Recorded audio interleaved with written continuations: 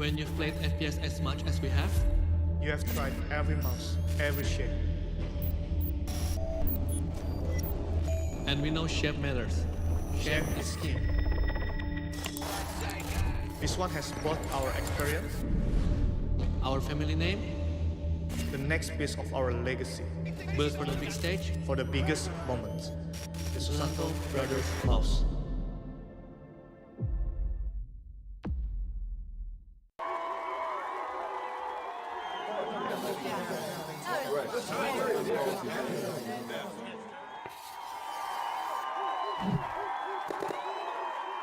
Red Bull gives you wings.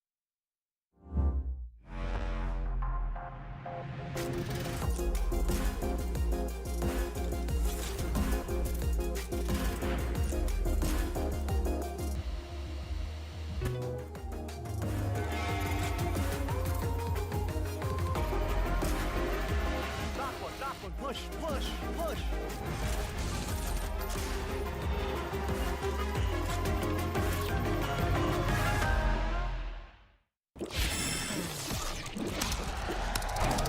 Red Bull gives you wings.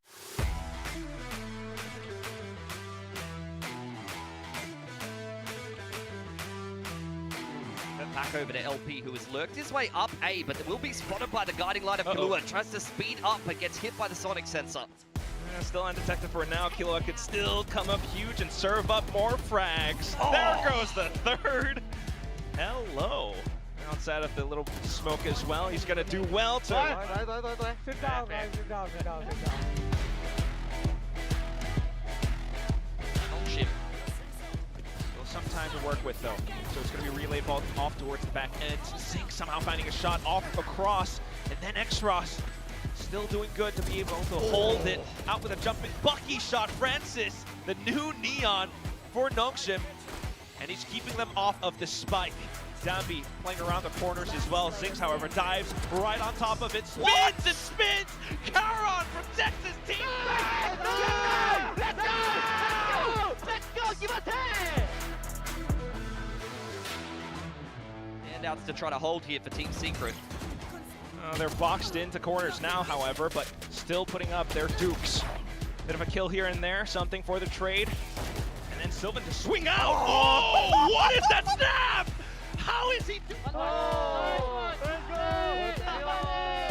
Okay, he just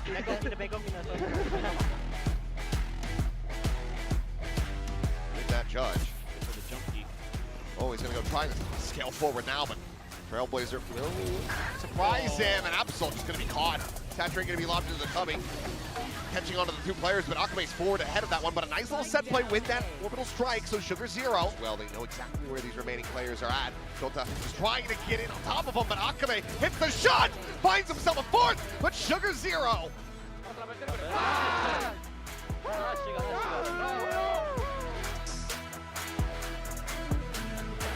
He's got most of those kills on Team Secret, guys. Okay, well, lovely bit of response, but also Jing to teleport right behind the boxes, and it's unchecked! Oh! Right behind the boxes, it's unchecked! Oh! He's gotten all four! It was a 1-4 split! 고! 쫄면은 그냥 경기 중에 2단 옆차이 날아간다. 쫄면은 이기고 싶어. 이기고 싶어. 이기고 싶어.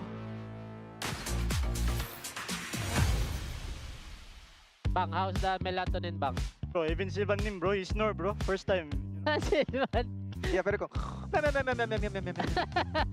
냐냐냐냐냐냐냐. 나 오늘 벤달 잘 쏘는 것 같은데? 원래 벤달만 쓰라니까.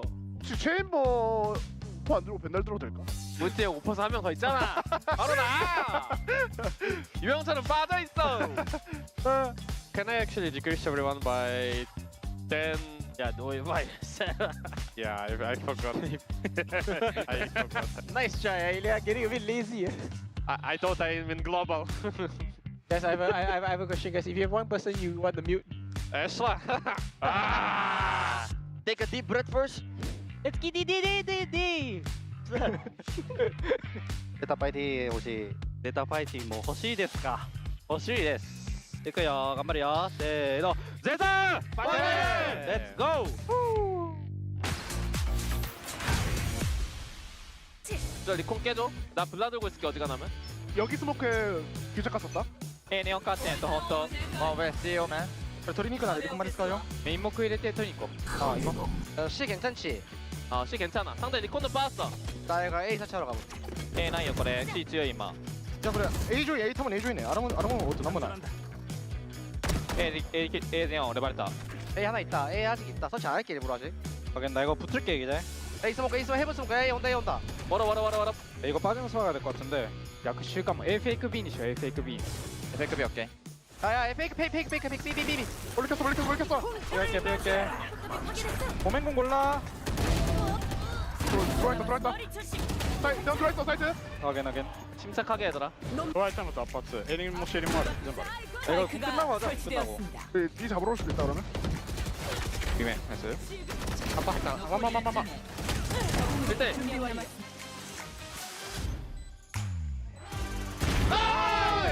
아우씨. 오 나이스. 처음에 뺑깔 거예요. 이거 조심해야 돼. 살짝 뛰고 걸을게요. 레이제 A 레이제. 열었다. 들어왔다. 해븐 쪽 확인 해본 쪽 공 확인. 나이스 형. 가자. 짝방이 왼쪽. 나궁 써줄게. 조용. 지금 여기서 써도 돼. 어디 볼지 얘기해. 야 오른쪽 볼게 얘들아. 오른쪽 찍어줘. 왼쪽 보고 있어. 왜 둘이 가봐. 나 공수께냐. 가자. 일단 형나 못 가져. 해본이 형 네. 아군이 하나. 아디야 좋았다. 내 영공 왜 이렇게 잘 쓰는데? 세스타비. 야 플레이 라스라. 액션 콜 좀 할게. A. 야 바로 보냈다. 야 오빠 바꿨다 얘들아. Let's go. 떼요 히야. B 지금 민원 좀 스카이랑 오면 둘이거든. 그냥 B 갈래? 공수 가보자. 빰 들고 갈게 기다려봐. Guys, I think they're fake guys. I think it's A. 스카이. 이거. A 터치 B 가야 돼. 올려야 돼. 포. 디포레 물리까지. 이런 리테이크다 얘네 리테이크다 바로. Defect. No one. Bobby. 딱 이런. He top down. Can go close. Step respect. Get me to the flank, okay? 야 럴킹 2명 하자. 럴킹 2명. 럴킹 2명 가봐. 파이퍼 나왔다. 아 이거 태권이 혼자가 될 때 앞에 받아야 돼 우리. 가게. 아, 그럼 비맨, let's go. middet. 또 비만. 백백 센터 감자. 싸움 봐야 돼 얘들아. 이러면 들어와줘. 됐어? 계속 가 쏠게 계속 쏠게다. 빅. 백사이드. 안래. I'm not backing. Wait. Let's go. Step picking. I see no man. Two women. 둘 다 40. 2, 3, 4. 오른쪽 조심. 좀 꺼진다 안 꺼져. enemy remaining. Anti guys. I waited long enough for this mid guy. 에메리아. 3カメートル。こう。いや、マイコ。ワイヤー注意していくよ。俺 CT 戻るね。そして3で行って。เดินเราเฮ้ยเข้าที่ไหน 됐어요. 못해요. ช่วยอยู่ เคลียร์ดอกนะ แค่เบรกให้พี่ดีมเยอะๆพอเพื่อนตอนเนี้ยมันมีเวลาอยู่ไว้นิดเตะชดเตะก็ได้เดี๋ยวพอสกิลไหนหมอน่ะสิไม่ใช่อ่ะสิเอ็มเอสามเดี๋ยวผมเล่นก่อนเลยมีเวโต้บีท3 ตัวมันเปิดประตูไปฆ่ามันเลยไอ้ติดเลยเดี๋ยวใครยังไม่ได้ทำไม่ใช่잡았어. 안 돼. 잡았어. Last player standing. ตายแล้วปะยังไม่ครึ่งชนะแล้วมั้งเดี๋ยวมาเนี่ยก่อนกาวซิไปชนะครับ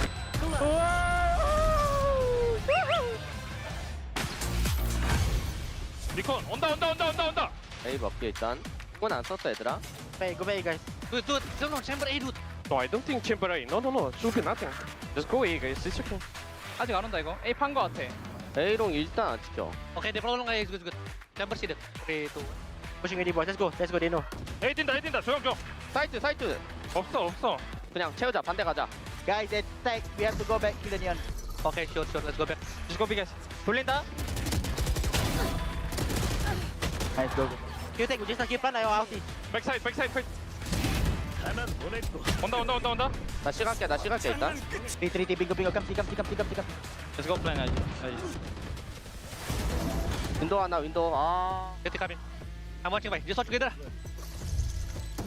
아군이 한명 아, 남았습니다. 왼쪽 둘이었어. Get ready. Watching 3, 2, 1. Last player standing. 하여튼 게임이 쉽잖아 그냥. 우리 한 자리 왔어? 왔어. 왔어.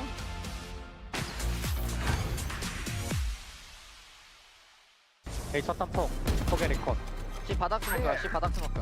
나왔다 삐 나왔다 나 보고 싶었지. 야 사이트. 여기. 걸리자 핑 하나 있어. 여기 젖은 것 같아. 여기 젖은 것 같아. 갈치 조심해라 얘들아. 스킬 까줘 스킬. 프라 놈들을 쓰러뜨려. 사라케 봐줘 시트 오퍼야 인코스 조심. 인코스. 침착하게. 메인들 야 오맨필. 3명 처치. 적군이 한명 남았습니다. CT. 왼쪽 갈게 에이, 오이. 너희들의 뭐야 에이스 언제 했어? Relax to sing first ah Yep 2B-man Let's go boys Okay 내포 시기기. Par Nice 용. 남았습니다. Nice one Okay, protect the board Last player 135, 1 HP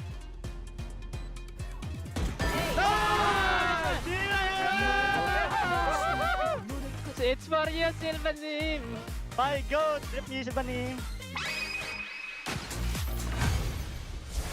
그래도 조심 이러면. 드론 오프닝 하자. 나이스 야 바로 앞에 야 네온 혼자인데 플래시 길게 던졌어. 설마. 올릴게. 자 나로 안 좋게 이거 자 5대3 얘들아 자 제대로 설 주고 시티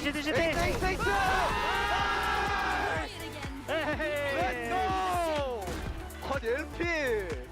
오늘 좋은데? 형이다 형.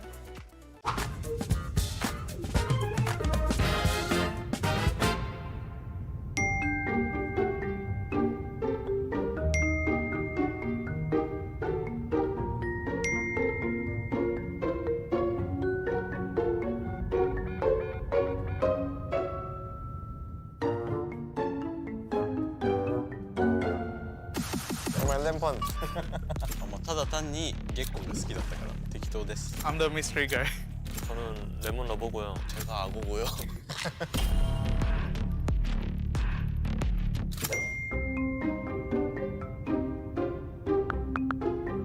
I don't know. I just cannot win against Fnatic twice already last year, so I think that was my worst experience. アセンションバンコク行ってたんですけどその時にちょっとタイ料理がなんかちょっと癖強めで印象が強くてそれで海外行くってなったらその食べ物が合わないとかは結構あるかなと思ってそれで選びましたね食べ物の話題を。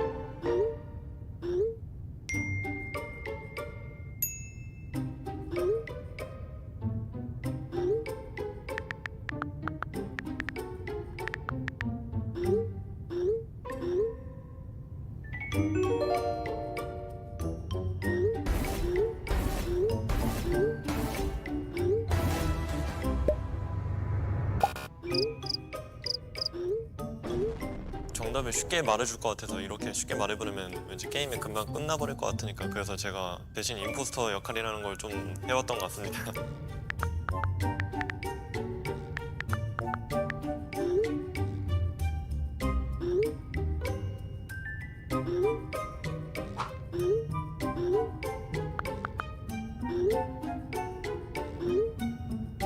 Demon 1 shuts it down! The man is dangerous no matter what!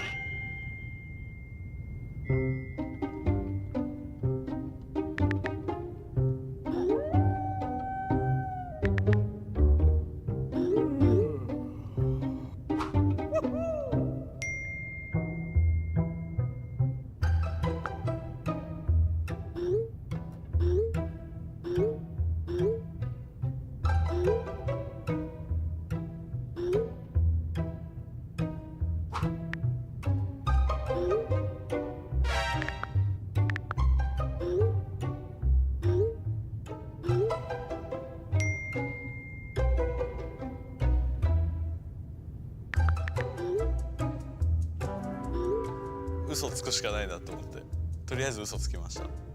そこが結構怪しかったかなって思います自分でも。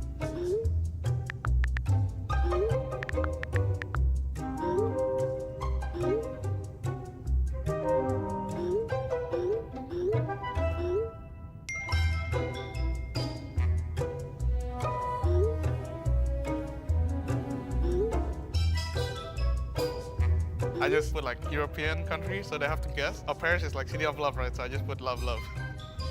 소세지를 못 찾았기 때문에 네, 스테이크를 넣었습니다.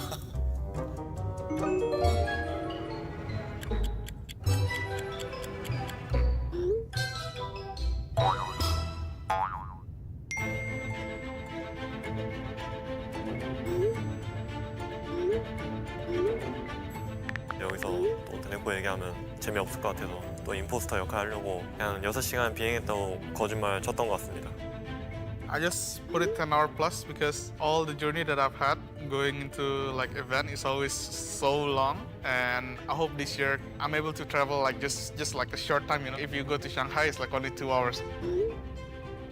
多分アジアから中国行くのはそんなに時間かかんないからとりあえず6、7、8時間くらいって言っておきました。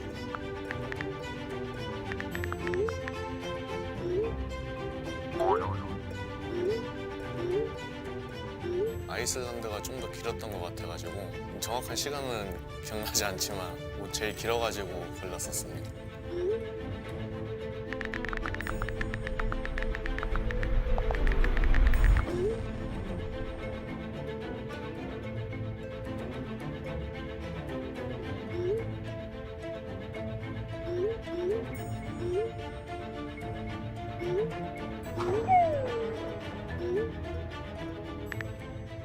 거기 갔던 라면집이 있어요. 거기를 갔었는데 되게 맛있어가지고 기억나서 이제 말했던 거고.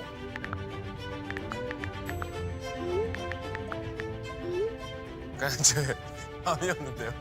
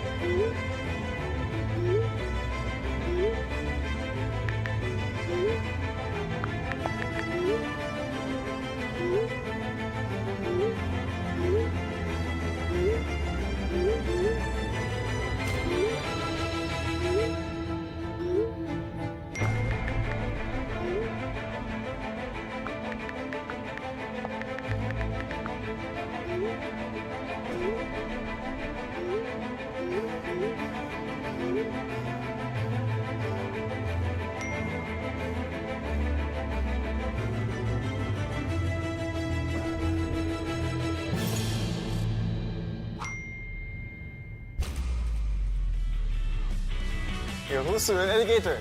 Who? You? Not me. Who is the most fit? 일단 저는 게임 자체를 너무 재밌게 했던 것 같고요. 저는 토론을 안 하고 진지하게 찾아보려고 노력했는데 다른 팀원들이 저를 도와주지 않았던 것 같아요. まさか自分がそのインポスター側だと思ってなくてちょっと緊張しつつも、結構いい感じに騙せたんじゃないかなって思います。楽しかったです。 At first, I thought he's lemon lover because he's so quiet. Second, I thought he's alligator because why would you eat ramen in Iceland? Like, where can you find ramen in Iceland? And then the last one is just moshpit because the answer is too basic. 채팅을 했을 때 모시핏이 너무 임포스터인 것 같은 거예요. 그래서 어떻게 하면 도와줄 수 있을까를 좀 많이 고민했던 것 같습니다. 저는 시작할 때는 살짝 몰랐는데 이제 말하고 나서 알리가토르랑 미스테리가 되게 익숙한 말투가 들리는 거예요. 한국 선수인 건 대충 감을 찾았고 나머지 두 선수는 이 둘 중에 임포스터겠는데? 라고 생각했던 것 같아요. 저는 요즘 세계대회 나갔을 때 여러 음식 즐기는 걸 좋아해서 베트남 가면 또 맛있는 거 먹을 수 있겠구나 생각하고 있습니다. 현지의 쌀국수 집도 한번 방문해보고 싶고 만약에 거기서 이제 현지인분이 저를 알아보신다면 만약에 제가 한번 쏘겠습니다. Vietnam has been one of the countries that I want to visit lately. It's crazy guys' home ground as well. So I really want to make it to Vietnam and feel the crowd finally cheering for us. ベトナム人生で一回も行ったことないんで本当に行きたいしみんなで行けるように頑張ります。これからも応援お願いします。 호치민 베트남 이제 결승전에 가게 되면 정말 좋을 것 같은데 만약에 가게 되면 칭차오 이제 베트남어로 안녕하세요 하면서 제가 외치러 다니겠습니다. Thank you for watching. This is VCT Pacific 2026. Earn everything.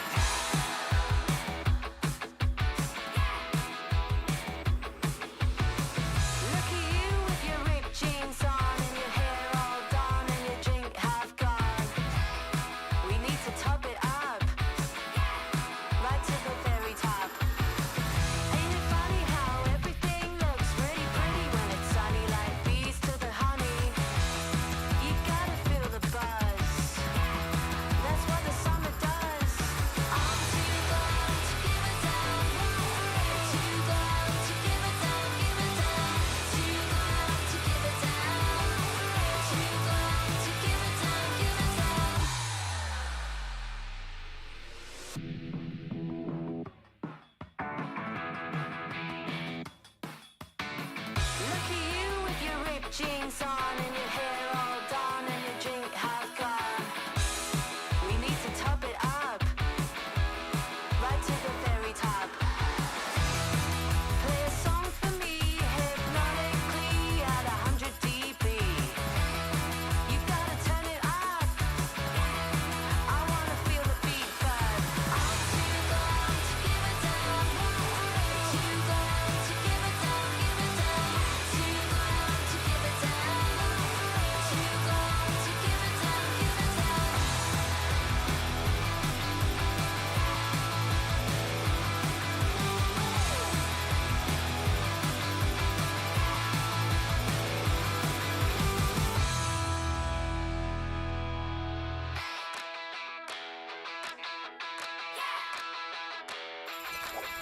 Fight!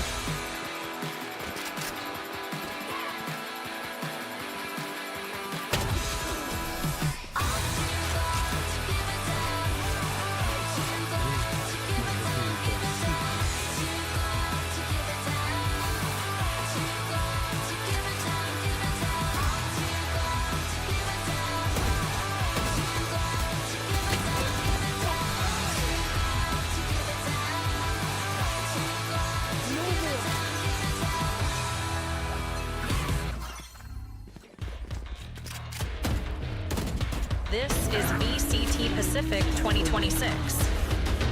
Earn everything.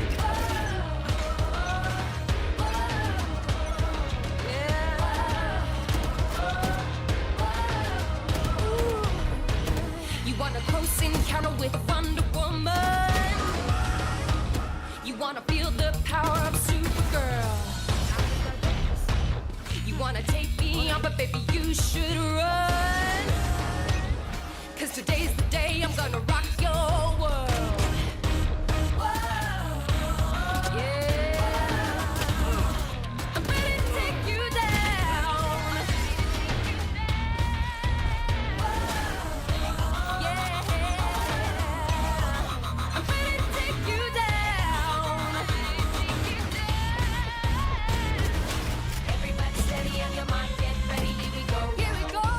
Here we go. Feel the ground shaking like an earthquake, breaking, here we go. Yeah. I'm gonna lift you up, just to bring you down. I'm gonna break you so there's no mistaking that I'm the best around. You want an all-out war with a Wonder Woman.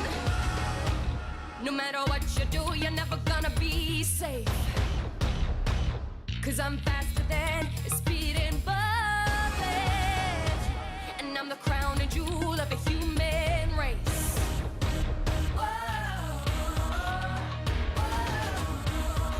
I'm ready to take you down.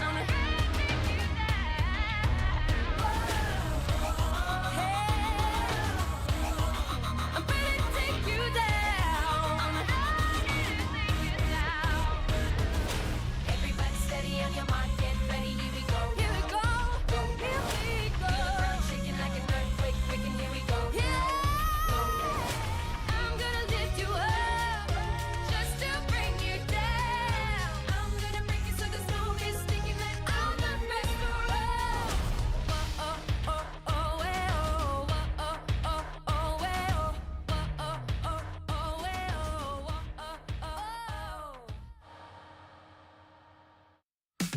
Welcome to another day here on VCT Pacific. The matches are getting spicier as playoffs draws closer and closer. Which teams are making it to the playoffs?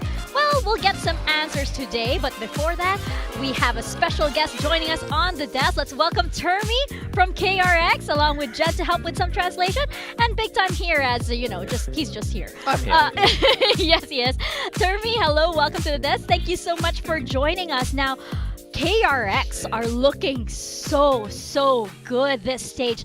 Can you share or maybe enlighten us as to what is finally clicking for the team? 감독님 일단 스테이지 1에서 KRX가 정말 좋은 모습을 보여주고 있거든요. 그동안 좀 필요했던 마지막 퍼즐을 이제 알아낸 것 같은데 비결이 있을까요? 글쎄요, 저희는 항상 새로운 스테이지를 준비할 때마다 최대한 메타 파악을 잘 하려고 노력은 하는데 그게 저희가 생각했던 것보다는 그래도 잘 되고 있는 것 같아서 다행히 결과는 좋게 나온 것 같고요. 하지만 3승이긴 하지만 지금 젠지랑 페이퍼엑스가 너무 강한 팀이라고 생각을 해서 아직은 그래도 모른다고 생각하고 있습니다. 네. Well, yeah, every time we prepare for a new stage or a new split, we always try to stay on top or ahead of the meta. And I think the game plans that we had when it comes to reading the meta has been working for us. But even though we're 3-0 right now, I think Gen.G and PaperX are still a very strong team. So we can't really let our guards down. Yeah, never getting complacent. And speaking of the meta, I actually wanted to ask you about the Waylay nerfs. Some teams have said that, you know what, we're just gonna ditch this agent. I wanted to know your thoughts on Waylay so far. 메타 얘기가 나왔는데 이제 웨이레이가 너프를 먹잖아요. 그래가지고 다른 팀 같은 경우에는 빨리 버려야겠다라고 이렇게 입장을 취하는 팀들도 있었는데 KRX는 좀 어떻게 생각하고 계시나요? 저희가 오히려 지금 너프 전도 그렇고 너프를 예상해서 사실 저희가 지금 사용은 안 하고 있는데요. 너프 후에 오히려 어센트 맵 같은 경우도 이제 플레이오프 때 들어오고 그리고 지금 여러 팀들이 네온이나 피닉스 중에 하나를 안 쓰고 제트를 쓰는 경우도 사실 지금 나오고 있거든요. 그래서 웨이레이를 잘하면 저희가 또 다시 사용을 할 수도 있지 않을까? 너프랑 상관없이. 네, 그런 생각도 오히려 갖고 있습니다. Even now, pre-nerf, we have not been using Waylay because of the nerfs that might happen in the future, but along with the Waylay nerf, we have Ascent coming into the map pool, and a lot of teams are running the Jet instead of the Neon or Phoenix in place of one of them. So I think even with the nerf, we might see more Waylay despite the nerf. So in a similar vein, we've seen you swap your Haven composition. You were running that Phoenix, and now you swapped to put Hunmin on the Jet. So how come you guys felt like you wanted to make that switch? And do you have other changes ready to go up your sleeve to show later on?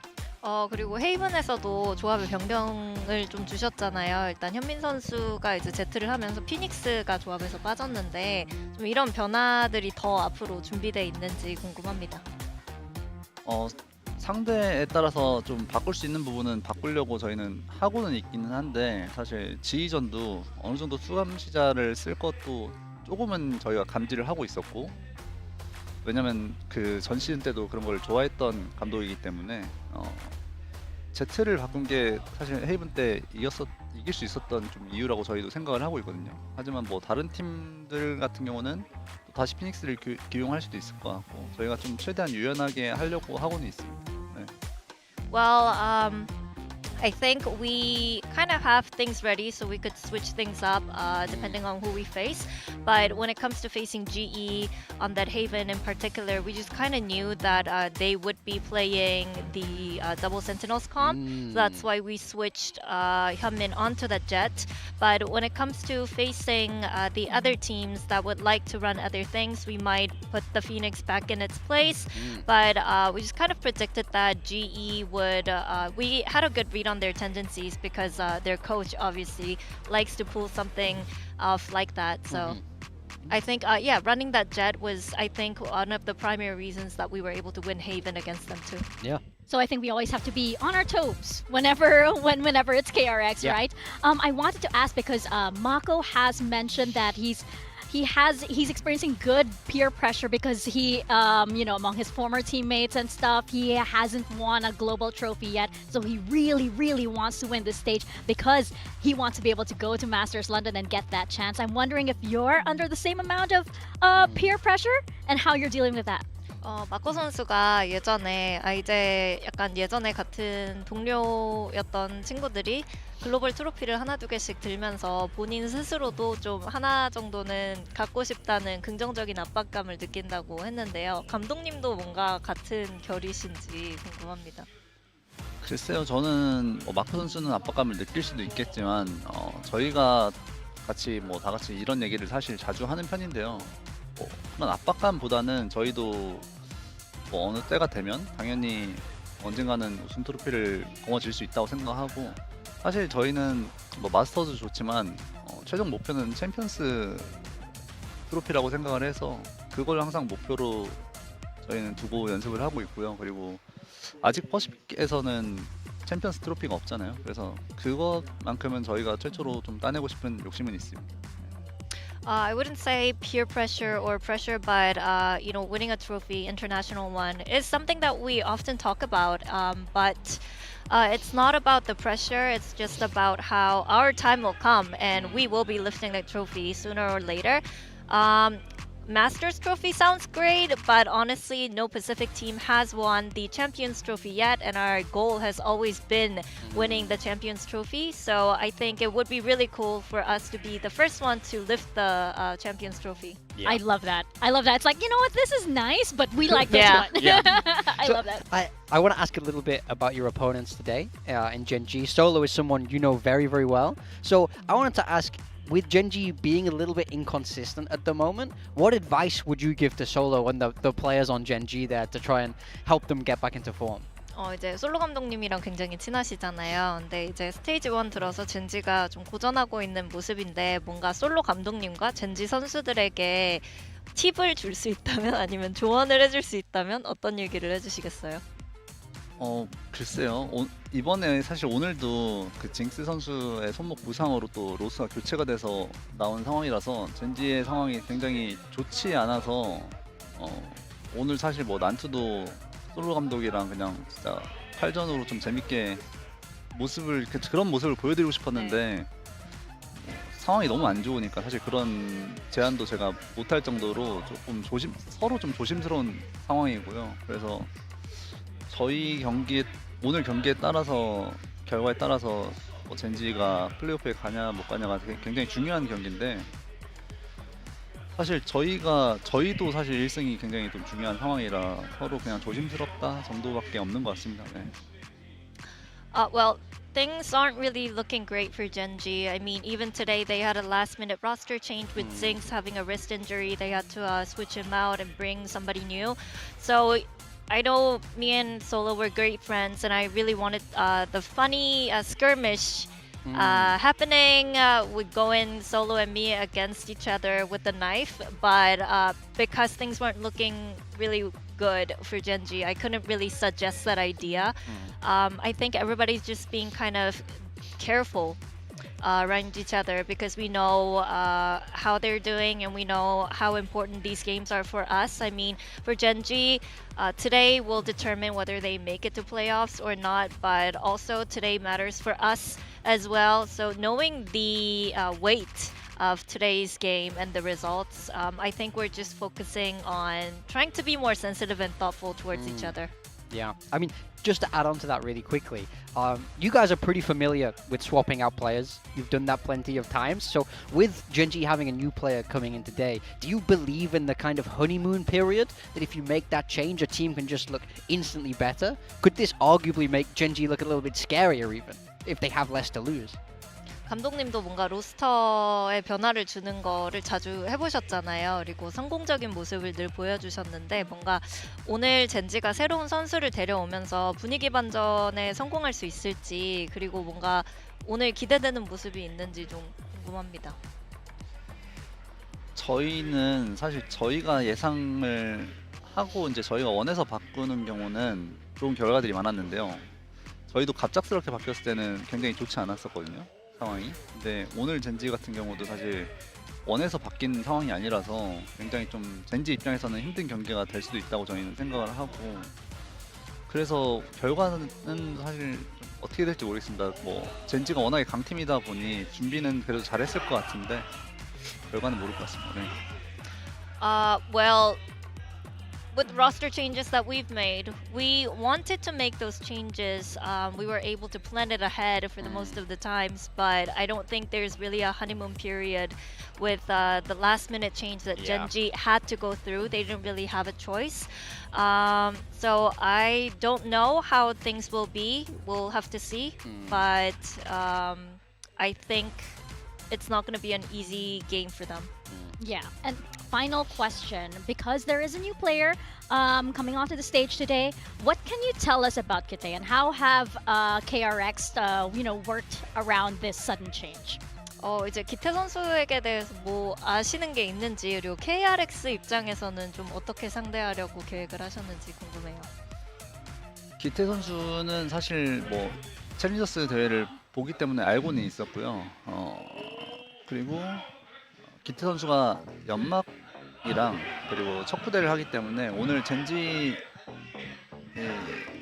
내에서 역할군님 변화가 있을 것 같아요. 제 예상으로는. 그래서 아마 투엔트리를 쓰면 네온 같은 경우는 애쉬 선수가 할 수도 있을 것 같고 그래서 그런 쪽으로 저희는 좀 생각을 하고 나름 대비를 했었고요. 그리고 변화가 됐지만 그 젠지가 로스가 바뀌면서 나름 자유로움이 좀 생길 연습 시간이 너무 짧았기 때문에 좀 자유롭게 할 수 있을 것 같아서 그래서 또 한편으로는 젠지가 굉장히 오히려 더 공격적으로 나올 수 있다고 저희는 생각을 하고 있습니다. Well, I've been following the challengers in Korea, so I know who Kite is. He plays Smokes and the Initiator, so I think we're expecting a little bit of role change from the side of Gen.G. If they decide to run the double duelist, I think Ash might be on that Neon, for example, but I think because they had such little time to practice and scrim together, they might be more aggressive and actually more fluid when it comes to today's game, and that's something that we're kind of keeping at the back of our minds. Wow, and that will certainly be at the back of our minds as well. Termi, kamsamnida. Thank you very much. you. Before you go, please take this with you. Thank you very much for your time here on the desk. 솔로 감독님께 드리면 될 것 We 같아요. we like you very much. I mean, I leave that to you, but Yeah. thank you very much for your time here on the desk, Termi. And Thank yeah, you. good luck out there. Thank you very much. you. Kamsamnida.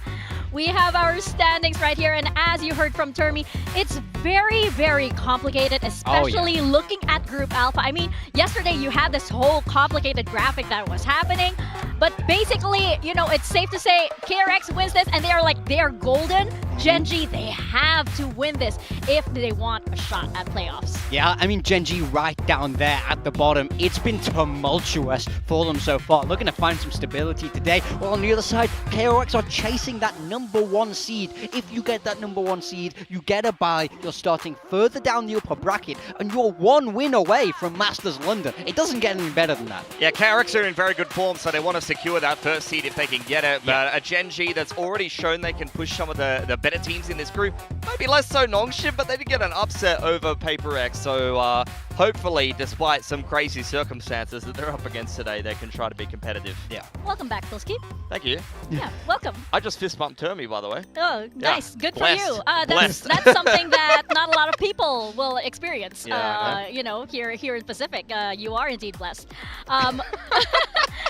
Even more blessed, of course, are the fans over in Ho Chi Minh, because in just a few weeks, we are headed over there. I hope you guys have your tickets, because if this is a teaser for what is to come over in our finals, I mean, it is going to be a banger for sure. If you don't get tickets, you're trolling. You're what are you doing? You're hardcore trolling. Buy the tickets. Exactly. Tokyo was insane. They packed out the entire arena. I'm expecting the exact same thing from Vietnam. I mean, there's such a good Exactly. Valorant presence there. We just saw one of their Game Changers teams, by the way, make the Yes, finals over in exactly. SCA. I hope I actually get to see them. I want to see a Vietnamese girl, there. I hope we get to see her. I'm I sure hope we you'll get to see a meet her. few of them. Yeah, for sure. And tickets are selling out really, really quickly. So if you don't have any, please DM at Achilleos Cats or at Paperthin here. They've got a for few freebies. They'll information. Be free. They'll also give you a gun buddy. Yeah, there's some Yeah, riot they buddies will. there. They will. So please do spam their DMs, ladies and gents. And of course, we have Build Diff, the death highlights of the day. And we were feeling a little chaotic. I mean, I can't understate how much we all care about this. Quite genuinely, this has overtaken most of our lives at this point. It has.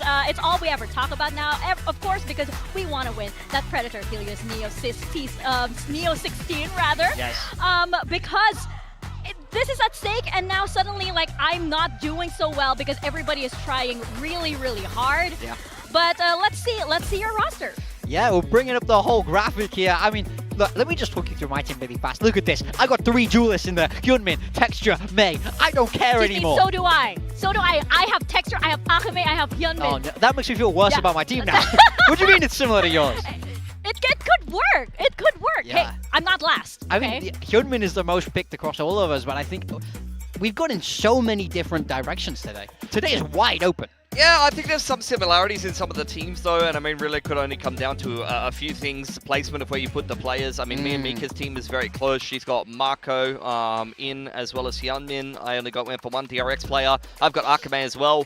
You went for Kaide. We both agreed on Kaide after he had a phenomenal performance over on the Sentinel. So yeah, a difficult day, and I think it'll come down to 1 or 2 players' performances, as well as actually what roles they play, because there are a few penalties in some of those games. If they choose a duelist or they don't play the role that you pick them on, for example, you get a little bit of a penalty there. Yes. And that's actually why I was like, you know what? What if we just try and get so many duelists in so that they tank the penalty, so that it doesn't even matter? It's like, you know, we have to go with whoever frags out. So it's like, you know what? Let's just, if you pile on the frags, maybe that, you know, hit. It's like when GE built that roster full of duelists. It could work. It could work. Maybe? Maybe. I mean, we've all come to the same conclusion that you did, that Texture should go in the Sentinel role. Yep. Exactly. You know what? let's see indeed. I mean, given how things are panning out with the role swaps and everything, it's looking very likely that we will see him, because as we saw, that was just announced, Gen.G, they're having a little bit of an emergency in this scenario. Yeah, I mean, all of us here wishing Zinx a speedy recovery, of course, but they are going to play with a last-minute sub, and it couldn't have come at a worse time, to be honest. This team is already having some ups and some downs, some struggles along the way so far. Really, we didn't see a big turnaround from them today. Last week did not go their way at all. No, definitely not, but I don't know. I'm feeling like Zinx's performance lately, especially when he's been made to flex into some of the roles, has not been too awe-inspiring. So despite the fact that Kite here, coming in from their academy team, has a pretty severe role overlap with both Ash and Lakia. He's actually an Omen player for the most part across the last season. He's got decent numbers, and I think if he just slots in here and does a decent job, I could see this actually going well for Gen.G, because the thing is, I feel like unless you're putting Zinx on secondary duelist, I don't think they were actually getting that much production out of him. Yeah, let's actually talk about Kite here, because as Termi mentioned, we might see some extreme role swaps here, given how Zinx was like swapping around. Like sometimes he does play that second duelist, sometimes he plays on Sentinel. But Kite here, he also is very, very flexible. And Termi even predicted like we might see Ash on the Neon because of this. What is going on? Yeah, I mean, that would be a wild timeline. Really, I want to see Kite on Initiator, Lakia on the Neon. Now we're talking. But who knows how they're going to handle this. But his stats there in Challenger's career pretty solid, but we've seen this many times. Pacific is a step up. He has to come in, straight out the frying pan and into the fire. Truly, for Kite, it's a big, big game for him to have as his debut. He may just get cooked by KRX. Yeah. Yeah. It's a possibility. It's a coin flip at this point, right? Because the new swap could throw KRX off, or it's a big adjustment. It's a big adjustment. Solo has been very vocal about Gen.G being in potentially like the worst form that they've been in so far, which is incredibly painful. And Gen.G, they need to win this match. If they lose, then it's out of their hands. Well, I mean, they could be out this week. As it says there, if they lose today and Nongshim win, they're out of contention. They're actually right there with Nongshim. Team Secret are at the bottom of the group, and they are out no matter what. But they're a decent enough team to actually test. They've had some close maps, and I think Secret's been looking better than they've looked in a while, despite the fact that that they haven't necessarily been able to get themselves any wins on the board, I think that they could potentially play spoiler in the rest of this group. So I don't think it's super cut and dry here, but Gen.G, they need a miracle today if they're going to try to stay in that playoffs contention, and then it comes down to what Longshim can put together, who, after their last game that they had against Gen.G, just blew them out of the water, and they've got a pretty juicy head-to-head there now. Yeah. Exactly, and we go back to all of these role swaps that we've been experiencing. Gen.G, they have to adapt almost on the fly every single day, and today, even more so, what are they potentially going to bring up? Are they going to go double duelist? Are they going to just go with one and, you know, swap everything around? Well, my whole point here was around Zinx, actually, and playing the fact that they played Yoru double duelist every map in kickoff, and they look like a much better team than they are now. They were actually challenging a lot more of these teams, but now that Zinx is on the bench and they've got, you know, Akite coming in as a last-minute substitute, I have no idea what they're going to play. Yeah, I mean, you can see it here, though. When they're playing that single duelist, it's just not working for them. I mean, don't get me wrong, it's a smaller sample size, but still, they're just not managing to get the win. So I wonder if even with the change, they will go for that double duelist. You know, Termi's suggestion, like we just said, was Ash going on to that Neon. He used to play it in Tier 2. I think that's what I would be considering, because it's clearly going to be more comfortable from them from what they've been trying to do already in Stage 1 that just has not been connecting. Yeah, it's really tricky for this team. But as we can see here, I mean, Gen.G, they need to be able to get back into that form that they were in 2024. Yeah, exactly. I mean, Gen.G are dangerously close to being knocked out here, and that would be very woeful for them. They start so poorly against GE, and then they put together a massive upset out of nowhere against KRX. The consistency is just not there, and now they can't even keep the same players on the roster. Yeah, I mean, it's just crazy. We don't know what to expect week on week for this team, because against KRX, they showed up. They played great. We saw massive performances, but even then, even within that, we had this fracture map where they got blown out. Consistency is the name of the game, and they have not been able to find it. I mean, exactly. And then they get blown out on Fracture, then they go into Lotus, and they blow KRX out. And then they go into the Nongshim game, and they get blown out both maps. It's just like, I can't decide if Gen.G is good or not, and I don't think most of the fans or the punters can either. I don't think Gen.G can decide if they're good. Nothing makes sense anymore with this team, because we know the caliber of player. You know, this could be their first ever playoff elimination. This game, I mean, yeah, 100%, but after watching that game of Breeze in particular, I want them to get eliminated. That was one of the worst games so far I've seen in a while. That's how chaotic and erratic it is. Gen.G right now, it's, as we said, it's a coin flip. It's like, are you going to get the players on a good day, or are you going to get them on the worst day possible? Yeah. On the other side, though, KRX here have been looking so clean. We talked about consistency, and on the flip side, KRX have been so consistent. I mean, I've been so impressed with this team. I feel like they're going from strength to strength. They are at the top there of Group Alpha, and they'll be feeling great going into today's game.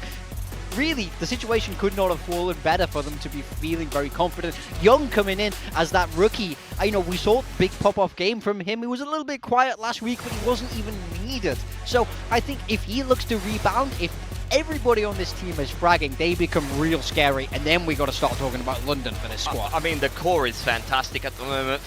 Freeing is another player similar to Jitboys and a couple of other players that have picked up Neon in this meta and just seem to go strength to strength. Marco's been great. He had another standout game on Fracture. Bane's IGLing has been phenomenal, and his numbers have been pretty decent. Hyunmin's been one of the most consistent duelists in the league, and Yong is either feast or famine. He can pop off against Nongshim, or he can do nothing, but even when he does nothing, KRX probably still win.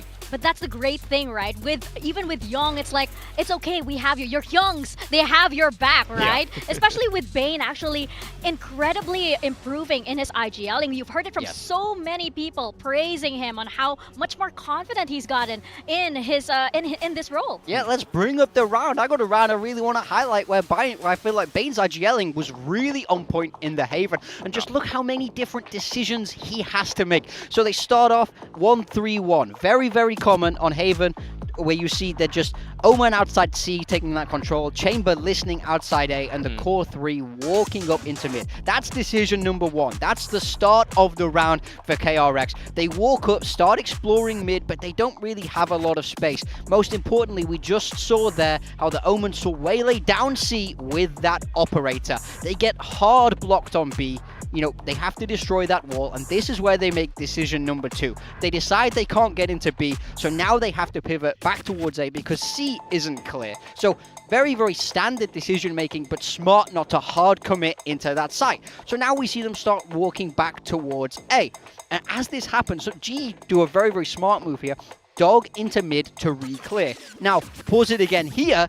And now we have decision number 3 for Bane, where he sees them re-clear mid, and he knows now that if they had pressure on C, they've re-cleared mid, now they know that they have to kind of be funneled into A, so they cancel. They throw this flash to sell the fake. Look at this, 3 members of GE moving over towards the A site as they come back to mid, but then Javi jump spots. Now we're on decision number 4 for Bane within like 30 seconds, where he has to now pivot away again from B because he's been seen going back into mid. And now look at this, GE forced again to react. Look at this, A is entirely open as they decide to start heading in towards it. The mid rounding, they just caught GE out at every step. They're 1 place behind, and then they managed to exec into a more or less open site. Yeah, the ability to be able to just adapt on the fly, 10 seconds, 15 seconds at a time, based on the information that you see from GE. It's a perfect flank from Marco. You get a KRX into that A site nice and easily. And given the fact that they had to start the attacking side after just swapping their comp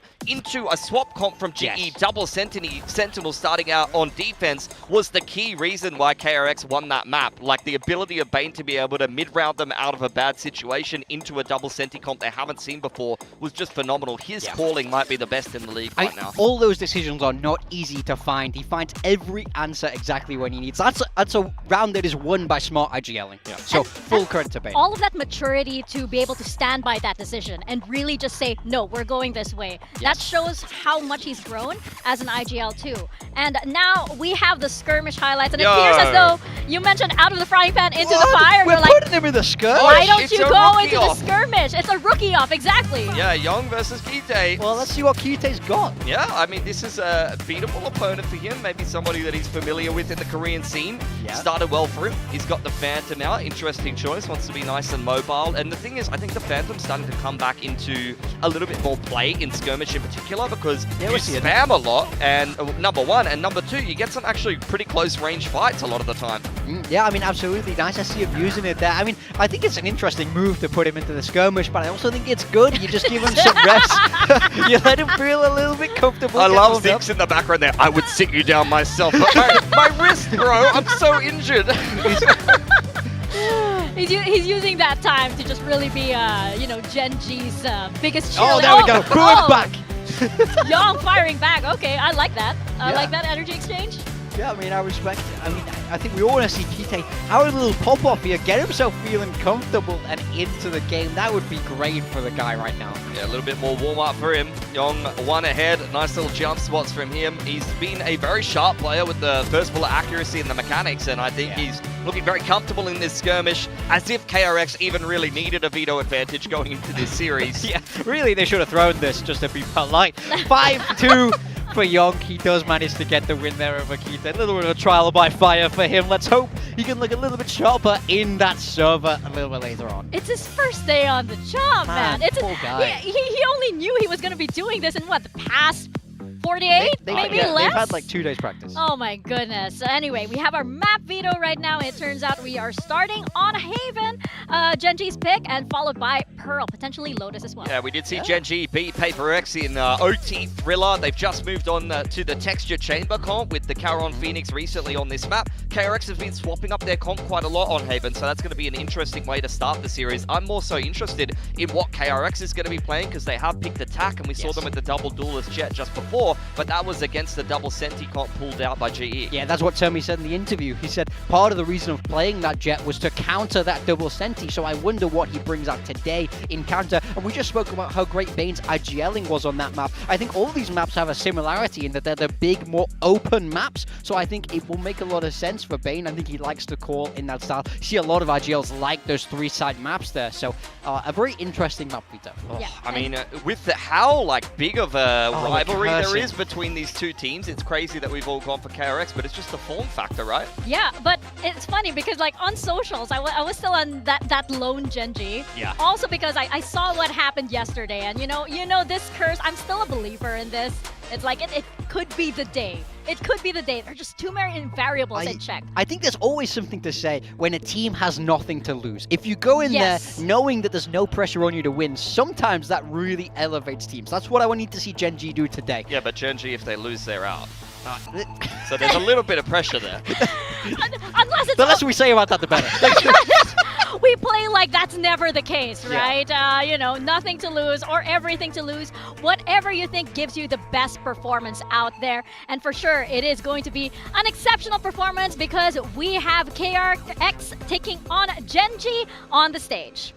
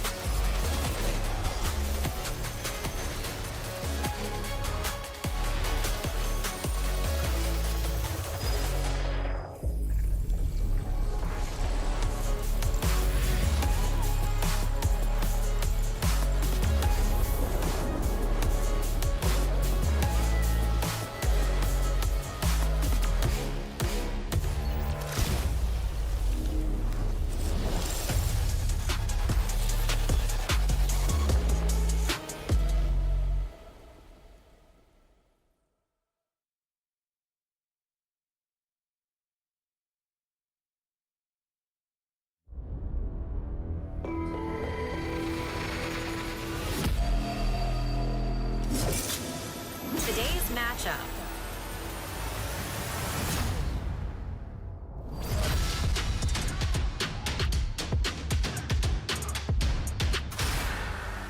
Gen.G. We've got two Korean teams facing off in our first matchup of the day. It's Gen.G taking on KRX. And this is a match that Gen.G, they so badly need to win. Too many matches have slipped from their fingers this stage one. And Gen.G, they need to prove that they've still got it. Yeah, it's been feast or famine for this team. You saw a phenomenal upset over KRX, but some of the other games are definitely worth forgetting, if I'm honest. So I think they're going to come out with an all-time performance today in a matchup they're not expected to win. KRX are in excellent form. They're bringing in an academy player at the last minute, and if they don't win today, they may just suffer one of their worst placements ever in Pacific after being a team that's been capable of winning not only this title, but also international events. Yeah, it's crazy to see a world where Gen.G might not be in the playoffs, but unfortunately that's the reality we live in. Want to see a huge turnaround from this team today, but it's a tough opponent to do it against. It's crazy that Gen.G winning might be an upset, quote unquote, right? Up against KRX, because KRX, they have their eyes on the prize, both in Vietnam and in London. Mako being one of those OG Korean players from the Vision Strikers days, right? He wants to join his former teammates and being able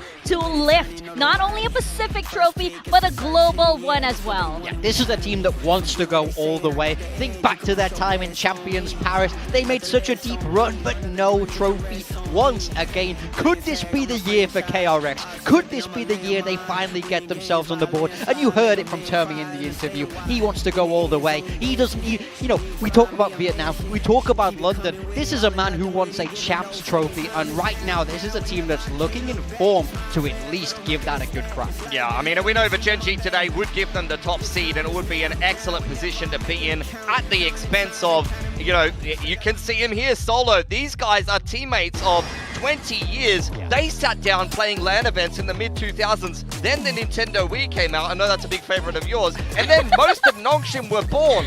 They weren't even born yet, bro. And these guys were playing LANs together. That is the timeline of Korean esports. That marker was there.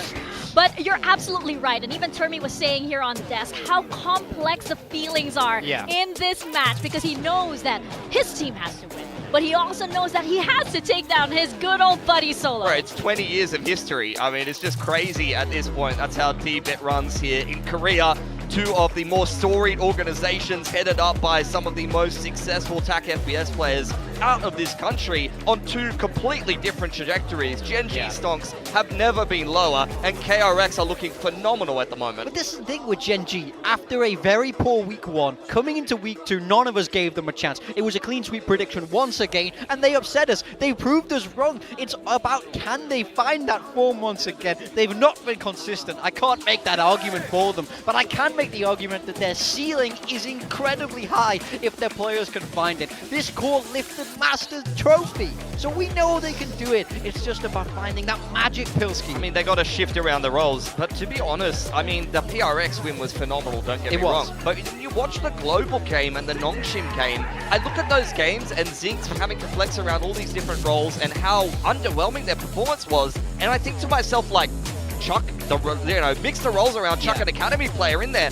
you might end up with a better team. You might end up with a situation where some of the individual players are able to activate a little bit more. So we spoke a bit about how in kickoff they're playing this double duelist. Stage 1 single duelist hasn't been working. What do you want to see from them? Do you want double duelist? I had no idea. To be honest, you could either just plug and play Kite into some of the roles. Okay. Oh, maybe Termi called this. Termi knows all. Apparently, he was ready for the double senti again here on Haven. Gen.G starting out on the defense. Texture chamber, we've seen that already, but it's going to be Ash on the Neon. Coming into Gen.G initially from Gen.G Academy, he was a player that actually played a fair bit of duelist, but he's been on Enid controller duty. Maybe we'll finally get to see this guy's ceiling on the duelist, and they're putting Kite on Omen. It's one of his most played agents, so I think they're really trying to simplify and prioritize his comfort here. I like it. And, you know, we've seen the pipeline. Look at freeing Initiator into smokes, into this Neon guy. Look at Akame.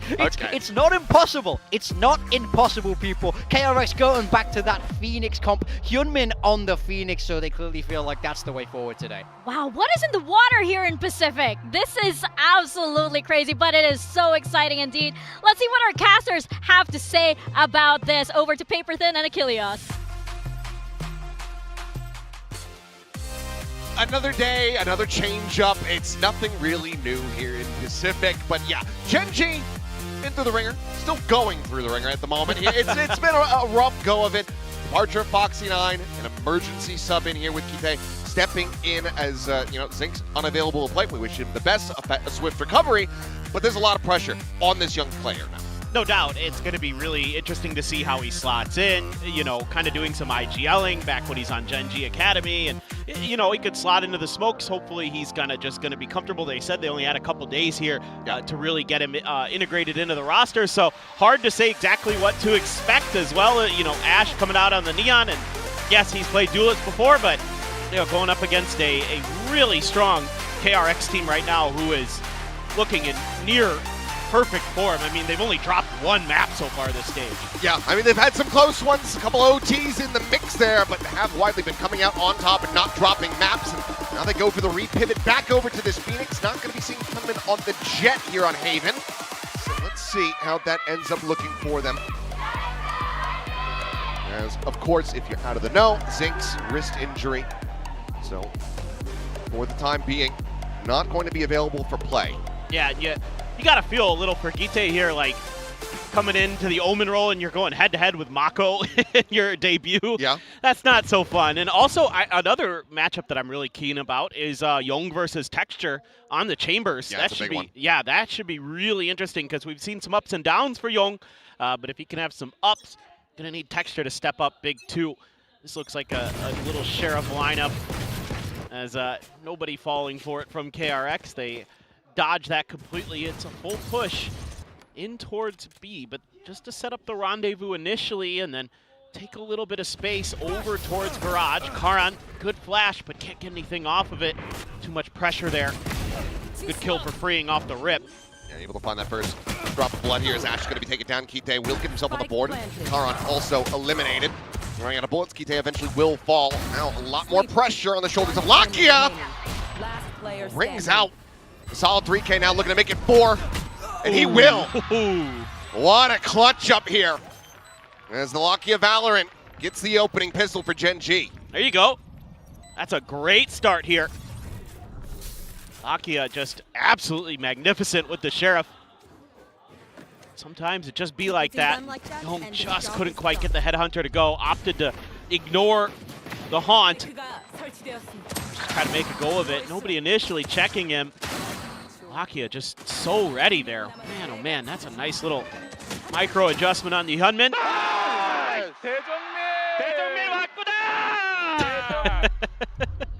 You have to suspect, and Lakia as well, just given how much scrutiny has been passed his way, taking up the IGL position with his return to the organization after a year away. He's going to be feeling like he needs to do a hell of a lot more in this series, given that they have this emergency sub. Oftentimes, we have seen where you get that emergency sub in, and it ends up working wonders for you. Even just Fnatic a couple days ago, granted, maybe ignore the first map, but yeah, you know. Otherwise, Desmo, solid performances. It's the end that matters. Pring will be able to take down the hero of the previous round. Texture, however, eliminating that enemy Neon, grabbing up the Vandal, but quick peek from Mako. And suddenly this starts getting a bit costly, but Karan looks to hold it down. 3 kills for him, Kite to be the finisher, and that is going to be 3 players surviving through the anti-eco for Gen.G. Yep, just fine there. Nice little hold. Some good headhunter shots from Texture. And Karan, very reliable on the Phoenix. I feel like he's got a pretty solid grasp on how to maneuver with the agent. Took a little bit there for Texture, but he got the job done. Karan with a Bulldog, no problems at all here. So now we get into the real meat and potatoes of KRX. They've been pretty good on this map, but they've been kind of changing around the comps. Last time we saw Hyunmin on the Jet, this time back on the Phoenix, as we saw initially from them. So kind of curious if this change-up will get some dividends here, or Termi and company. But we've seen the Jet be really successful just about everywhere. I mean, a lot of teams leaning into that again with the Waylay nerfs, with the Yoru nerfs. There's a contact force away on the chamber, forcing that rendezvous back into window. Saw Ash pushing up sewers, cleared that trademark, so KRX very wary that somebody scaled up close, so we'll use that Trailblazer to check out around. There's a long position. Yeah, a little bit of map pressure being generated here. Some of the util get some info, but how that Prowler not latch on to it? I don't know. Sometimes it's just, you know, mind of its own. It's just a dog. It's a dog day. Kite now situated forward. See Cubby, Bucky in hand. Here comes the peek. They read it well, but he's still able to find value. Good damage on the Bane as well. Puts him to 16 HP, and obviously not going to be able to heal himself back up with the Sky. They find their kill. KRX calling that they've likely got some rotations, but walk forward. Texture exploring down into mid, is able to catch Mako completely off guard. Young now dead as Texture finds another. Didn't even need the headshot now. It all falls to Hyunmin. Be a 4K clutch if you can pull it off, but the time is just not going to be there, so they will scout to the win. He will hold on to this Phantom, but that is going to be a bonus conversion for Gen.G. Yeah, I think you might need to think about a timeout here early as Termi. Talk about how to deal with some of this early map pressure. So, nice kill from Hyunmin there. He's keeping the gun for now. But Gen.G can afford this. Yeah. You maybe don't want to run it back online. He's one away. Let's see if they make a play for an orb, but just the early map pressure that Gen.G is able to generate, like you're talking about, clearing out the trademark, doing a few things like that, but also having that aggressive positioning from Texture towards B window, and then you get that deep early smoke from Gite to set himself up for the Cubby hit, and KRX was just scrambling. They tried to mid-round there after throwing some util towards C after the guiding light doesn't connect with anything on site. They throw the Phoenix wall, don't commit, and that's just fine for Gen.G, who again was just pushing everywhere on the map. And Freeing gonna have a judge. Hyunmin carries over the Phantom. Couple sheriffs in there. Just got this Outlaw. Not in position to utilize it at the moment. The B hit does come through. Freeing just looking to try to clear things out. Gets the spot out, gets the kill. Kite gonna be taken down. Now weapon's gonna be scooped up. Karan, however, able to find one. Ash the push and catching Mako on that TP forward. And the door has been slammed shut. No further entry going to be allowed here. As at Nightfall staves them off, forces them back. Hyunmin needing to find an opening. He's caught a glimpse, but he cannot get the shot to connect. Lakia cleaning up the remainders, and that's a 4-0 start here for Gen.G. Yeah, they look really, really comfortable right now, and this is just a fast call to flood. to counter flood, I should say. It's a quick hit attempted by KRX. They do get the judge in there. They get some deep penetration, but after that, it's just a better response. Catching the TP there, knowing some of Mako's tendencies, he's going to want to get up onto that high ground to create that extra angle, but shut right down, shut out of the round. Energy starting to get built up. No timeout to be seen here. And now the operator cycled in.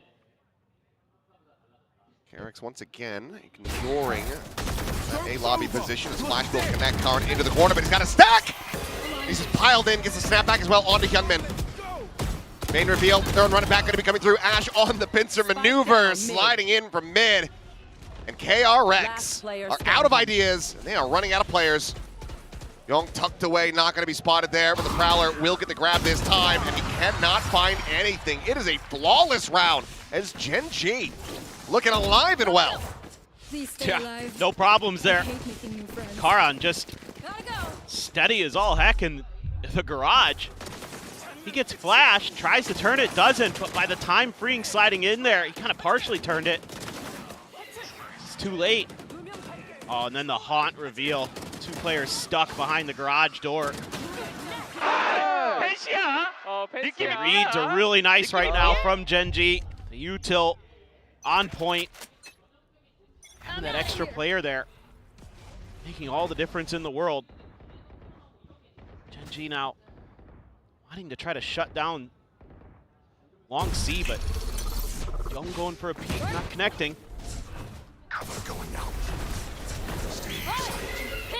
Overdrive immediately denied, as Bane will be able to peel one back, so an exchange of the Neons. All those Phoenixes available in here on the site. The push getting ready to come through. Karan not really boxed in though, because Kite from back plat is able to find the kill, taking out Hyunmin. Blanco now struggling to try to dance around, but they're just completely and utterly surrounded. It's gonna be another damn near flawless round here. Gen.G are just storming their way through this map. Yeah, I mean, they're just reacting really nicely. A good little moment here for Gite. He's under some pressure. Throws up the smoke early, even though he gets flashed in it. There's some reinforcements there. The rest of Gen.G quickly again on these anti-eco rounds, just flooding. Whatever KRX tries to make the hit go for, Gen.G's right there. Timeout. Okay, I was gonna say, we see one side of the stage, the coaching staff. What about the other? So here we go, the timeout finally to be called. As I think Termy's gonna be feeling like this has gone way too far. Yeah. I mean, I think he was hoping that the adjustments would be there, but at every twist and turn, Gen.G's been a step ahead. They've had that extra player in a lot of the spots where KRX is trying to create some pressure. And then they're just having great reads on, you know, KRX trying to go for these set execs, and they're just waiting them out a little bit and then swatting them away. Yeah, this has looked phenomenal for Gen.G. I mean, this is one of the maps that they took off of PaperX, so certainly some comfort here. And you got to be kind of wondering, you know, for KRX already, was this swap back to the Phoenix comp actually the answer? Should you have stuck with the Jet stuff? Maybe some big questions. And, you know, already down 6 on your attacker side on Haven with a double duelist is a feels bad man. So let's see, they're going to try to create a little bit of pressure, a little bit of space here. Texture just going to disrespect the molly. Maybe rewarded. No, can't quite find the flick. Would have been one hell of a shot, but KRX now able to scale up off that rendezvous. Take some space. Young at the same time is looking okay. Here. It's one into the elbow, but no closer to finding the elimination. Yeah, just got to try to make Gen.G respect other parts of the map while you scale forward. Texture, a little wary. Does have the trademark behind him. Man, he's so fast. Has the shot, and he gets out scot-free. Quick little pivot in the meanwhile. Just walk down mid. Young able to hold his own. Finds a kill on the Karan, but he's going to be in for a world of hurt here. As Neon sliding into the corner. Paranoia does connect, and Ash has the shorty. Player advantage now expounded upon his Texture. They're trying to hold down this site. And is this Mr. 4K? Can he confirm it? No. Maka will deny that. I have the spike. Dead enough to rights, but Mako now in a very rough position. Here's a noise made from that Neon. 30 Back seconds away, left. has the ult if he really wants to try to go for it, but given the numbers, just feels very unlikely for him to pull the trigger on that.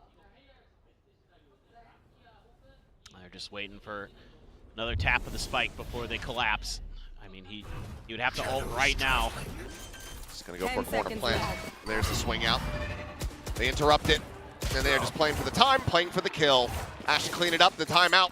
Not to be a concern here for Gen.G. Yeah, this is a rough round for KRX. In particular because this is one of the rounds where they don't, on their buys, they don't make some noise at one site and then pivot to another. Gen.G actually was heavily stacking towards B and C, leaving Texture on his own on A, so it's a good read, but you have no util to make him uncomfortable. Leaving that man with an op, he's gonna make it rough for you every time. He is so consistent. You want to play? Let's play. Here you go, the ult for Young. Try to get him a little extra oomph in this round, but still very much lacking in the firepower department. Freeing as a judge if he can actually get up close. For now, KRX getting a decent read on the map. Yeah, they're maybe going to be able to get in towards site. Lakia is going up towards heaven, it looks like, so just going to have to maybe win the battle. Be nice if you could get Young in a position to cover that a little bit for you. But it looks like Gen.G maybe just going to have to play retake. Oh, that was close. So very close. We'll be able to get the plan, get into a 5v5 post. As a relay bolt tried to delay. They hear the judge. Freeing, however, will scale forward, gets himself within that smoke, playing at the connector. Lakia suss this. I mean, he heard the shotgun. You know that he's going to be playing up. I've got your trunk. Sees the connect, but no one to scale off the back of that one. Meanwhile, Seeker's going to be let loose. Bane identifying their positions. Goes up into heaven, cleared by Texture. Curl ball out, relay bolt to fly. Freeing the strike over connector, but he's only going to be able to find the one. Young able to find one with that tour de force, but immediately gets taken down as Karen finds the kill. And now Mako, isolated, is zoned away with just a sheriff in hand and 23 HP. But he still manages to find some kills. He's got to get the swing! And he makes it so very close, but it's just not enough to get the round win. Oh my god. Operator will be lost in heaven, but doesn't matter. Nope. Does not matter. Ash cap is there. An iota. Oh, what a haunt from Lakia. He's landed some really nice ones. And they're just so explosive on this retake, just throwing tons of util in. And they're just so fast to flood through. Phoenix covers hell, Neon up and over the box. That is just how you draw it up in the playbook. Now you got Karan with an ult. Texture has his tour de force this round. Yep. Now another reason why losing the operator didn't matter. No. Now he could put a judge behind it. Timing. Well, okay. Hello. okay. Quick kill. Texture going to be kicking himself over that one. Just no coverage. Well, and it's been a lot of 1-4s for KRX, so Gen.G reading into that immediately after Young gets that kill into mid. That's probably lining up for A. Gunman tucked in. Prowler, the peek from Bane clears that. Just trying to keep that cubby position completely covered. It's freeing. Force them back. His curveball up and over the top. It gets turned, and Lakia locks on for the shot. Now, Young trying to explore into the C side of the map. Gets the bad news. There's a judge waiting for him around the corner. Kill found. Now, weapon swapped over. Ash just backpedaling over towards spawn side. As KRX are once again scrambling and down a player. 30 seconds left. This is gonna be tough. Look at Lakia. Not gonna have that trip there to give you the early warning system. Come on, let's go! Oh, Karan's ult too. Yeah, oh my god. Wowzers. Flash didn't connect, but the headshot does, and now both players corralled into the cubby. Remaining. Mako dead as he tries to escape from it. Here comes the push forward, and Bane has everything to do. Pop Flash not going to be connecting the pass lane there, blocking it out. The defuse begins and will be stuck. Kite at Platt finds the headshot, and it is 9-0. This is not what I expected at all coming into this. Nope. I mean, Gen.G is just doing everything right. Making great reads on the map. What a turn there from Lakia. Hyunmin knows they're right there because the relay bolt forced the players back after Freen got the contact. Gen.G just better right now. 어때요? 깔끔합니다, 여러분. 좋아요. 네. Asking, how is it? Yeah. How am I doing? They're just like, guys, it's good. No doubt it's good. No doubt at all. Okay, well, TP forward, looking for the quick plant. But Ash is here, looking to interrupt. Plant gonna be stuck in Fring, pushing forward, has that judge. Manages to peel back some pressure, but will get killed on the way out. It's gonna be a fast defuse. Counter spam is able to find the one, but the defuse is just being stuck, and Young is in no position to do anything!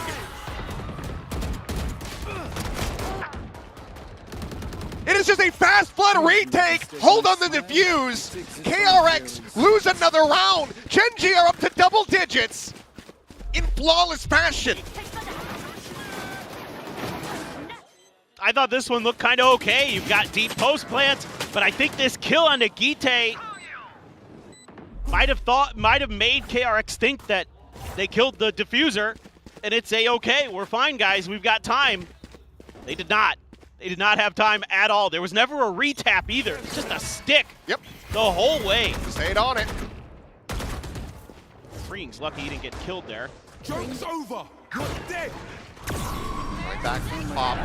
Here's the Trailblazer. Young able to catch texture as he tries to get himself slotted in over on that sewer's exit. And Hyunmin starting to come alive. 2 kills found within the run it back. As for the first time, probably ever in this map, KRX have themselves a player advantage. They're going to be spotted. I believe Gun Barrel peeking out. Shots out. Trying to stave him off.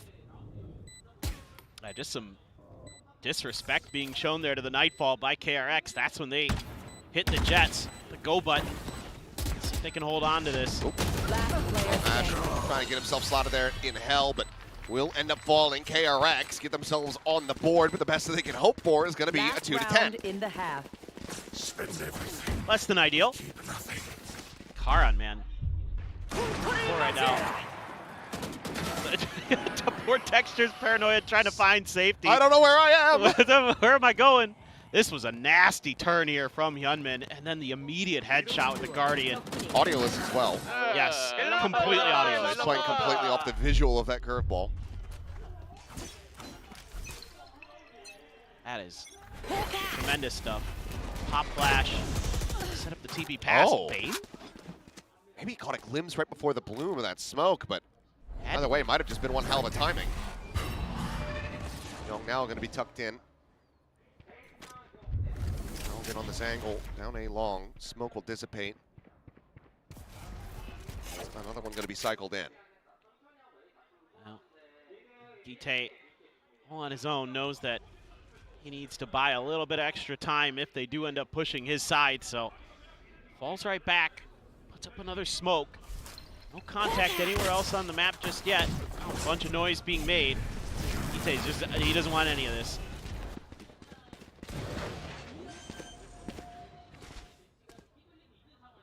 Spike planted. Plans in play. It's be a difficult retake here, but Gite able to get it started. Another round of Secret's going to be sent in. Lock-in peeking off the side of that. Hyunmin falling. Mako now joining him in the grave. And suddenly, Gen.G have a player advantage. Young trying to watch this flank. Karen's got the curveball, the turn of the flash. But Karen has the kill, and Bane has now been scouted. Pop flash trying to barrel forward. Get a pinch, get that kill, but the flash will connect, and Karen will take him down 11-1. Gen.G looking electric on Haven. Oh, this is unbelievable stuff from them. It's starting to feel like the Gen.G we saw against PaperX and not the Gen.G we saw against GE and anybody else? Yeah, literally anybody else this year. They just went for it and got a connection. I thought that might have been the round right there, frankly. Gite doing what he can to get one, but it's Karan again. Oh my God, Karan. Nasty stuff there. Young's crosshair placement a little bit off, and that gives Karan the ability to reposition and challenge him, but anyway.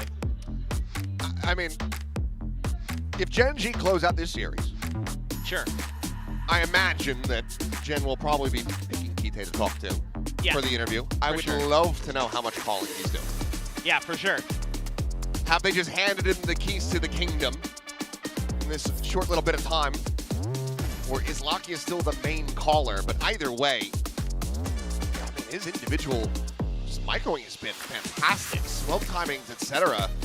On He point. is on point. Yeah, and even in that round there, just the decision not to try to, greed for a kill, before you get traded or something like that, knowing that the whole way through he's playing delay, he's playing cautious, he's playing for his team to get there, because I think you can see how confident Gen.G are in their A retakes, which are phenomenal for the most part. The only round they didn't get to go was the one where it was 4v2 by the time they got to it, so a lot of them were really clean. They're constantly creating that extra layer of pressure, making Young's life absolutely miserable out on the flanks, and Hyunmin just doesn't look quite as comfortable on the Phoenix here. What does this mean? They've played they're the only team to play every map, I think. That's what I think that means. Okay. They have So I played was every gonna say, map they're not, like, this stage. They're not like tweeting their comps ahead of the Yeah, game. Solo just tweeted the Yeah. playbook. Here's everything we're gonna do. Good luck. Yeah. Try and stop us. If they were doing that, I'm like, well, that explains a hell of a lot of some of these past results that they've had so far this stage. It was all 5D chess. They were just like, yeah, we're going to tweet out our playbook. We're going to lose a couple, but we're still going to make playoffs. A warning shot from Texture. Feeling very free to take this space, though. Gen.G not really concerned at all about the opposition, but KRX is starting to get their ducks in a row, get some players in position. 3 here to try to offset this attack. There's Han able to find the reveal, and Young is trying to make a quick little exit there. Freeing, running out of bullets and running out of life. Young will be able to find Kite swapping over to the Classic. He's desperately trying to find the kill on the Karen. Cannot make it happen. Now it is Hyunmin holding his own within the smoke for the 1, but Texture swings forward, finds the 3rd. And he is immediately just going to be joining in alongside Lakia, going on the rotation. But look at Mako, look at the read. I can't believe he's read this. 30 seconds left. No plant, so now he knows for sure. See what he can do. A paranoia. Texture is still expecting them to come crawling out of A. Yeah. They have no idea. Check in towards B. Mako, well, there's the spot out. Now Mako about to be the one that's a bit more surrounded. Oh, the turn away, the timing. Not going to matter too much. Lakia holds his own on site, and there you have it. Both pistols over to Gen.G. 12-1 the score line. This is it. And I don't quite see KRX taking this one to overtime. No. I'm looking Just a forward to gut Pearl. feeling. Yeah, I'm looking forward to Pearl. We're going to get there mighty quickly. Well, gonna have to scrape together some kind of buy here as KRX. This is not what I had on my bingo card coming into today. This is also, as far as force buys goes, horrendous. Yeah. Young bought a bunch of headhunter bullets. A couple sheriffs, a couple stingers. I mean, if they can win this round to try to spark something, I mean, it's like the ending of Saving Private Ryan. Just a couple sticky bombs. Yeah, that's all you need. A little grease, a few socks. Go, go, go. It's a bomb of 6. Relay bolt going to be sent forward, and Ash, okay, into the meat grinder. What? Gets minced. Kite, however, still just scaling forward through the trademark. He's able to find one. Flash will connect, but he is still just spraying and praying, getting rewarded for it. Bane finds Texture at the same time. And there you go. KRX will be able to make a go of it as they find themselves a 2nd round win. Yeah, just able to hold the line. It is so personal, no? Gen.G trying to create an extra angle, but it kind of formulates a little bit too late as they're making the A hit. Let's see this again. Nuh-uh, Mako. Full flash, just dome somebody down the ramp. I mean, he needed a miracle. Yeah, and he got it. Huge win there for Bane, because Kite's so weak at this point. Not that it mattered. You only headshot him anyway. Okay. Go again. Good start for Young. Takes Texture out a window. Mako fully prepared for some kind of C hit, but just a scoop of the orb here. Gen.G playing the long game. going to try to get Karan's ult into the next round if possible. Is he the one holding the spike too? Yeah, he is. So going to get him one away from it. And then in death, you know, if you could get to the plant, that is. Bane considering the flash, but it'll just be the smoke out. Molly going to be layered forward. Most of the players able to scale past that, but do eat a good amount of damage. The TP's going to be heard, and Young spraying able to find TK through that smoke. Comes up with a fourth as well. Big round for the rookie of KRX, showing that they don't suffer any damage in the anti-eco. So flawless fashion for KRX to try to build a bankroll. But there are still 9 rounds to go. Still, it's going to be a nice little round here for Gen.G. Oh. Yeah, whittled away at him and then found the headshot in the end. Yeah. Good read there from Hyunmin. He's calling that out, and Young responded really nicely there. All right. Got a tour de force here. Young's going to back it up with a judge, it looks like. Texture, though, already getting into the operator. Unless you have that run it back. Texture just going to eat the stun. That relay bolt does go through walls. Not mattering too much. Just could come down to kind of a timing battle here. Depends on how far Young keeps pushing. I mean, Texture tried this, my friend, and you killed him. Okay, you're not going to go as far. And just rendezvous out. All right. I was getting a bit worried there that he was going to try to get up on those stairs in front of window. They got the curveball out as well, though, so that's... I think Karan was only able to afford... Oh, never mind. I'm thinking of old util. Obviously build up another one, but not when he's dead, so he's end up falling, but the trade is there instantly. Saw a little double peek through as Freeing setting up the fast lane, tucking into the corner. On that sewer side of the site. Only finding nobody, but Texture does come up with the goods. Kill found, Young dead. Player advantage here to Gen.G as they look to bring this map to its conclusion. And the players are just going to be backing out. They say, you know what? I think we've drawn the attention. Let's rotate over to what is likely to be an MTC site. Yeah, this is a good mid-round. 30 seconds left. Texture able to chill out. Try to draw a little bit of attention, but KRX not really giving much over to him. Lockheed going to be one away from a Nightfall off this, too. Spike plant. It should be GG, you would think. See if Mako, Freeing, and Hyunmin have something to say about it. That late linger from Hyunmin, because they know that there's going to be a flank enacted given the numbers available to Gen.G. They just don't know where the hell he is. And Texture just now making his way up through B. Meanwhile, pile forward into the smoke, and it is a shooting gallery. Kite coming away with 2. And Gen.G not allowing for KRX to really start turning the wheels there. 13-3. Absolute dominance on display where we least expected. Yeah, absolutely. But I will say that Karan on the Phoenix still looking very, very strong. I mean, that was something that, you know, surprised us but impressed us the first outing, and it continues to impress. It seems like moving him around a little bit, maybe finally finding some comfort outside of the smoke zone. And he looked tremendous. And Kite, what a start here. Yeah. Going to be, in terms of ACS, the second best performer in this lobby. So that's what you like to see. Laki had a great map. A great start there with that 4K. 260 ACS in your debut on the big stage after just 2 days of prep with this squad. Certainly impressive for Kite. Can he maintain that is going to be my question. And also, can KRX just find themselves? Because right now they're looking more lost than a KO on Breeze. Not sure what the hell they're doing. They need to lock in and wake up as we get ready to go to that Pearl. Thought you were going to go for Vitality on Breeze there for a second. KO on Breeze. He was playing KO. I know, but yeah. I wasn't going to call him out. Come on. All right. Looking more lost than Yappy. There you go. Is this what you wanted? It is. Trying to spare some blushes and be a little bit kind. But this was very poor from KRX. So maybe see one of the biggest rebounds that we've had. So let's go ahead and send it back all to the analyst desk, who I'm sure are quite just as puzzled as we are.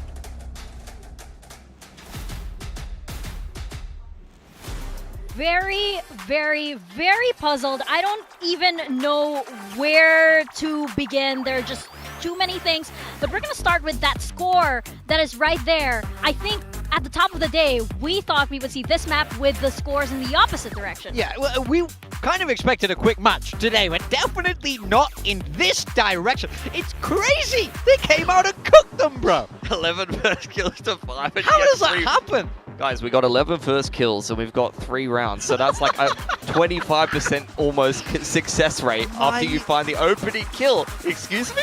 What? What is happening here? This is the thing we said about Gen.G. We know their ceiling is high, but they're not consistent. Right now, they're not consistent in the best way. They found peak form.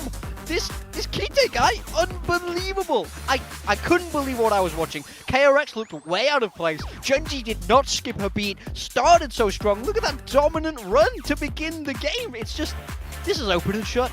There are just so many things flashing in my head. There's like, oh, Zinx is injured and Kite is coming in. Termi saying Ash will play Neon and they're gonna be so aggressive. There are just too many things in this match that...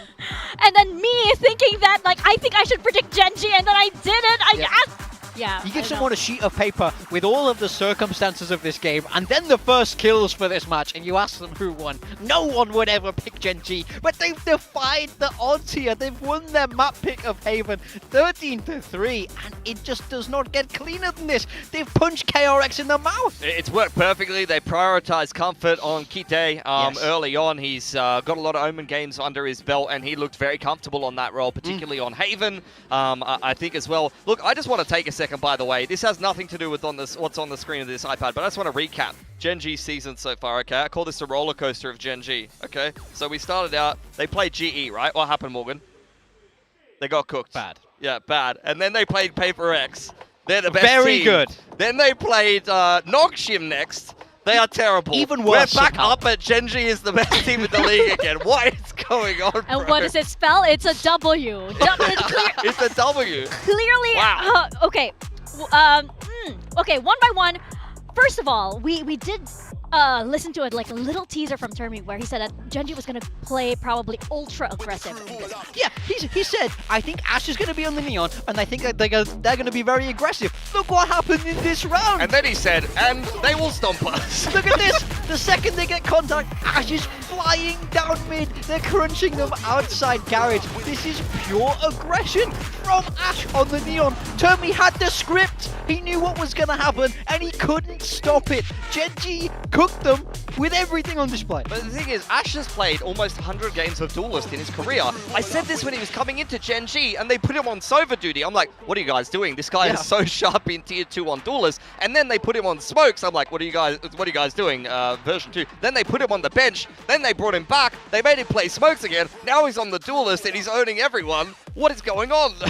Yeah, this, we truly are in one of the greatest timelines, I feel, here in Pacific, because we've been seeing a lot of support players switching over into duelists like Neon. Yeah, I mean, like you just said, we know he's played this duelist in the past, and he had these reps on the more supportive agents, and he looked good there. Now he's back on the Neon. He's not skipped a beat. This is a trend that we're consistently seeing. Very, very impressed by Ash in this game. Did his job excellently, and a key reason why Gen.G are up 1-0 right now. I mean, I agree. He had a great start. Did start to slow down in the middle, but I think they got it done by committee. Lakia had pretty good stats. We're looking at Ash's agent pool in VCT Pacific specifically. These are the agents that he's playing. He's playing primarily controllers. Before that, he was on the initiators. But what I wanted to highlight is outside of Pacific and outside of the top of the VCT circuit, go on VLR and hit all and tell me what this guy is playing. This guy's got like 50 games of Jet, 30 games of Raze, like 10 games of Neon. He's playing 10 games of Yoru. He's got over 100 officials on Duelist. So putting this guy onto that secondary Duelist role makes a lot of sense, especially bringing Kite in, who's got pretty good stats coming in from Tier 2.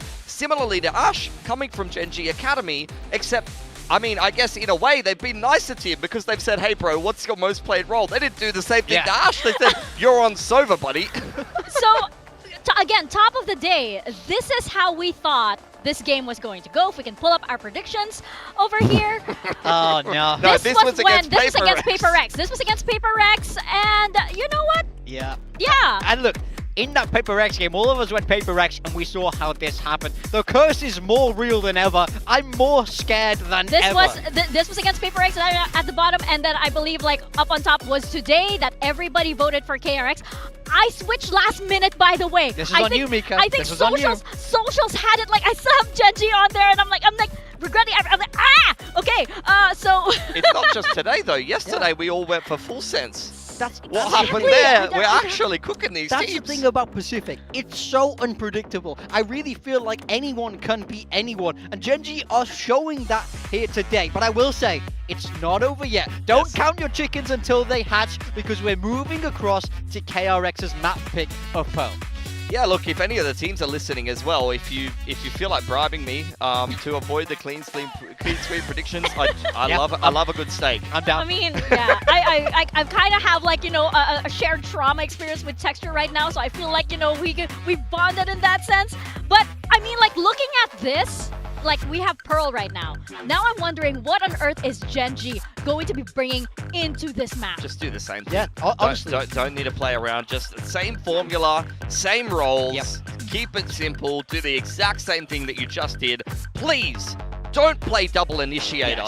Get the hell away from that. Play double duelist. It's what you guys do best. The same style that we just saw on Haven, copy-pasted onto every map in the pool. I agree. I absolutely agree with you. Keep it simple. Keep it simple for Kite right now because it worked so well. On the side of KRX, when we last saw them play, they were playing that Neon Phoenix as well. Pretty much exactly the same comp that we just saw from them on Haven. So we could be almost having exactly the same compositions from that map 1 into the map 2 with only a couple of minor changes, and KRX got whooped in that mirror. So I wonder, do KRX feel like they need to make a change? Nah, there's no way KRX needs to do anything different. That was just a massive outlier. That game was just a massive outlier. Let's be honest. 11-5 in opening duels, you get 13-3'd when you're expected, like by a 90% differential, to be beating the other team. 13-5. I think you just sweep that game away. You start fresh and you say, let's just reverse sweep this series right now. It has to be a total mental reset here for KRX. They have to forget everything that happened over there and get their minds here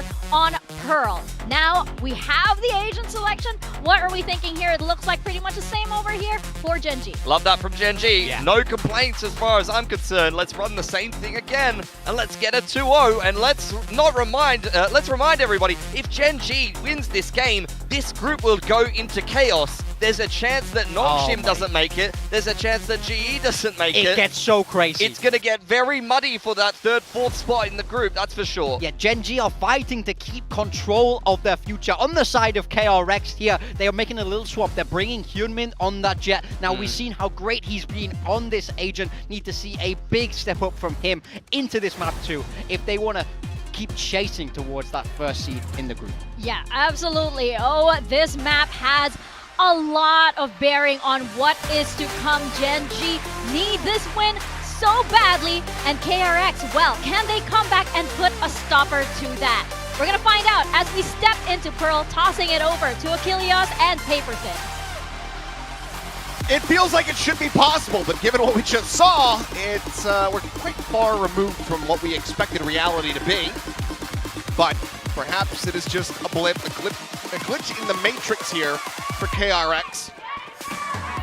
Maybe here on Pearl is where we will see them find their footing and wake the hell up, because that Haven is something to be forgotten. Yeah.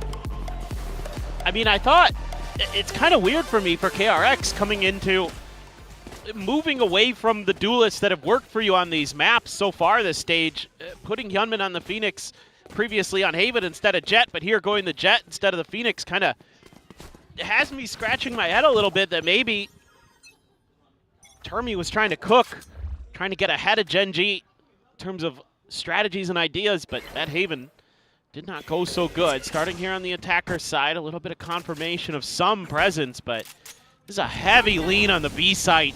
KRX is walking right into it.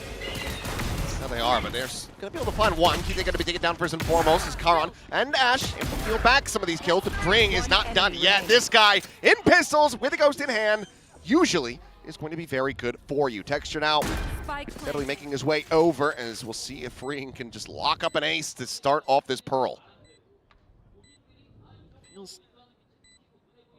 pretty doable.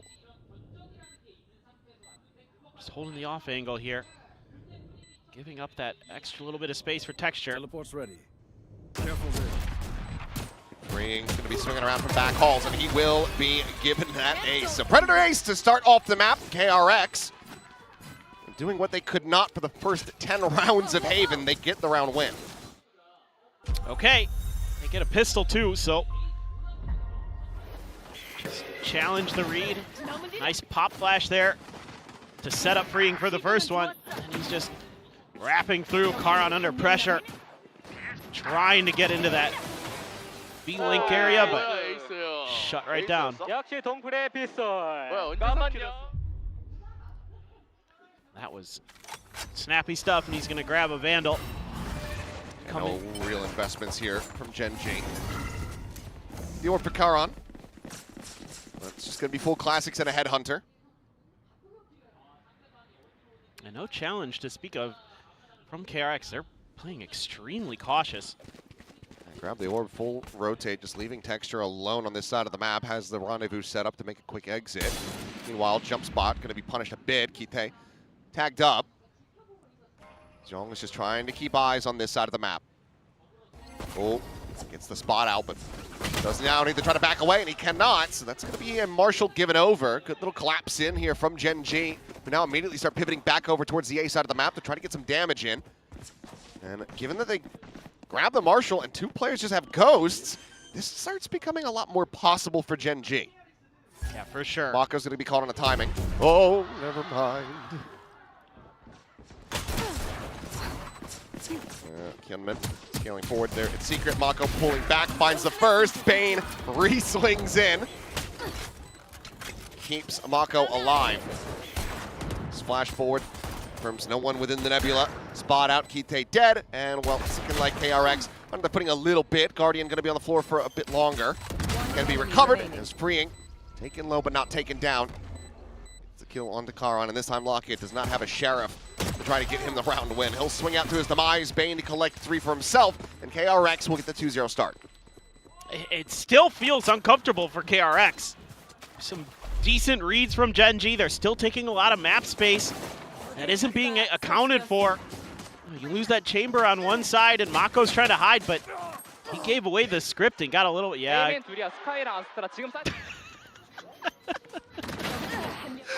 When I try to strip my cat's claws. Yeah. Just not having it. There. A 6-0 start for Freeing.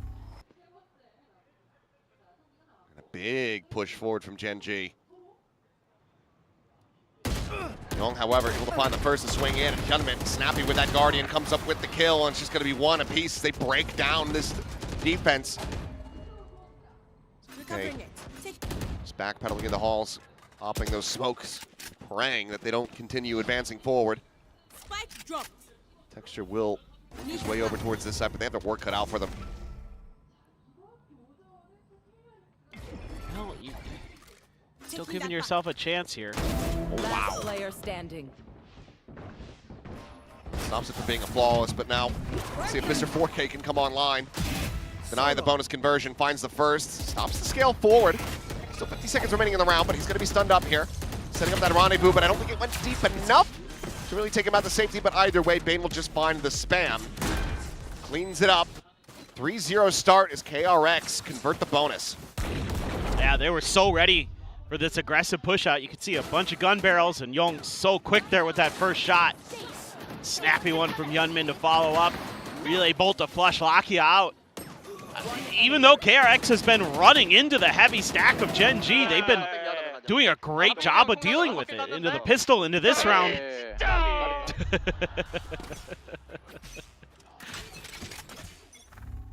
And yeah, I mean, Texture maybe thought he had a chance. Back over towards these B hits, and this time Gen.G playing for the A orb. Kite gonna start maybe hearing some of those shots ringing out in his direction, but it's all just a little bit of apparent fakery. Either side of KRX. Nope, they're swinging back. Okay, but so is Gen.G. So maybe here we go again. depends on the timing. Oh, here. Seems like Kite able to catch a glimpse there. Re-wraps, can get himself over to back screen. As fast lane going to be sent in. KRX widely just trying to see what kind of response they get out off this util dump. Spike starts working its way out of club. Are they going to try to actually make this call to pivot? No, Bane is rejoining, but Gen.G, it's basically a 4-player stack with how fast that Neon can re-pivot. You're going to double down on this. 30 seconds left. It's like maybe they're going to try to sell the fake, making the Neon noise. Committing. Oh, swing out, haven't been able to find the first. Freeing with a second, Lakia now dead. Push forward, Karan spraying and praying, trying to get that stinger to go, but just gets taken low and slide in. It's labored from Ash. He's eventually able to find the kill on a Hyunmin, but he's immediately traded out. And once again, in his texture, looking to see if he can make his transformation. Just a headhunter to try to make it happen.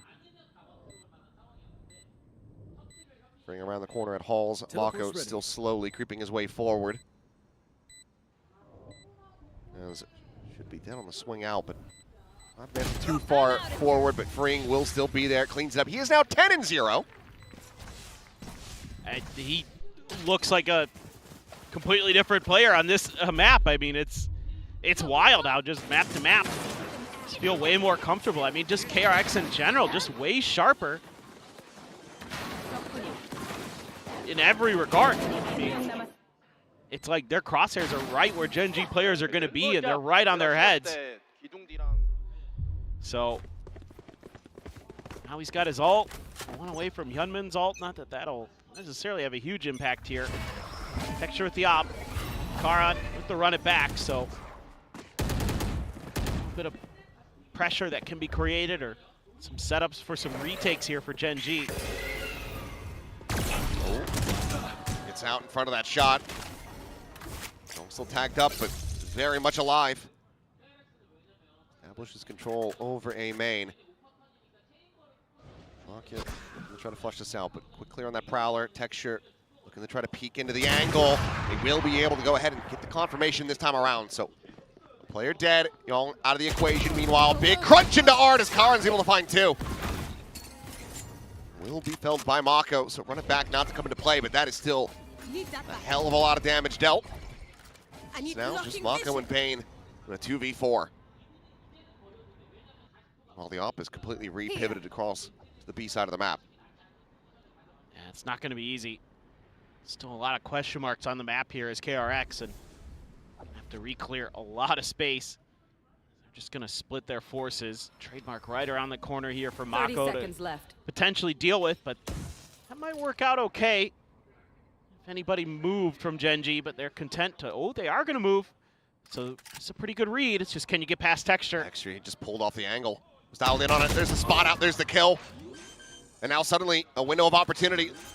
Bane gets himself into default. Plant to come in. Pop flash, making sure there's no fast rescale.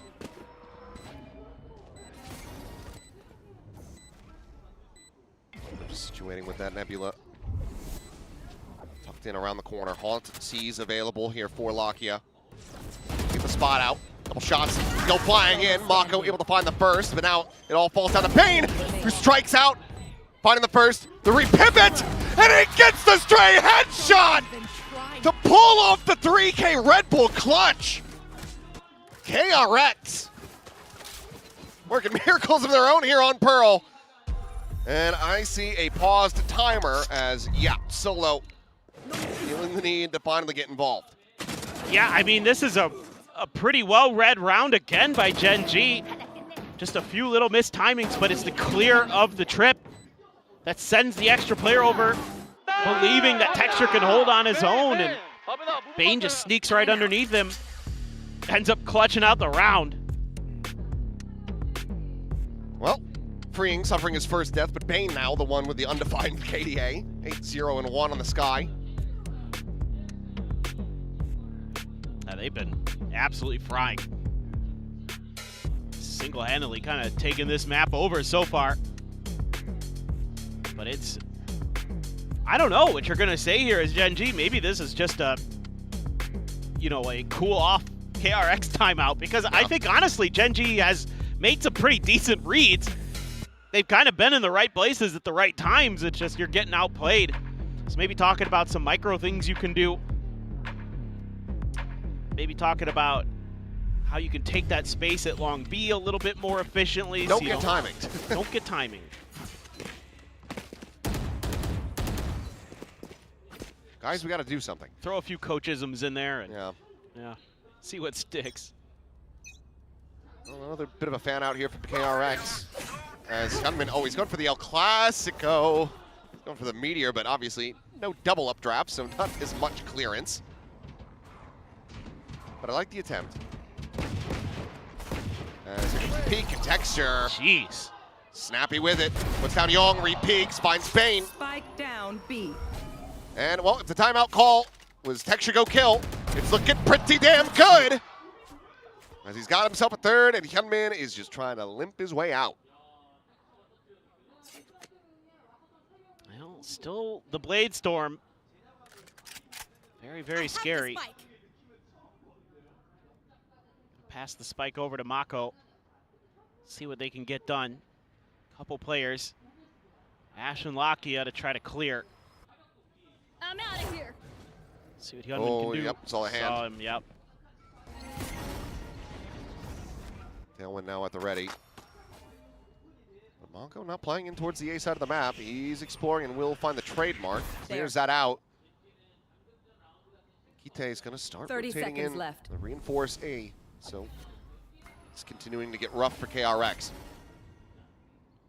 Updraft can't just go for the quick peek up and over the wall here. Dugout still will be able to go in, slice and dice, lock you down. 4 more to go with 14 seconds remaining. Mako will bring the spike over, get that plant in play. 10 seconds left. Spike planted. Weapons in hand. Heard the footsteps. Yeah, made some noise there. Ash just around the corner, the swing in. Karan to come away with the kill. Now down to Mako in a 1v4. Try to deny Gen.G from getting the first round win. Peeks into Flowers. One player picked apart. But still, Blaze Wall, run it back, Molly, fast lane, etc. available as some damage goes through. He's frantically trying to find this diffuser, but he cannot. And it's going to be a thrifty for Gen.G to get themselves on the board. Can't quite get there in the end. It's a nice little attempt, and Gen.G actually reads that, you know, in the previous round when they cleared the trip late, they changed directions. They didn't go the direction that the trip was set up for. But actually, KRX just plays it kind of the same way.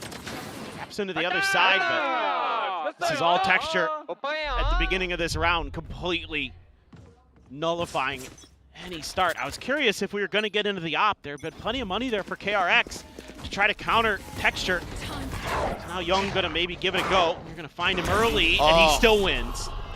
Just, I mean, I believe it's a shot to the elbow.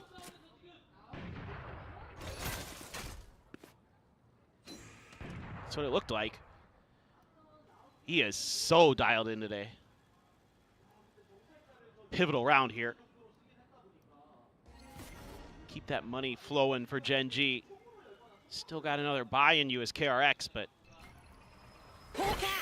love to get this round. Using some of those smokes to scale forward a little bit, trying to clear towards water. Gotta win some of these outlying fights if you can. That one you do. And Texture still though being Mr. Worldwide at the moment on Pearl. Concealment. He's gonna find himself surrounded, but probably likes those odds. As long as Mako doesn't find the timing, and he's not. Goes into the Astral form. Texture looking for that peek. Spot out, gets the kill. Bane now taken down. Spike down A. 3 kills for Texture. Spike recovered. Cosmic Divide going to be sent in. The plant can come through, but look at the positions of Gen.G. They have them completely surrounded. Mako and Hyunmin weren't able to make the 2v4 happen in the previous. Can they make it happen now? Hyunmin exploring back in towards that water side. Nightfall sent. Confirms no one's at home. Here comes the timing. Kite profiting from it. Kill found. Mako swinging out, holding his own for 1, for 2, for 3 overall, but Mr. 4K has arrived. Texture will be the start and the finish, the alpha and omega of this round as Gen.G double up. His positioning just so good. throughout these last couple of rounds. Like you said, Mr. Worldwide, and he's just been Johnny on the spot every time. It'd just be like, Trailblazer, I know what you're doing there. Yeah, just goes into art. Gets up on the box, is ahead of the Cosmic Divide.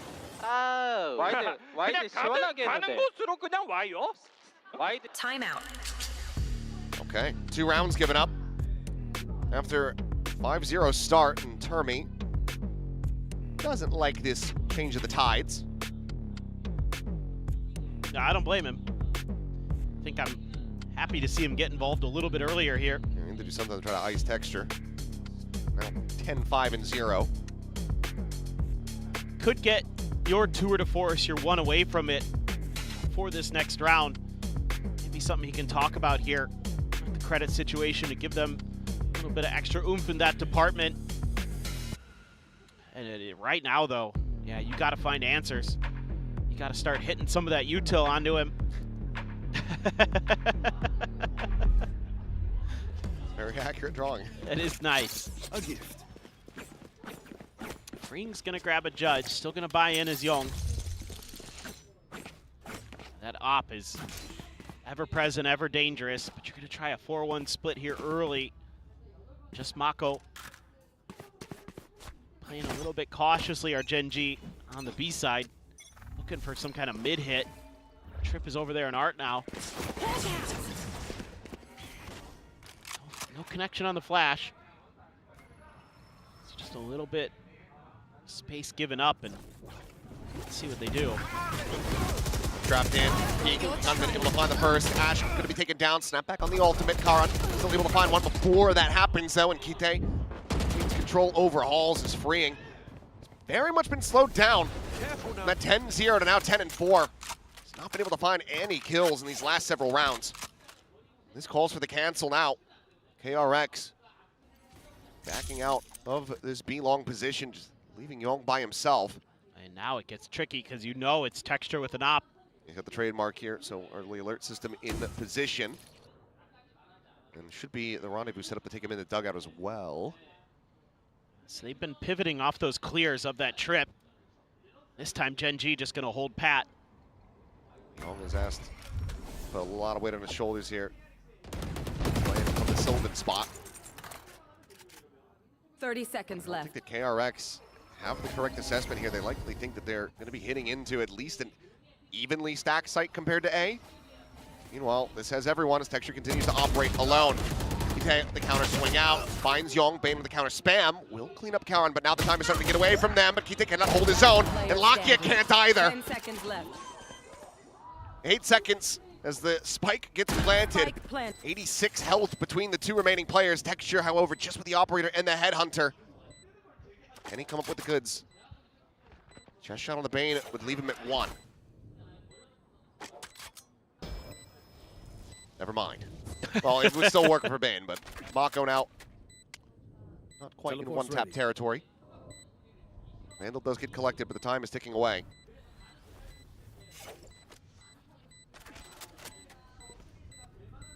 Good step to be made. Swoop out, and Mako will be able to find it.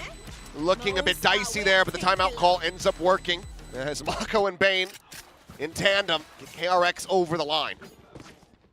Again, though, I mean, Gen.G is right where they need to be, doing a lot of really good things here. Playing that kind of concave position on the B site. Do some serious damage, make KRX pause, make them have to work some other parts of the map. They hold off of the clear of the trip. It's the right call, but Mako and Bane, yeah. The dynamic duo You want to play? drag KRX into a win of a round they had no business winning. Young has his ult. Texture not going to be able to get into any kind of op or ult of his own, so be given a little bit of space in that regard here now as KRX, a little bit of breathing room. Kite, just unscoped. Unfortunate on that timing, but he only sees the chamber, and Young has been playing alone, so this doesn't tell him much until the fast lane comes through, as well as the Trailblazer. Khan trying to slow them up once again. That updraft up and over. Hyunmin, however, This time, maybe needs to back away, but Young scaling forward, Headhunter in hand, is able to find Kite. Breaking down these defenses once again. It's KRX finding the footing once more. Should be pretty smooth sailing now. Spike planted. There. So there's a little bit of heals going through. Lakia was nasty with the Sheriff before. That's a good start. Not quite as sneaky as he would have thought. This time it's going to be Young getting the elbow shot to take down Texture. Flash is good, and Freeing collects the kill, breaking the dry spell form as he gets up to 11. Okay. KRX back in the driver's seat after a few stumbles here and there, but nice little round from Young. A little bit of a whiff there, had to swap over. Bane able to dodge that first curveball. Got the kill right as he was getting hit by the second. Nice elbow shot this time for Young, getting a little bit of revenge for earlier on the Texture. Freeing getting it done, back in the kill score. So he gets one, he gets up to 11. Deep Haunt early, cleared. Dog in response. Lakia wants to confirm. No pressure from KRX further. They just exchange a little bit of util. Control of the space given over. Tucked in his Gite behind this box. He's got a star above it for himself as well.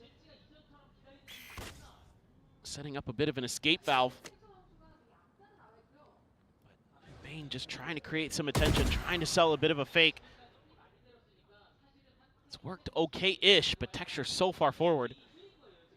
Still within that rendezvous. So has the get out of jail free card and might just be an immediate pop on the ultimate if he's able to find the kill here, and he will. Young going to be taken down, but no, he overstays. And Hyunmin finds the punish. Now on here, back screens, able to shut down Freeing. Finds himself a second, Hyunmin dead.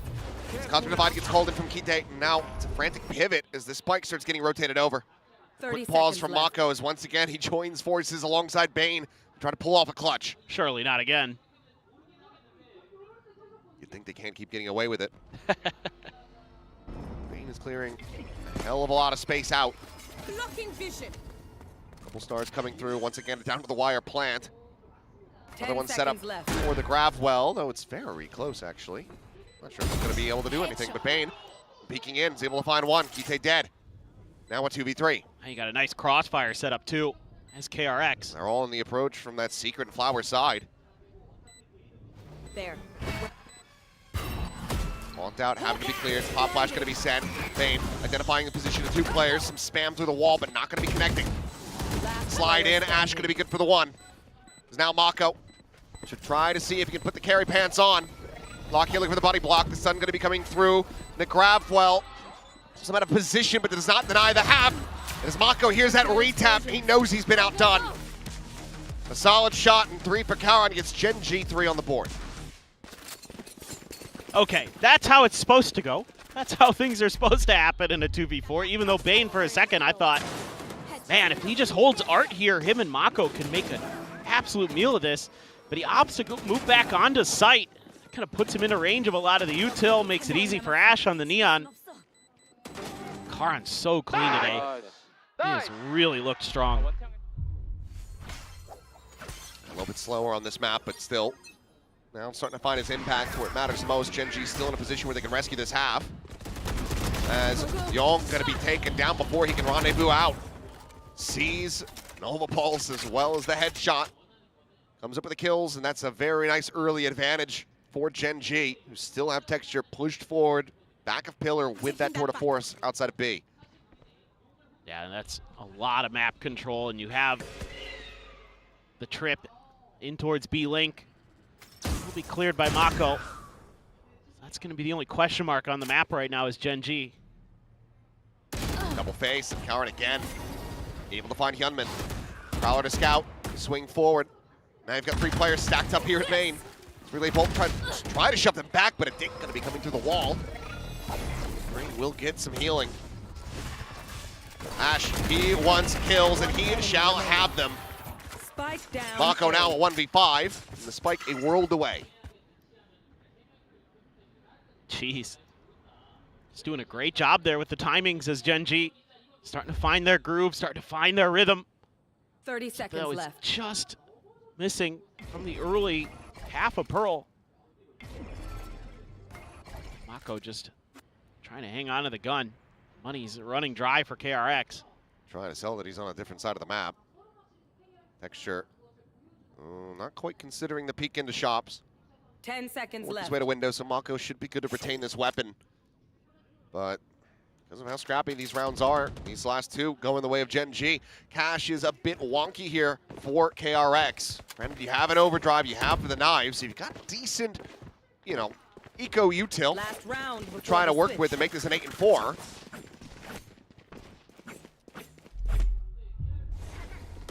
This is, again, we haven't seen quite this much aggression from Gen.G. This is the round where they opt to get a lot more spicy towards that A orb. 체인버 그냥 벌리긴 하더라 쭉 그냥. And they profit. Young having a really hard time in those first kill departments. He's been getting bested. A lot of times he's the one kind of walking out first, and Gen.G's right ahead of him. There's that op from Texture again. There's it, sticks around, tries to go for the no-scope and pays the iron price. KRX gambling into the correct side of the map. As they get that first contact with Texture, they should know that the site is very much open for the taking, and Hyunmin finds the timing. Spike planted. Up through tower. Takes down Kite. I've got your train. Mako now trying to hold the lines in around the back. Karan going to be struck down first and foremost, and Mako re-peeking, finding the second, spotting out the third, but cannot confirm the kill. Lakia keeps himself alive, but with what real hope? Spamming and seizing his corpse. Oh, Lakia going to the school of Starkso. Bring them down. I mean, why not? You know, the round's over. You know it. Sometimes it's good to know that you're beat. Yep. Just, you know, it's a show of respect, right? Yeah. Oh, if this was poker, that would have been a hero fold from Lakia. That's true. But 8-4, the scoreline found. So KRX, healthy enough lead for them as they get ready to swap sides. If Gen.G can go 3-1 in pistols, who the hell knows what's going to happen? That's true. It is a very important pistol round. Just for KRX to try to send this to map 3. Go over to Lotus, but again, that's another map that it's been pretty good. Well, as far as Gen.G this stage and maps they've been able to win, but we'll have to wait. A lot of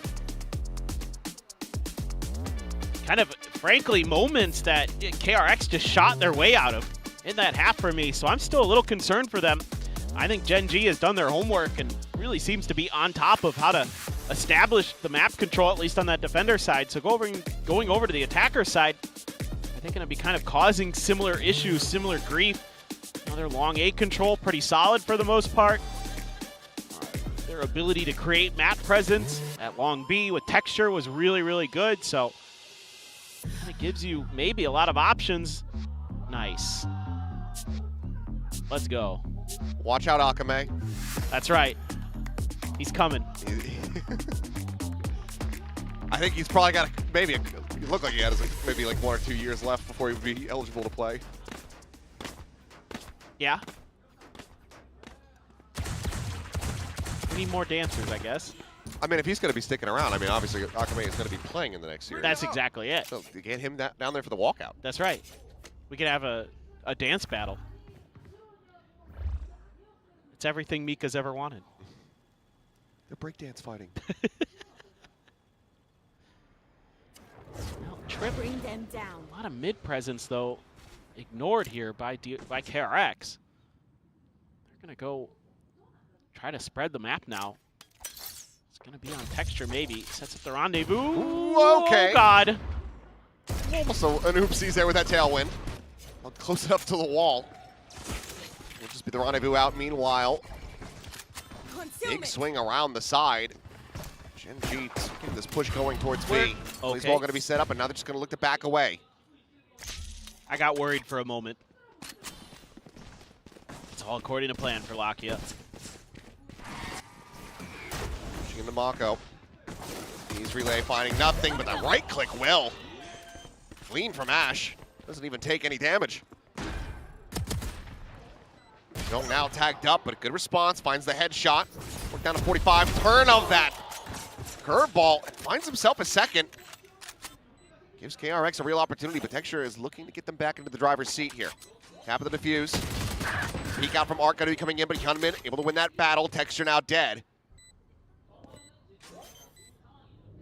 The retap, but not going for the hold, but freeing. Able to find Ash, and now it is just Lakia. Oh, the timing. The ghost of hand, but no.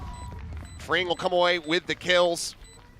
And it looks like he will just go ahead and take this defuse for himself, wants to try to get that overdrive online. But KRX, they tie it up in pistols 2-2, and now they're up by 5. Yeah, this is just kind of intentionally giving up some space to Gen.G in mid. So you're kind of coming from a lot of different angles, makes it pretty tricky. I thought here, though, with this kill, clearing a bit of space, but then Young with 2 massive kills right here to even up the numbers. Give those Sheriffs a freeing and Hyunmin a chance to do. Oh, beast bump. Oh, beast bump. Oh, beast bump. Focus now. Eyes off me. Sure. As he was like meleeing him during the defuse. Ah, yes, that's right. He had the gloves on. Marshall for Young. Light investment here for Gen.G. Ash, of course, with Bucky. Peek in, and Lakia going to be the one who gets taken down, but look at the damage dealt as well. This Texture did get connected on. Not much HP to speak of. Young going to be peeking forward, draws down the Headhunter. And yep, just the one death. Otherwise, very clean from KRX as they get up to double digits. Yeah, starting to look comfy. It's really well played there by Young, knowing that he's got his teammates to back him up on his left so he can cover right. This is exactly what you're looking for. Hyunmin up on high. Nice follow-up. Okay. Is there a bonus in the mix again for KRX? And 2 out of 3 so far have been bonused. And Flash freeing though. Where that Prowler going? Right around freeing as he tucks into the smoke. Oh, taking the Texture. Finds the opening headshot into the spray down. Young dead. Gen.G not looking to rotate off of this. Yeah, and KRX with just the chamber there. Didn't want to challenge. Launch around the back. The swing come through. Freeing. Pixel perfect, pulling the trigger there, able to find Ash. Full blind though, Lakia! Okay, goes unscouted for a while, but eventually Freeing will find him. Aaron's able to clean up one, but Freeing just collecting that weapon. He used to find himself a third, but Karan with a nice shutdown. Mid slide and getting them in now to a 3v3. Mako trying to maintain control here, but loses his life as Karan gets a 3K and now reopens the space to try to collect that spike. Playing it so cautious that they haven't seen the jet, I believe, this entire time. Youngman on this peak may just be dead. He is. Cannot find the adjustment, so bonus conversion not to be. Gen.G bring the deficit back to 5 rounds. Just kind of one of those wild elbow scraps. Texture so clean, man, with the Phantom. Beautiful from freeing. Finally, somebody realizes Lakia had slipped the net. You're not my teammate. Yeah, but man, Karan has just been so crisp today. Mako kind of had the drop on him a little bit, but a little bit of a micro adjustment there. Some good footsies from Karan. Gets the win. Become the headshot machine again. Yeah, man, he's really feeling it today. Yep, we're talking about Karan, Sliggy, not Scream. I know you get excited.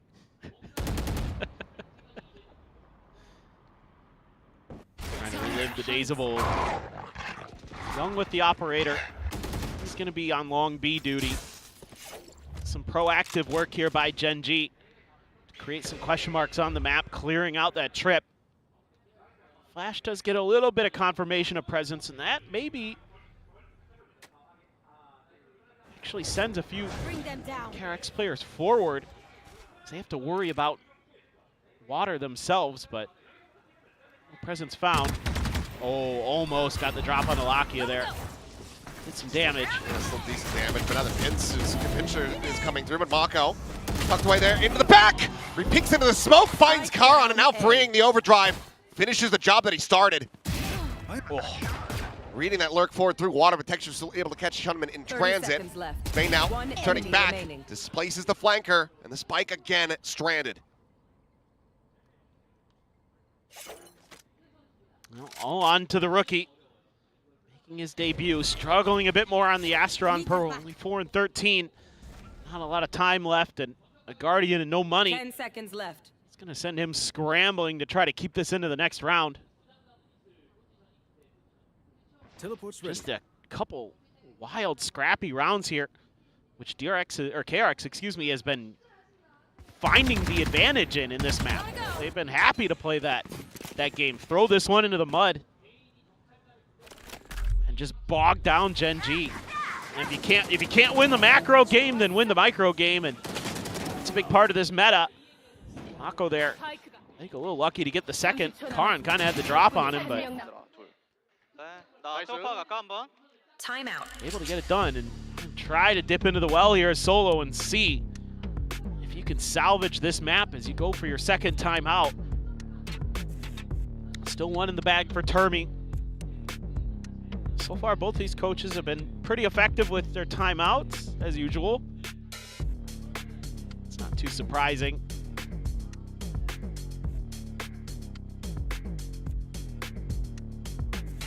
Walk to his house? What? Now that I'm just reading the signs. Ignore me. Did you say walk to? Walk to. Okay. Yeah. I heard something else. Oh. Nah. I mean, like, off air, I might like, say huh? so. We're on air, Achilleos. I would never. Yeah. I am a consummate professional. Oh, boy. Just ignore me. I'm off in my own little world.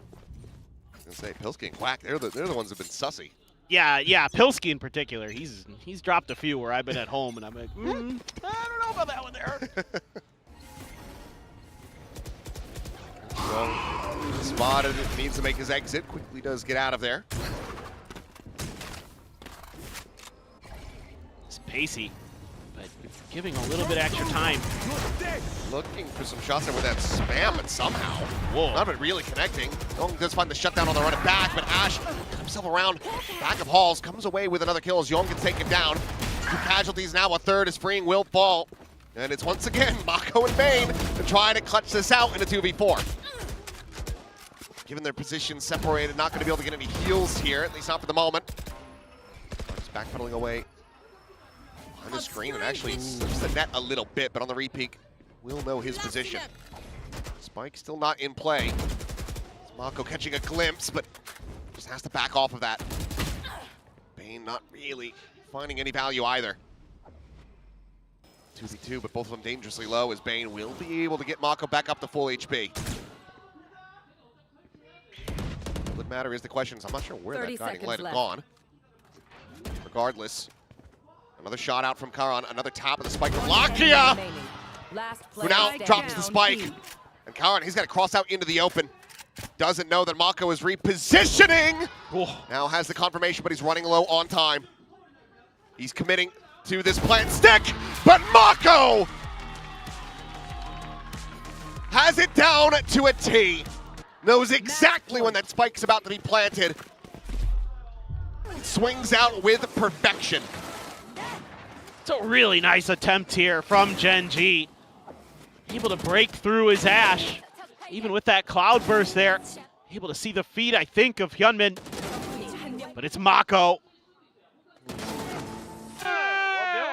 Just rock steady as usual.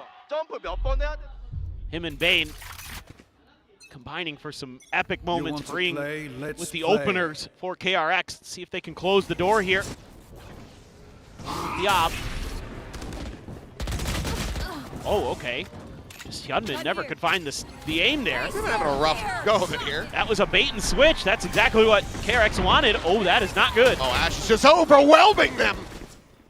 Tearing them apart as, wouldn't you know it, it's Mako and Vayne.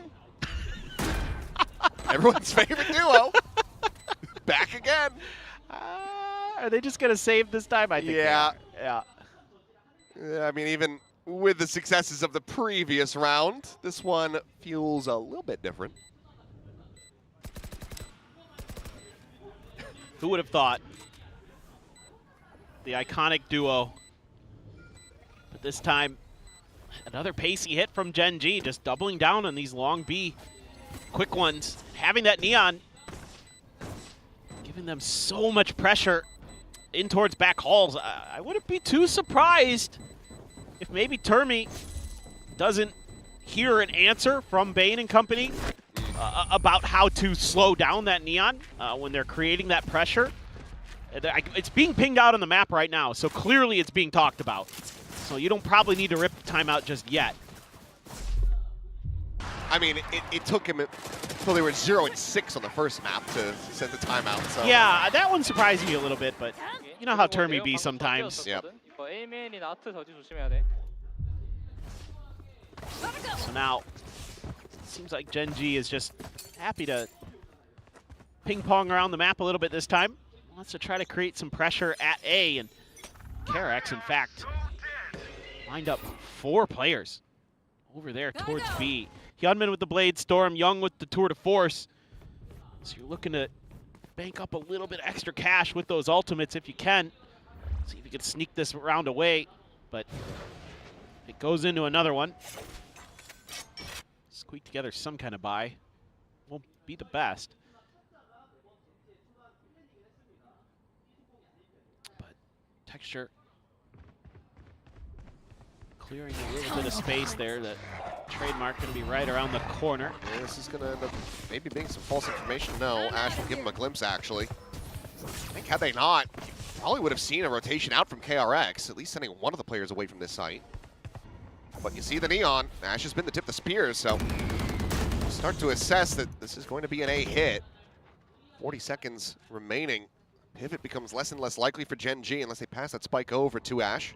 And you just used a lot of util there that you would normally like to have on an entry, but still have the fast lane, still have the relay bolt. Hot hands is out. 30 seconds left. As Hyunmin drifting over the top, trying to get a spot out there, but Ash able to dive forward, barrel stuffs, clears out Bane. There. Swaps the weapon as the spike gets planted. So a player down looking for the retake. All 4 from KRX clustered together now. Young just with that Tour de Force.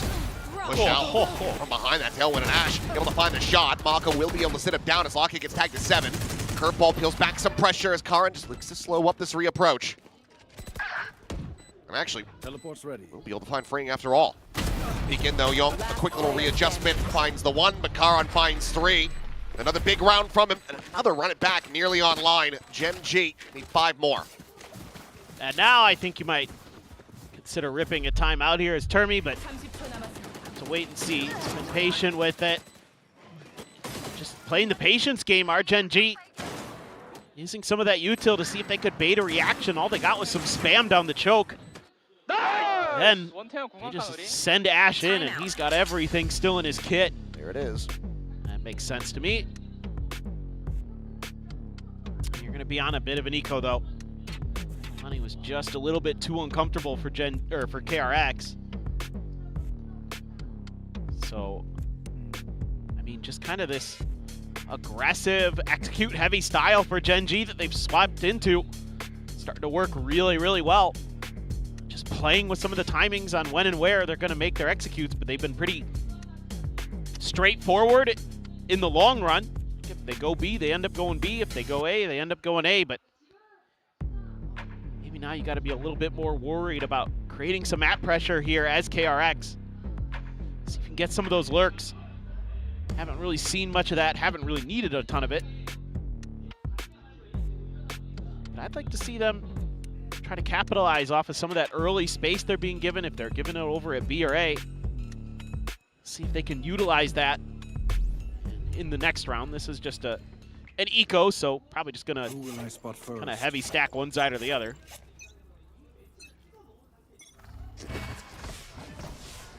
Well, full stack on the wrong side of the map, at least for now. Chance that Gen.G could overcook this. Looks like triple push in towards Art. Karon, eyes on the door.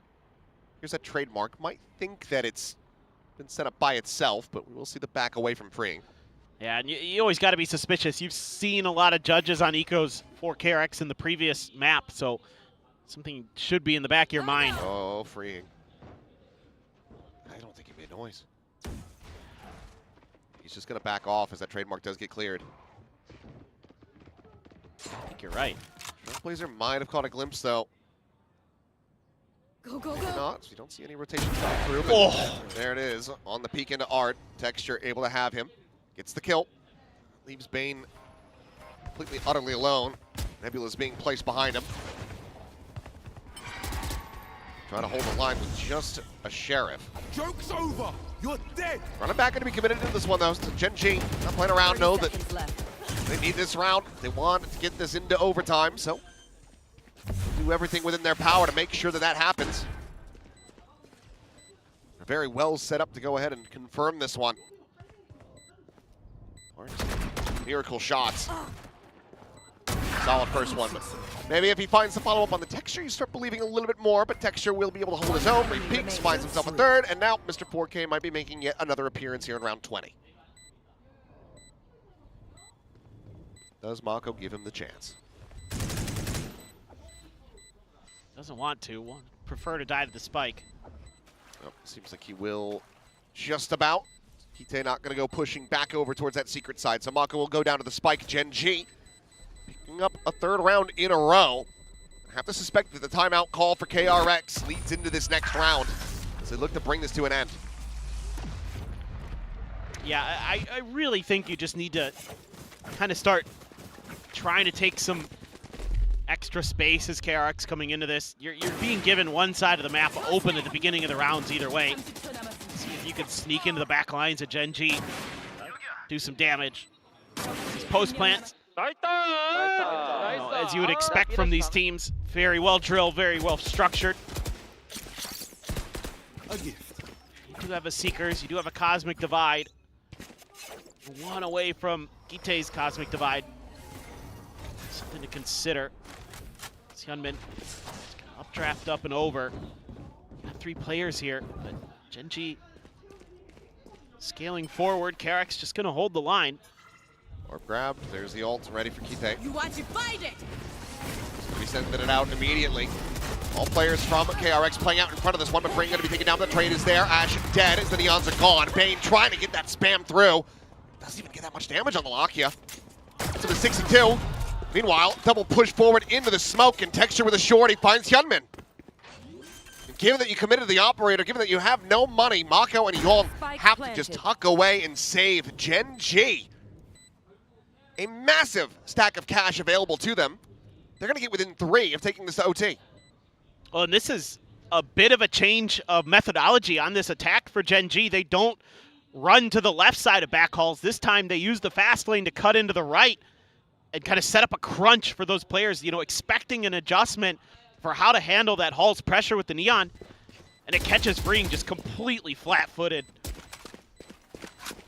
He was absolutely smothered out of that round, and Hyunmin tries to get cheeky, tries to retake that space, but they're so ready for it. They're going to go hunting as well. Mako Where are you? be under some pressure. Haunt clearing out that secret position. He turns back and will be able to find Lakia, denying that away. And Texture not quite going to be given the opportunity. Take aim, Zenfire. Gen.G It's not complicated. gotten both of the timeouts now out of the way. Dispatched KRX at every twist and turn in these last several rounds. It's just 3 more to go to take this into overtime.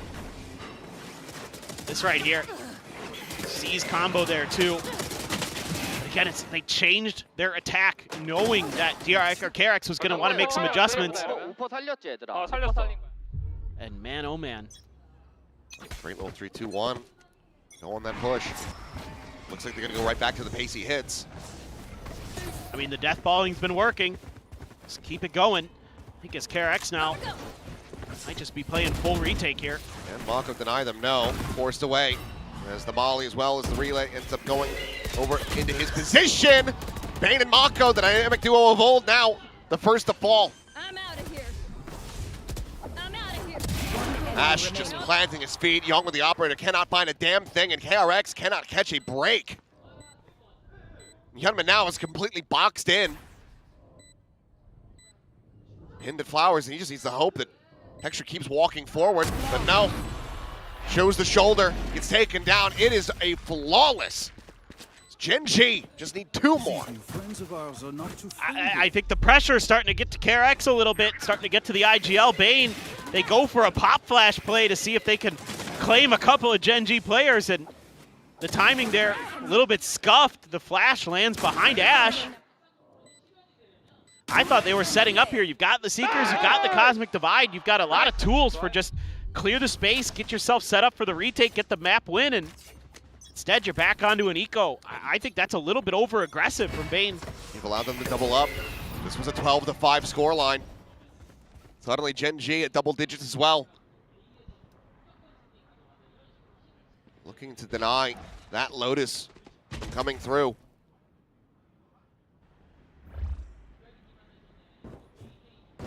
First time in a while we've seen any mid considerations from Gen.G. A little bit of a gap there in that smoke, but Texture. Nothing to spot through it. Yeah, I can't see anything, so. Check around, a trademark on the corner. Does get pinged out. Texture once again just getting entrenched at Art. Doesn't matter if anybody checks it. KRX being pretty cautious so far. But if Bane checks, okay, he's got util at the ready. Meanwhile, shot out from Young, unable to find that headshot. Texture does get tagged down a little bit lower, and he would have seen the hand there from Mako, but Mako dances around the outlaw shots. Meanwhile, Young holding Halls, Ash dead. Re-peeking from Karan, finding the one, the turn of that flash, but the judge at that range just not going to be able to confirm the kill. Karan now healing himself up a bit with the Blaze Wall. Spike plant. Spike gets planted and control gets established by Gen.G, but Hyunmin on the flank.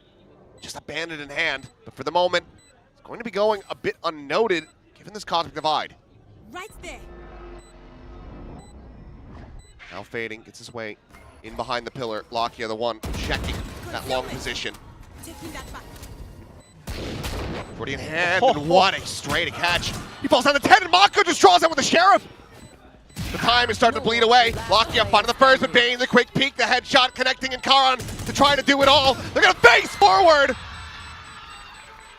Instead of Fuse, will get held, and my goodness. They almost let them back into it, but it's gonna be a thrifty to close out a dangerously close Pearl. Lotus now to be played and settle this series. A bizarre finish, but overall, KRX really impactful on their attacker side in particular. But I'm a bit worried here for KRX if you're thinking about, getting that win, putting yourself in that pole position in your group, because Gen.G seems to have a great read and they seem to be playing with a lot of confidence today. Made some good adjustments there, but in the long run, KRX had given themselves just enough of a cushion to get through. That took a hell of a lot of effort here from KRX, but Gen.G, good to see the tenacity. I thought maybe it was just going to be back-to-back blowout maps here. Everybody just, okay, we'll win on our map pick, you win on yours, let's go to Lotus and settle it there. No, they do manage to rally back as, great overall map from Texture in particular, but Karan, Ash showing that they have what it takes, and these, kind of newer roles for them are looking pretty good overall. As we get ready to go to Lotus, who the hell knows what we're going to get? Both teams have only played it once so far this stage, and they both got wins. Yeah, and they've both been kind of willing to kind of mess around with their comps a bit, so kind of curious if you stick with the Neon Rays. I'm assuming as Gen.G, some kind of double duelist look. Same for KRX, though. They've changed up their duelists on both maps. Do they kind of stick with the Rays as well? Gunman's got a good Rays, so I don't know. It's a decently close affair between them and Nongshim, but this is where Gen.G kind of blew Paper Eggs out of the water. So we'll see if that happens again, this time to KRX, or if KRX is going to have some fight back in them. But let's go ahead and pass things over to the analyst desk.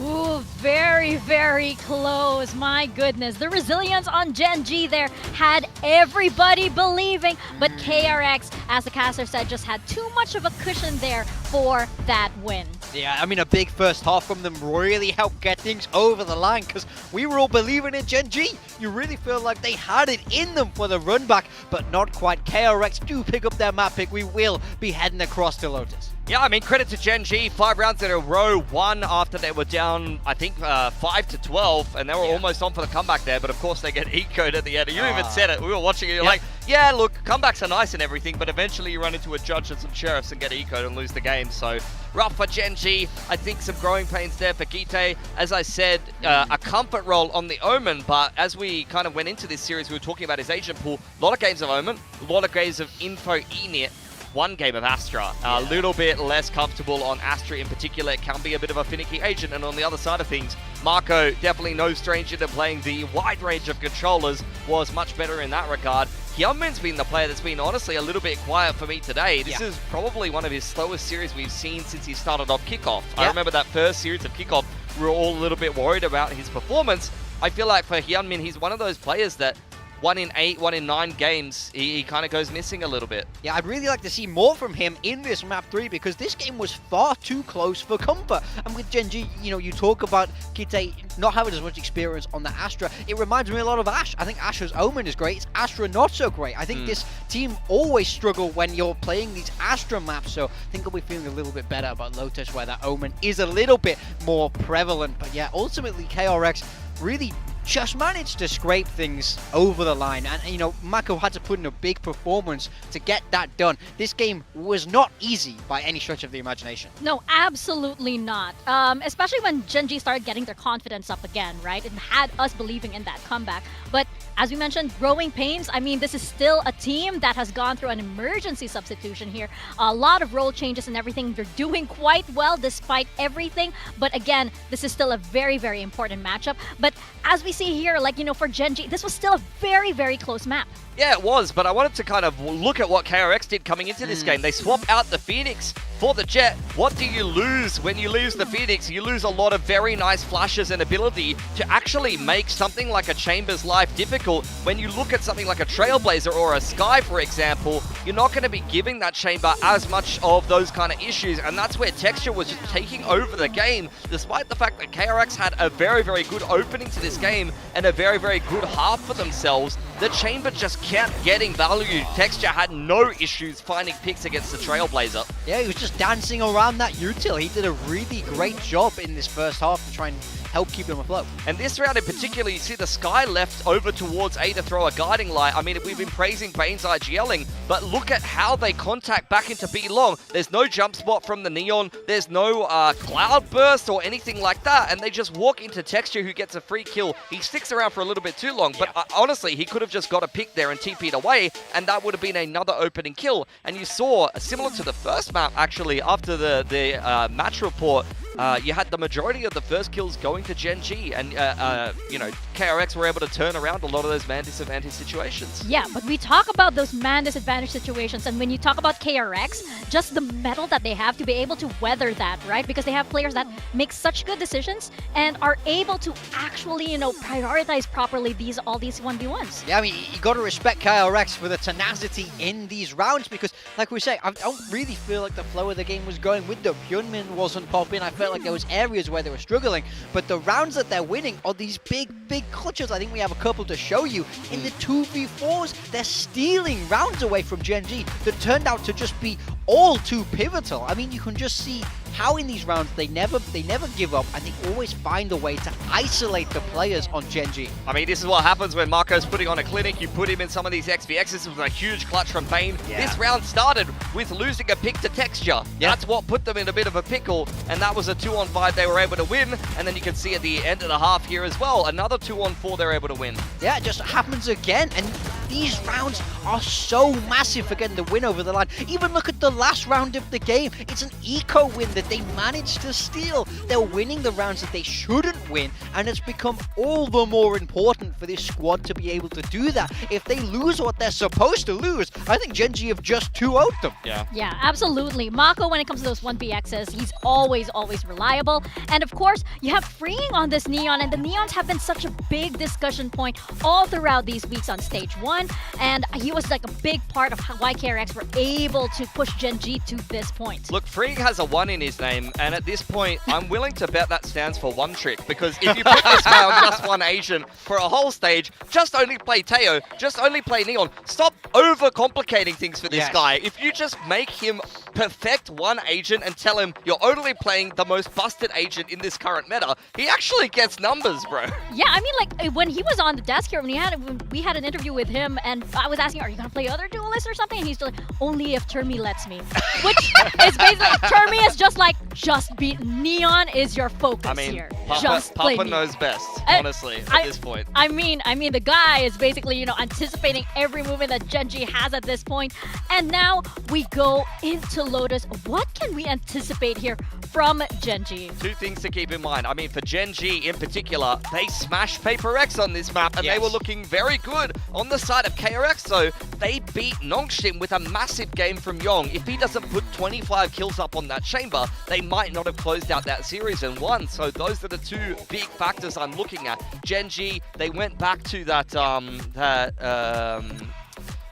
Raze comp, I believe it was, with Karon on the Senti. It's one of the only maps he's been playing the Senti on. Yeah, it's Vice there with the double duelist, and over on the side of KRX, you did have the chamber comp double duelist. So that's the big stylistic difference. The comp is the exact same. The only difference is Yong trying to get some big fragging impact on that chamber versus Karon with a little bit more consistency on the Vice. Yeah, I think if KRX want to get this across the line, I want to see Yong step up. Even in that map too, he was getting cooked by texture. The head-to-head in that map must have been crazy, because I felt like he was consistently getting the better of him. So we know he can do it on this map. I need to see him pop off again. Well, yeah, Young underperforming, but Hyunmin also very quiet series, and now he's going back onto the Raze, which his first game of kickoff, he was phenomenal on when he debuted into Tier 1. So this is one of his more comfortable agents on a very comfortable map for him. You need to see both Young and Hyunmin fragging up on the chamber and the Raze here, because Gen.G is looking hot today, man. I honestly thought, I agree with what you said. I thought they could have won that series on Pearl if they hadn't just let some of those rounds in the first half slip. No, yeah, for sure. I mean, we were discussing it. That it was a man disadvantage on the side of DRX. Those rounds were stolen. And, you know, speaking about Hyunmin here, he's usually not a player that you doubt in any series at all. It's why we have him on our build diff, and we happen to put him in flex. So, but well, not me, but people who don't know what they're doing, they do that. Clearly. It's looking that way. But going into Lotus now, it's map number 3, and the stakes are very, very high, especially for Gen.G here. Yeah, I just want to take a look at these comps. DRX coming in with exactly what we would expect from them. We spoke a little bit about it, but Yong on the chamber. We need to see big things from this map if they want to win it today. Yeah, it's going to be a very fluid, flood-heavy game. Caron back on the Vice, a little bit less kind of fragging power, but he still put up good numbers against PaperX over there. I've got my eyes on Kite yet again. He was great on Omen. He looked very comfortable over on Haven. Astra not so much, but back onto the Omen here. He's almost like a mini Mako. I've seen it. He's a big boy down on the stage, honestly. If he puts up a big performance, I'm calling him the new Mako. I'd like to see it. I mean, I think I like his Omen a lot more than his Astra, so love that he's able to play comfort there, and we want to see Gen.G bounce back. Let's see that map 1 form from them. Absolutely, and we know this team can do it. It's looking like comfort is the name of the game for Gen.G, but can KRX make it even more uncomfortable for them? Let's send it down to our casters, Paper Thin and Achilles. Thank you very much. Let's find out who really is the smarter one. Will it be Pilski? Will it be the rest of us? Time will tell. But we get into this Lotus, a final map to decide which one of these teams is going to be walking away with the win. For DRX position in the playoffs on the line for Gen.G. Playoffs itself potentially at stake here. Or, as Global Esports hangs in the balance. Hear me out. Am I the real big brain? Because I didn't even put Hyunmin on my team today. Could be. Probably not, but see what you this know. race comes down to. Yeah, I know. I'm a bit worried that he's just going to go crazy now on Lotus. And I'm like, oh, man. My build diff. Well, yeah, very stylistically similar in some ways, but that Vice a big deal, I think, when we swap sides for Gen.G. Have to wait and see, though. Stacked push. Confirmed presence. Here we go. Oh, Prowler not really checking into the corner, but Hyunmin eventually able to find a kill as Ash dies to Karon's Thorns. And Hyunmin will plant his feet, and he will kill Kite as well through the smoke. Out of. So far, it's looking bad for you. Yeah. Also, the Vice a difference maker in ways you don't expect. Yep. Well, May you live in interesting times. Type beat there. That's the curse. I think way more damage suffered early than he would have anticipated. Young, unable to find the one tap is spot out. He hasn't been looking for a third kill here in the round, but Karon's going to be tucking back across through B main. Try to drift in and join alongside Lakia. With the tap at the door, KRX perfectly aware of player positions here.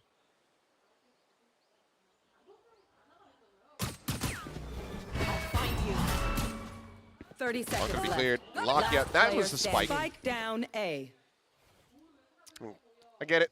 Feels like they need to find a kill, need to find an opening to have any chance at a 2v5, but unfortunately, it's now made this an impossible task as Young, okay, very snappy to find that kill. It's going to be a flawless for KRX to gain the pistol to start off Lotus as they take the lead both on this map as well and pistols overall. Yeah, 3 pistols in a row now.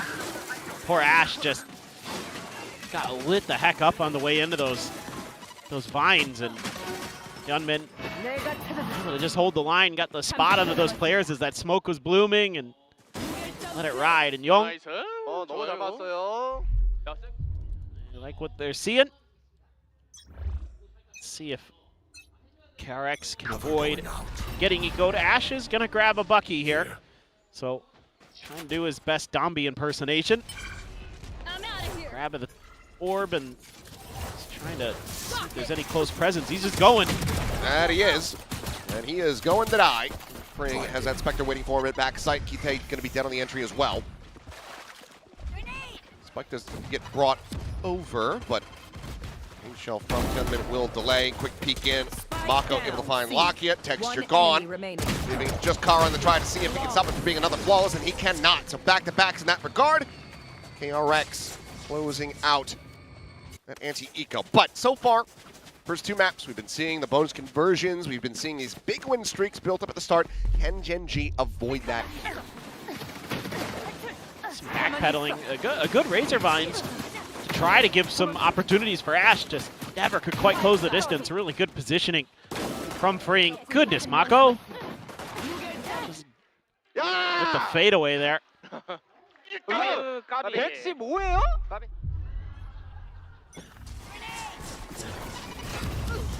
110, what's that? Oh, okay. Well, 1 for 1, but Hyunmin looking for more. Paint shell as well. Layered through. Ash tucked into that corner, has to just backpedal away, gets himself up to the root safely, but still eats an immense amount of damage. Down to 29. Meanwhile, Young free to scale forward. The Vice Wall is set up for a push out of B, not from C. But with this kill, they can go ahead and put a little bit more space between them and this potential flanking chamber that they're not quite aware of. Yeah, this is more of what I wanted to see. Oh, but it just doesn't quite get the angle. Meanwhile, Mako trying to just transition across the other side of the site. Gets caught. Spike planted. Young now has to do it all, or at least to try to find a little bit more damage in the round. He will be able to do so as Karan falls, and both players tagged up on the other side.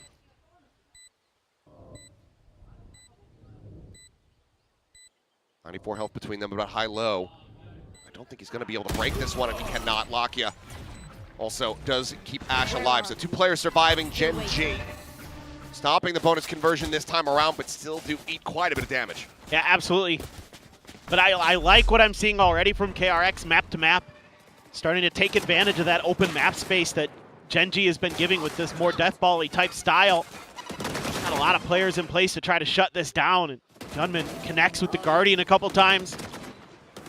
That's a huge kill right there, all Mako. Just trying to get a little cheeky with the TPs, and Ash reads him like a book. Here we go. Big round already. Obviously, with the operator invested into as well. Here they go.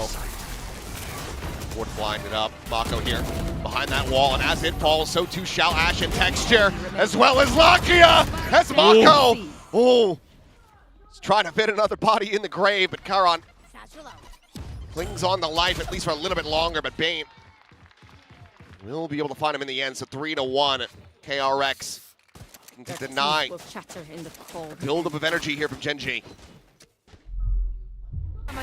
Feels like we're on a record on repeat. Mako Bane, Mako Bane.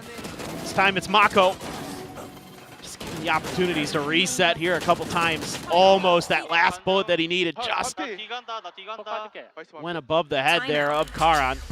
A quick timeout this time from Solo, and HSK is, they feel like they need to get ahead of this already. I mean, you know, so many teams know how important this attacker side can be on Lotus.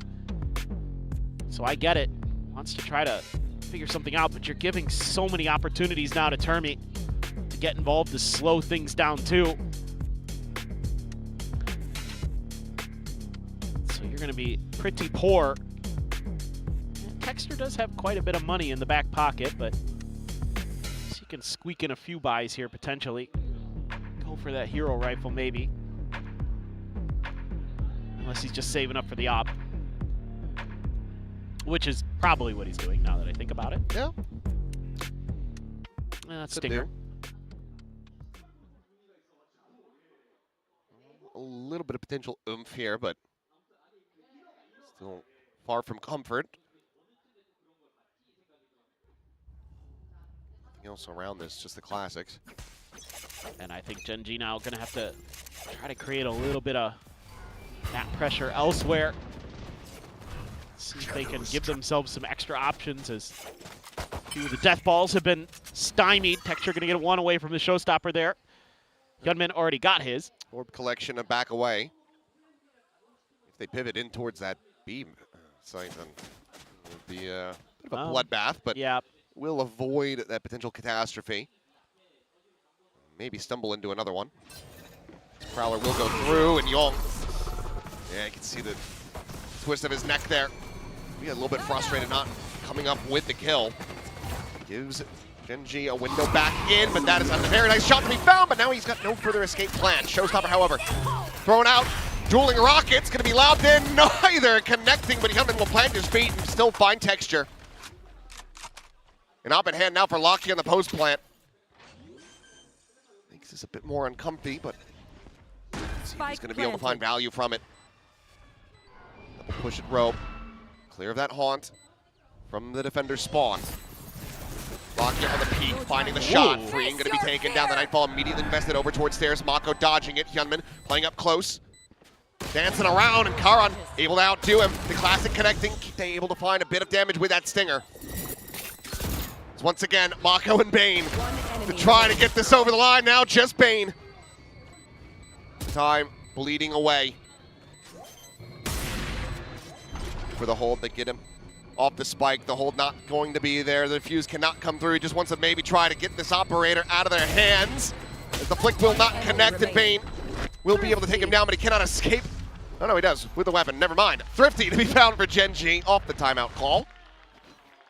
As he'll be one away from tying it up. Yeah, it just comes down to a few narrow margins here, and you know, into the bouncy castle. Gohar raises, and neither can find their showstoppers. That is a flick and a half from Lakia. Hyunmin knows there's a player there, just can't win it out. Karan just too good.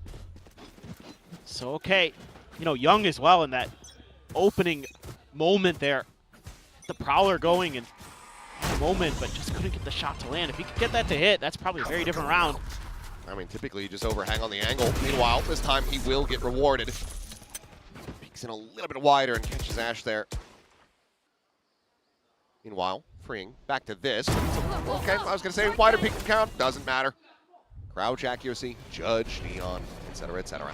And you're hearing some of this backpedaling. Will be able to find the kill on the Young, but Hyunmin's just lightning fast on that trade back. There. So now it's just Lakia and Kite Try to see, get anything going here. Varrel's going to be spotted out, gets the dink into the spray down. Bane now gone, but Hyunmin just counter-rotating around, puts a spike on the floor once again. Down A. Kite on the peak in front of the first, but cannot find anything further. Decent damage, still some fight yet here from Gen.G, but KRX will continue to deny them any back-to-back round wins. Yeah, I mean, Gen.G wants to see if they can double down a little bit on this A pressure, but this time around, KRX adds Hyunmin as a little bit of a safety valve for Young, knowing that Gen.G was maybe going to try to punish that chamber again. It works out really nicely. That judge that had been hiding in that corner in a previous round springs into life.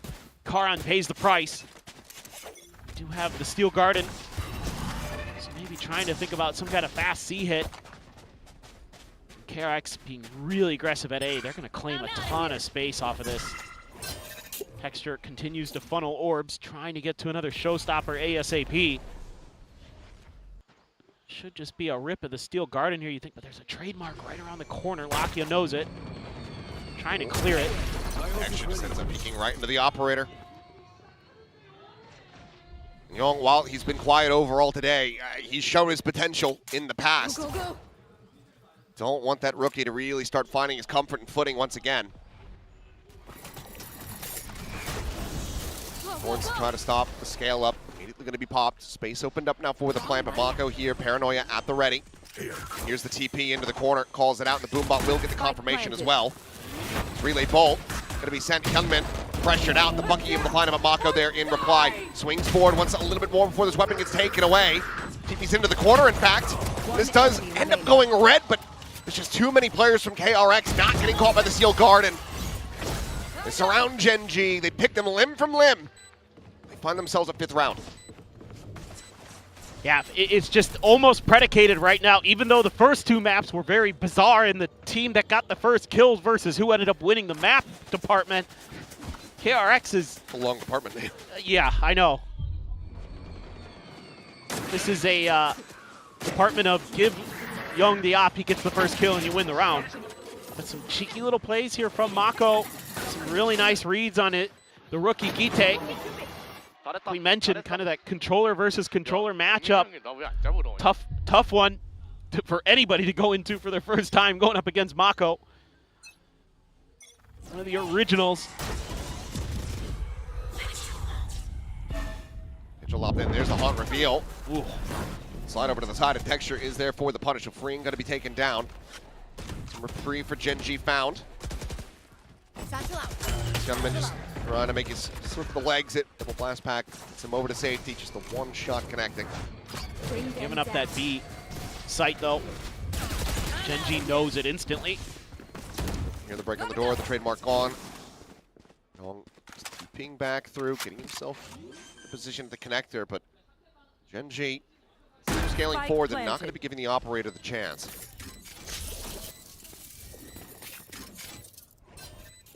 Just the paranoia to work with for KRX on this retake. Until the haunt comes up. Little Swords on the corner now going to be popped. He's got himself onto a line though, and Lockett is swinging out into it. Counter spam through the smoke. Hyunmin finds the kill. That gives him another showstopper. The peek, the kill. Ash can't get away from that fast enough, and now comes out to Karan, who just cannot hold his own. And now Kite spotted the shoulder, seen the shot, connecting. Young has him outdone. And KRX maybe a bit blessed, maybe a bit lucky, but still, they come away with another round win. Sure, why not? Unreal.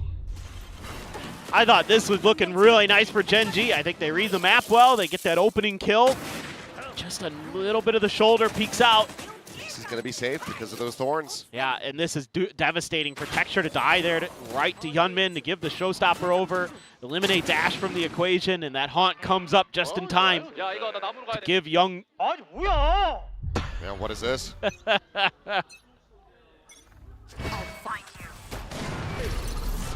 Rare that you hear that kind of outburst from Solo. And while, yes, the team is playing with an emergency sub who they've only had a couple days with which to practice, still want so much more. You know what's on the line. And after that Haven, had to give you so much confidence in this squad. I'm out of here. Ash, 6 HP. After the Haven, after the last outing on Lotus. Yeah. Meanwhile, here comes the push into Fring. Goes spotted, okay.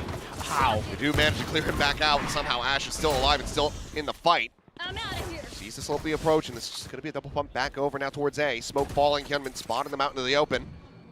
Zador gets tapped, and Yong, again, situated in an all-in position, and he will be overwhelmed, but Hyunmin on the peak, cleans up two, looks for the third, has it, and Bane has the finisher. 7-2, KRX. Nice grip on this half. Yeah, I really like the round-around adjustments here for KRX in terms of knowing that if they're going to give up that space over towards B to play contain.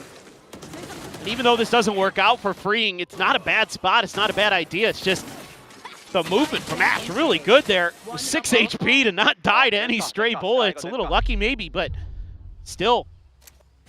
But it's all about KRX just kind of playing contain. Keeping Gen.G pinned around that AB pivot.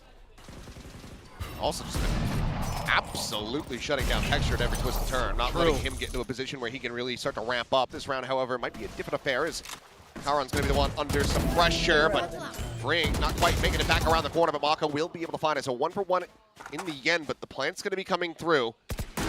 Gen.G, showstopper, Nightfall, available for them to try and deny this retake. Seems like maybe Yong noted.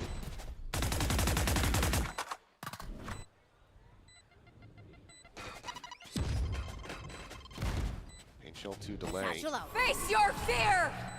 Satchel as well, just chucked in, the haunt cleared. Nightfall sent, but Bane getting the shot. Kite dead, Ash now gone. The numbers dwindling here for Gen.G. He's going to be lobbed in, he goes in a little bit too deep. The rocket, however, will connect, and Lakia able to find two as Mako and Hyunmin both will fall. Yong going to be pushed forward, plants his feet, finds the headshot, but the time is just not going to be there. Lakia will get himself a 3K and get Gen.G a third round win. And that would have been devastating if Gen.G doesn't get it there, because they invested a lot in terms of ultimates into that round, and it for a second looked like they might not. Weird movement there from freeing and just a delayed response from the other two players. Not sure what's going on, but maybe just kind of clipped the wall accidentally. Thank God you had a showstopper there, and Lakia actually some pretty nasty shots. Continues to deliver just individually here. Meanwhile, seems like Gen.G have found the side of the map that they most prefer. At least for Horde collection, because they are one away from that sealed garden. That being said, Lakia, he's decided to go ahead and grab it for himself. Get him halfway up to a Nightfall that might not be seen, given that there's only 2 more rounds of play, this one included. Just trying to bank up something for the next round, but they got to win this round because their economy is absolutely in the dumps. Now you're not going to have that. You're not going to have a loss bonus behind it, so this is a pivotal round in this map. See the warning pings. Prowler, check over towards Rubble. The peek coming through, and Yong to find the shot. Ash dead. Sees the Tracers! Sticks around for a little while longer and does get rewarded. Lakia dead, and that is so much of your scaling power. Maybe all of it here if Texture peeks into the operator once again. But no, lightning from Texture. That is ungodly. Come away with the kill to try to get them a leg back into 30 this, seconds but left. you are still outnumbered. Being said, it's only Mako nearby enough, and Texture sticks around to find Bane as well. But Karan, oh dear. Time starting to dwindle.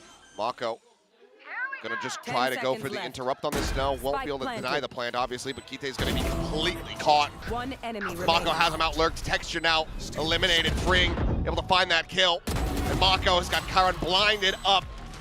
No clue what's going on around him. That's brutal. Wait for Hyunmin to rotate in, get the defuse. And they can recover the operator as well. I mean, this is just KRX getting everything they could possibly want in the round. And again, look at the economy for Gen.G. I mean, you will have the overdrive. You will have enough money for Texture to buy. But it's massive stuff from Yong on the chamber. This one right there, just the patience. Texture, that is ridiculous. I thought Texture was going to win him the round single-handedly, but then Mako finds the perfect moment to slip the net. As he is wont to do. Here you go. Shells to open up this space. Upshot will go through. Young again, reposition. Showstopper. Third one, I believe, in the half. Going to be sent out, but it's going to be Young with that up. Away with the kill. Bane going to be on the exchange, but Ash now dead. The overdrive shut down. Just a steel guard to work with in this final round of the half is Gen.G. Desperately want to try to make this another 8-4 scoreline. Ring, however, has the spot out. Coward has to back away. Architecture of the site nearly makes him relay bolt himself. But now they're pushing back, potentially into the up. No. There. Seems like Texture's just going to be calling him to see, but Mako's here. Freeing as well. Ready to greet them at the door. Got one. I'm out of here. Hello. They're just damned if they do, damned if they don't. Shadows traveling. I'm going to check. Into pivot. The corner, I believe, but yeah, they're going to have to just go for the pivot, and it's right into the Hyunmin. The Prowler check the corner. Yes, it does. 30 seconds. Steel Garden now to be invested. Trademark still there to try to slow him up, and Hyunmin, of course, he's got a shorty behind this. He's going to be good for the kill. Spring will find the final one. It's going to be 9-3 at the half. KRX shrugging off the attempted run back from that previous map. They are looking so very strong here on Lotus. Yeah, I mean, the duo of Young and Hyunmin able to take so much control of A, forcing so many bad options for Gen.G. Every time they went C, it was just really good protocols and positioning from the players over there, whether it was Freeing or Mako or whoever. Bane still continues to have a really strong game in a lot of different departments. Some of the IGLing may be a little shaky early for him, but his fragging has been really consistent. Young had some really nice shots with the op once he got heated up. Started to shut that map down, but yeah, Hyunmin as well. Having a phenomenal bounce back.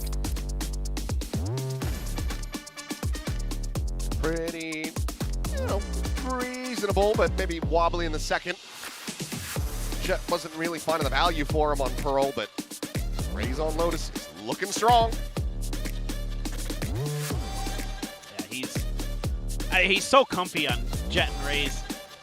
Kind of feels like you just stick him on those and he's gonna work miracles for you. That's why I was a little bit confused about the Haven switch up, but all's well that ends well potentially here for KRX. Pistol must win, obviously, for Gen.G. They're going to have that Vice to lean on a little bit here on this defender side to maybe force KRX to have to do some map explorations, try to keep things honest. C-Mound hit, being set up for it at the very least. Oh my God. That was clears the haunt, looks away. Hyunmin just refills that space. That is such a quick kill, but Texture able to find Young. It keeps him in with a shout for this pistol they so desperately need. That was smooth from Hyunmin.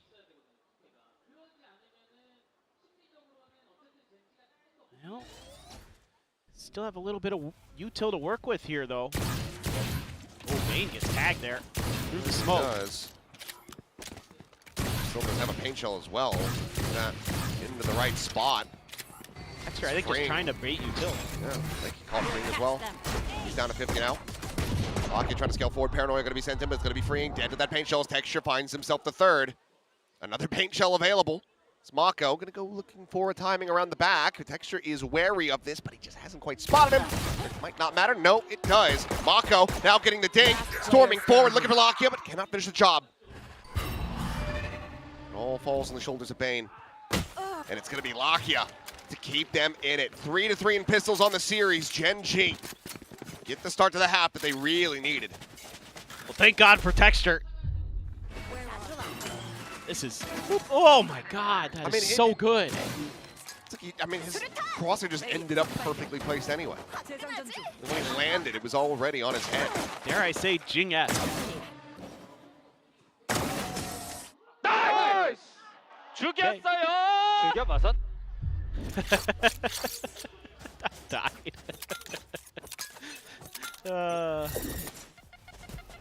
Next, you can have a bit more of those heroics. Guardian by. One for a look of Gen.G of old. Collecting the orb and freeing, well, collecting some buckshot in the face.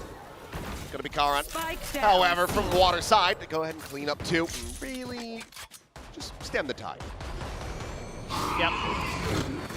One enemy And remaining. the Prowler goes into Young. He's down. So is Hyunmin. Nice flawless though, Gen.G. Yep, just an armor rebuy for Kite. That's very good. You get a bonus conversion here. You are off to the races for Gen.G. You can see the niceness of having a Vice there. Can use so much of that util to stall and set up for that long-range Guardian. Protect the Judge. Don't fork it over to KRX. You can feel the life, the energy coming back to Gen.G. They know they're still in this. Where was that smoke going? I don't know. It was intentional. Still able to find the kill right as he snaps away with a rendezvous. Just around the corner. He's deadly with that Guardian the previous round. There's a glimpse on the Hyunmin as well. Cannot find the elimination. Just puts him to 81.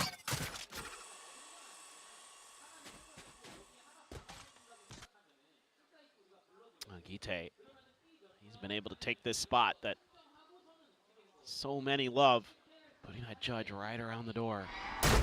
Sees though, backs him off. It's completely red. So yep, there's the Prowler, and there's the sound confirmation of the Judge. KRX say, maybe we don't. I was gonna say maybe you could throw the Neon out wide, try to swing past, but it's risky. This is also risky. Got the Thorns at the ready. Walk forward into the side, Hyunmin. Able to get past those. Meanwhile, Mako is waiting patiently, is able to find Kite. Now Hyunmin pushing forward. They don't read this once again! It's Hyunmin! Comes away with 2. And it would be an ace clutch from Karan to try to get this bonus converted. KRX, very well slated to move up the double digits now. He's reading the map really, really well, is Hyunmin.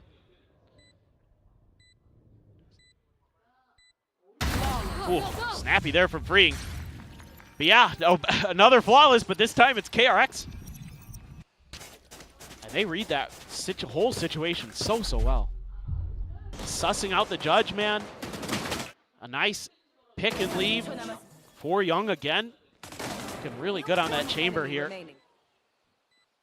See why they're just kind of leaning into that on all these maps. Just, you know, if that's what the kid's confident with, that's what he's going to frag on. Just keep sending it. Both the raises one away from showstoppers. Hyunmin, rapid entry once again, just planting his feet, finding a kill. This time Lockett will be able to trade it back, but the trade up is there. Train just rushing in behind, and now some frantic movements here from Gen.G, trying to get everyone shifted over. There. 3v4 does feel doable for them. Spike planted. Oh, but Young. Bring them down. A dragon right behind. In and around the back. Paranoia not going to be connecting, freeing here at drop. Gets one, tucks back. On the repeat, going to be looking for Karan. Go, go, go! One enemy remaining. Just off to just go ahead and slide away. Young ends up striking the flank coming through. And Kite with no other option but to try to run away, hold on to this weapon. KRX, they're looking to bring this to a breezy conclusion as they move up to 11-5. Just 2 more to go. Kite cannot win against Mako. And yeah, this is devastating. You're gonna have a showstopper. But the beginning of this round from KRX is just a read on the orb that they're gonna want to try to funnel to texture here in the beginning of the round. and they're throwing everything in the kitchen sink at it. Texas trying to get the hell out of there, and Yunman, the blast packing, stellar here on Lotus. And finally that lurk comes to fruition. Nice.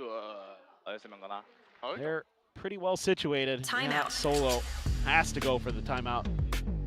A last-ditch effort. Try to stop KRX from getting themselves up to that match point. Economy, I mean, it's just never been stable for them in this map. No. Not much has been stable here. That's a neat Phoenix drawing there, though. I like that. Well, I don't know what you're trying to figure out now. Some of these A main takes have been really good. The A main control in general has been KRX favored, kind of forcing Gen.G to make bad decisions on the other sides of the map, having to give up that A space. This time around, let's see how they want to situate themselves to KRX. Let's see, adding an extra layer, an extra player for Gen.G. Got the fade and the raise. You're looking for some kind of seasonade combo here. Outlaw in hand for Young. Oh, just looking at the disrespect at Paint Shell, but needs a bit of damage, has to back away. Texture able to hold his ground. He's going to scale forward very aggressively. With the repeat, Showstopper now going to be sent in, but Bane absolutely sits him down. Free at the same time, now able to find Lucky as Kite is frantically trying to fish for something. Here comes the pressure. Peels off one kill, but the Paint Shell from beyond the grave. Some martyrdom from Hyunmin does clean him up, but okay. Ash with two, Karan with another. Suddenly it's just Mako. All reliable for KRX in the 1v2 clutch with weapons now getting recovered.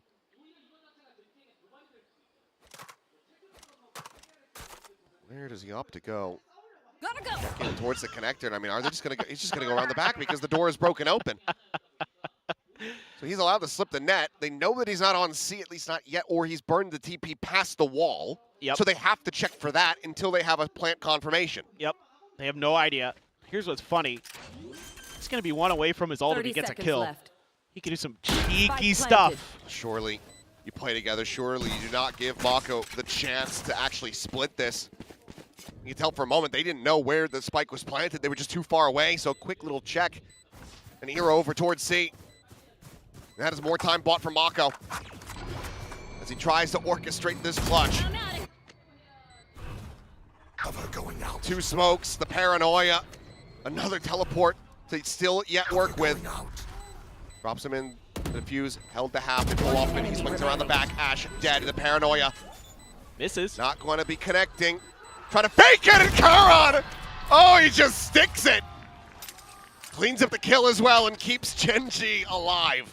Oh boy. Didn't look like that was going to be the case. Oh. Ridiculous stuff from Bane. I thought this was basically map over, but then Ash had other thoughts. It's a great relay bolt in there. Catches two. Karan. Headshots always seem to come when you need them. Nice. Okay. Yeah, Mako did his damnedest. Played a hell of a round. Gunman has his ult. Look at Ash. His nade not going to get the catch, but they still get the confirmation on that Outlaw. Kite on full glass cannon here. That he is, but Ash, okay, sliding forward. It's able to find one, but it's going to be trading the races. His texture also does get taken down. Mako, the one scaling forward outside of A. Here. Cleans up that kill. KRX only rotating over, but this is being matched by Gen.G, so things could start getting very scrappy.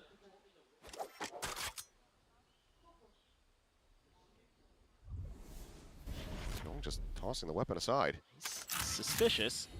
Gets himself a Guardian. If he went for the wallbang shots on that box, might just be able to find Ash. Staying statuesque. No response being given over here by Gen.G. Oh, but if they go for the peek, yep. Now they're going to be swinging out. Mako going to be dead. Overdrive going to be popped. Bane hugging into the wall, but eventually flushed out and taken down. Spike now.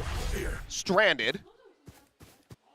And they know that they've given up the space. They know that Yong had lurked forward through that tree, so 30 seconds Gen.G left. himself in a decent position to try to keep this going. Standing. That shot from Lockyer should seal the deal on the round.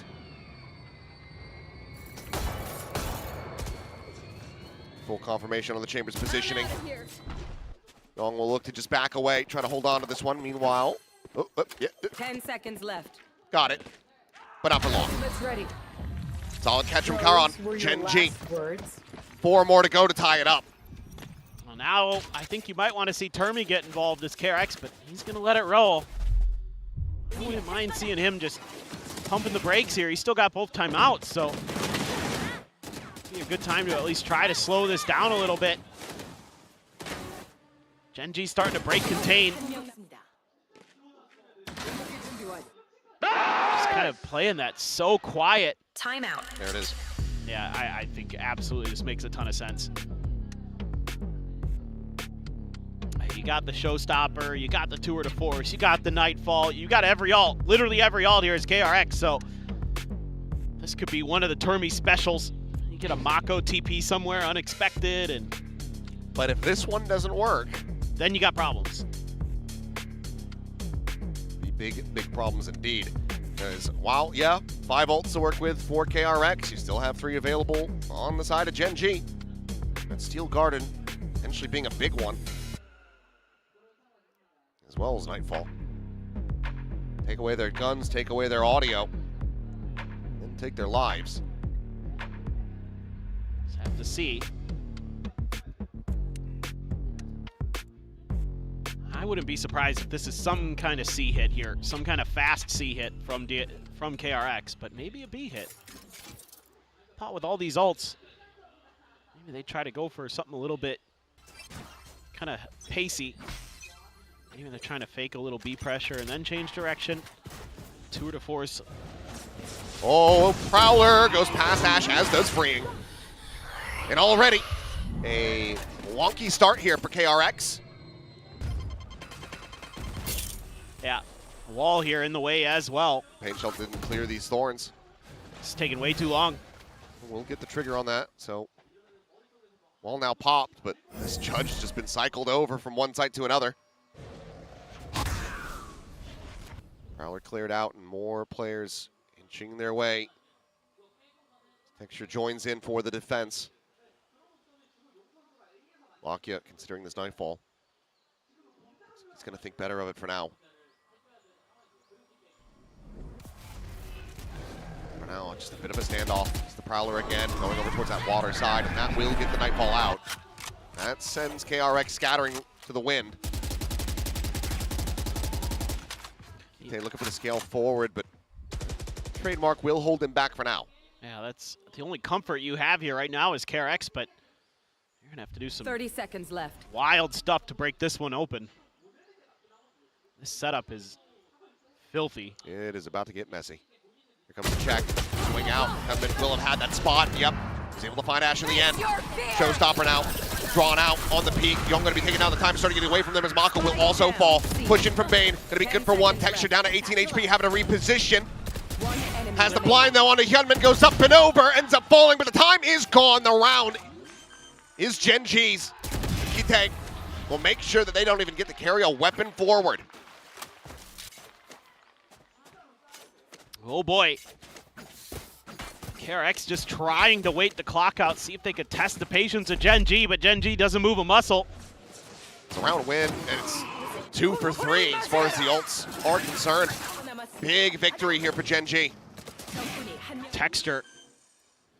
So calm there. Nice! One of his biggest strengths, believe it or not. Yes, post-round you see him reacting, but during the rounds, a lot of times when he's in the flow state, he's kind of just going for it. He's alive, he's locked in. That's true. Now, looking for some of that pace. Alton will get a reveal onto one. Lockyer pushed away by the paint shells, but it's just going to be a pivot and a crunch into the Beast site until some of that util starts to fly. Pop of the wall. Bane will avoid taking damage, gets himself in very quickly for the plant. 5v5. Steel Garden going to be committed to this, but it's not going to be taking away too much. believe Hyunmin able to dodge that as well, so should still have the judge in hand. Overdrive as well, layered in from freeing. Lakia seeing where the zap is coming from. Peeks out a little bit more, finds the kill, but Young! What a transfer from him! Hits 2 with a headhunter, but it will still fall. And Mako, good for 1, gets Hyunmin now into a 1v2 at range, zoned away by a paint shell with just a judge in hand. So Texture will find the third, the defuse will come in, and Gen.G will be 2 rounds away from tying this up. Push a button, save the day. Easy. I'll find you. So back and forth in some of these moments. Gen.G just in cruise control right now. I don't know, freeing there, if he got missed by the paranoia and thought he could swing. Goodness, Young. And Texture, though, able to take him down before he's doing any more damage. Good idea with there, the paint shells to... Now he's got a showstopper. He does. KRX might have missed their window. They're out of ults. They used them all in 2 rounds, and they didn't get a single one. It's a reveal onto Texture. You know that operator's there. They're just going to go piling into the B site once again. This time the weaponry a little bit better for them. Just slide in, Ash, able to find Bama. Mako! Gets with a carrot as well. Long distance from him as Hyunmin shuts down the showstopper. And what a reply this looks to be as Hyunmin gets himself a second. And it's the emergency call-up. The rookie of Kite to try to stay alive, to try to find anything that he can. And he's just going to find his counterpart rookie and Young waiting, dialed in on a line. Match point. And now match point established. Gen.G needing 3 in a row to take this to overtime. Oh my goodness, Mako. I was wondering there, Texture didn't see Hyunmin underneath him when he first checked with that showstopper, but Hyunmin did. So I wasn't sure if they saw each other, and yeah, that's a frustrating one. Just a missed opportunity there for Texture. Now you don't have that op, now you don't have that showstopper, and look who does have an op. Oh boy, that got scary. Yeah, it does get revealed. Big little backpedal. Texture's been good about finding these punishes on the Young, but if anyone goes for this jump peek, he should be dialed in for it. Same time, if he has to flick down, that could be his undoing. And here comes the approach. Prowler will lead the charge. Meanwhile, freeing going to be taken out, but Hyunmin finds the trade as Karn will fall. Prowler going out. Ash, nice little pincer out into the spawn. Clean up one, they get themselves a player advantage. Spike planted. Op will be grabbed by Lakia. Hit a nasty shot with it earlier. A big advantage. Yeah.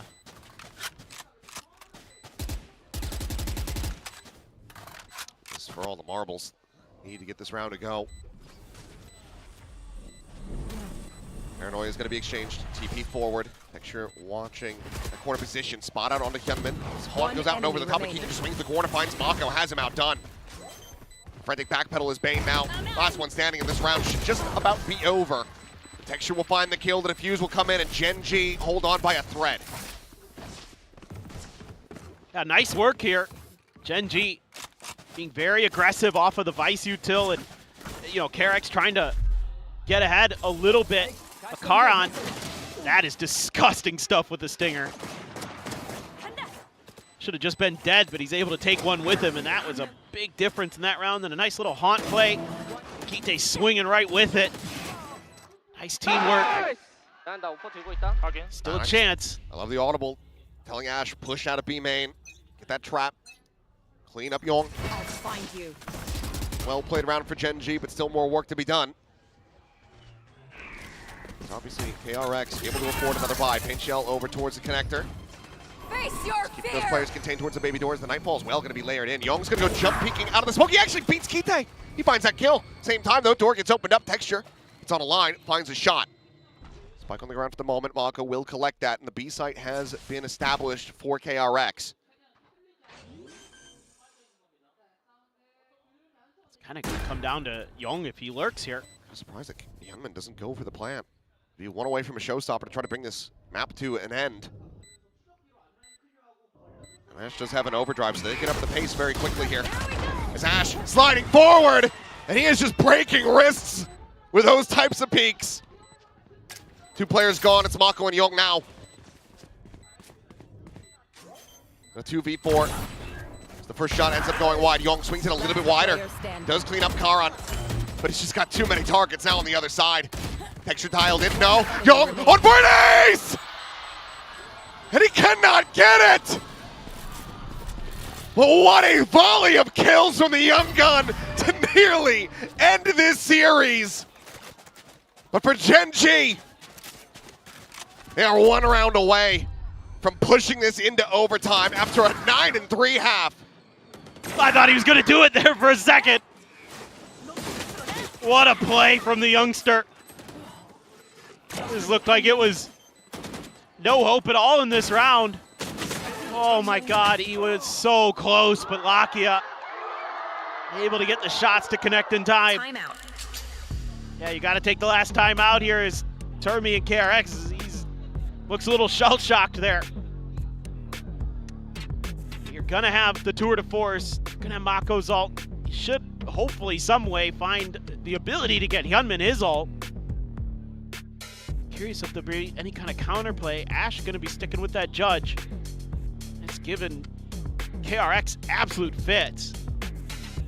So here we go. Did not think this was going to be this defender sided on Lotus, but sure. Like back to 2024. Right. It's double duelist meta. I thought this was attacker sided. Well, if PaperX is anything to, take a look at, all of their maps, I think aside from Lotus, the defender's side win rate is higher than their attacker side. It's true. Talking about that on the desk with something yesterday, and he was, we don't know why. We don't really know what's happening. You want to play? Not sure anyone does. Well, it is a militia-esque buy here for KRX to try to end this and stop it from going to overtime. Obviously, the Tour de Force, decent amount of oomph behind some of the weaker weaponry, the Bulldog and the Stinger. Well, Gen.G wisely taking control of C, denying, had there been a push out from KRX to try to get that orb, to get Hyunmin the showstopper. So instead, they're going to have to methodically make their way forward, and now that Boombot's there. You know that he may want to greed for that. So look at Ash, going to take the position at the door. Mako, just check will get the cancel. Thorns, however, waiting for them if they go for this push in the tree.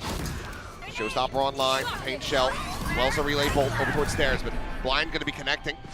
Gunman losing himself there for a little bit right as that Showstopper comes in, but the rocket will catch Karan from beyond the grave, so 1-for-1 exchange at the end of it all. Spike to be planted, and still 3 players needing to pivot, needing to make this rotate happen. Texture is still a world away, just now getting ready to exit the C site. They should know Lakia is stuck at drop. A real way to try to flush him out.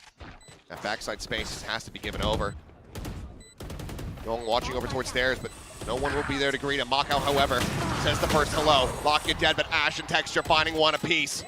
The push forward, the tap of the defuse, the spray coming out of the smoke, but Texture able to find it, the push forward, and Young having to jump away. The defuse is there. We're not done yet. Young will clean him up. But to no avail, it is 12-12. Overtime. This is just absolute madness.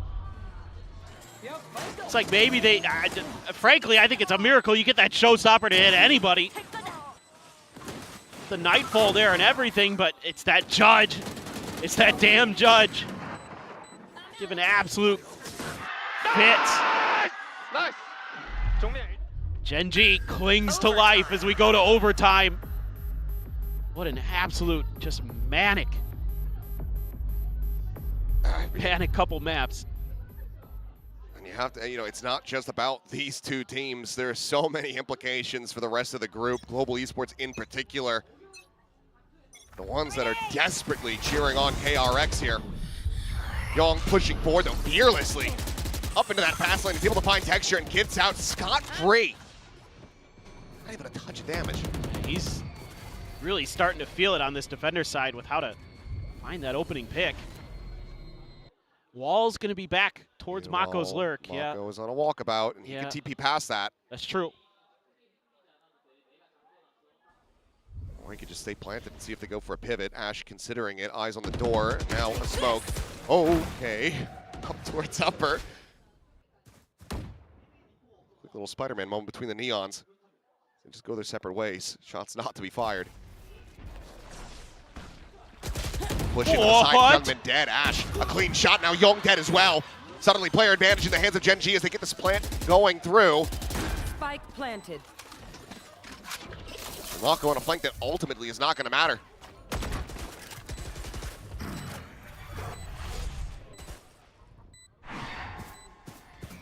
It's not in the sense of trying to catch somebody really off guard. Tap at the door of the Paranoia. I do believe not connecting on the lock here.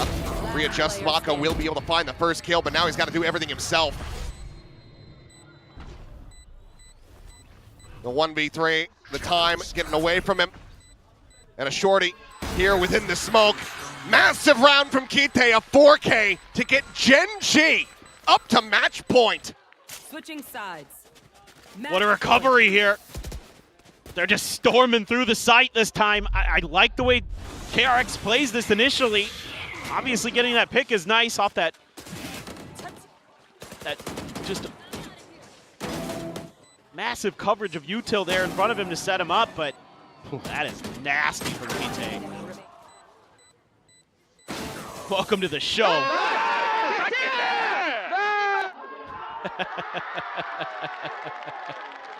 It's got texture standing up. That's going to be an immediate timeout from the Gen.G camp. Needing to find the adjustments for this defender side. This has been a rough one for them. Yeah, for sure. Trying to will some luck into Gen.G here. Are the fans, but we'll see. Because it's been so back and forth in terms of the halves. Is this going to be one of those strange situations where all of a sudden it is actually an attacker-sided map again, or? Not sure if Shy are just praying. Yeah, ¿Por qué no los dos? But it's this Vice util changing up over towards the A site. Trying to cut off that B pivot, but it's just going to be a trade of the pain shells. Gen.G ultimately establishing some control around Mound. Meanwhile, Mako on a silent walk all the way up towards this A orb. Feels Munchkin-esque here. It does, but Karan is watching for this. He's dead if he swings that corner. At least you would suspect. Needs to wait for the rest of the team to start enacting this push on a C, but Ash, I mean, he's been deadly accurate at times. Yeah, it's that smoke being cycled by Kite. Go, go, go. And they wait for it to go down, and then they're going to start making their move.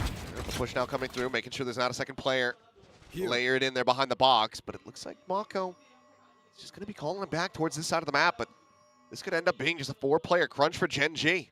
Yeah, the read here from Mako is, oh, they're giving me all this space, guys. This is totally free. He can hear the...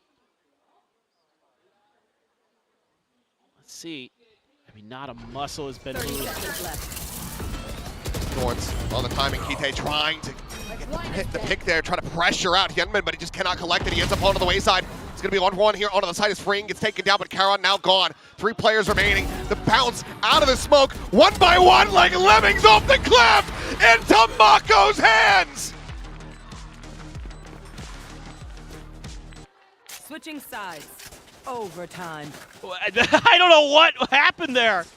It's just like the best laid plans went completely awry. Nice little blast pack, by the way, from Hyunmin after he got Paranoia to just throw Kite off. Oh, if they are the lemmings and Mako is the ravine. It's gravity. Nice! Taking him out. Nice. Is that timeout call? Unfortunately for Gen.G, not going to be leading to a conclusion of this series and map. We go again, 13-13. Kite is getting taken low, the push forward, freeing able to find one, but texture. Trying to get back. Mako still here at Rubble as Ash able to find Bane, but Gunman comes away with 2. Spike down A. Mako considering trying to get that smoke going, but Karan re-swings the front of Rubble, flushes him out, and now suddenly it is just Young. Arriving around the back, the wall is there. It will keep him covered, and Karan manages to get out towards safety just fast enough. No more thorns. Last player What? standing. But he finds one. Planted.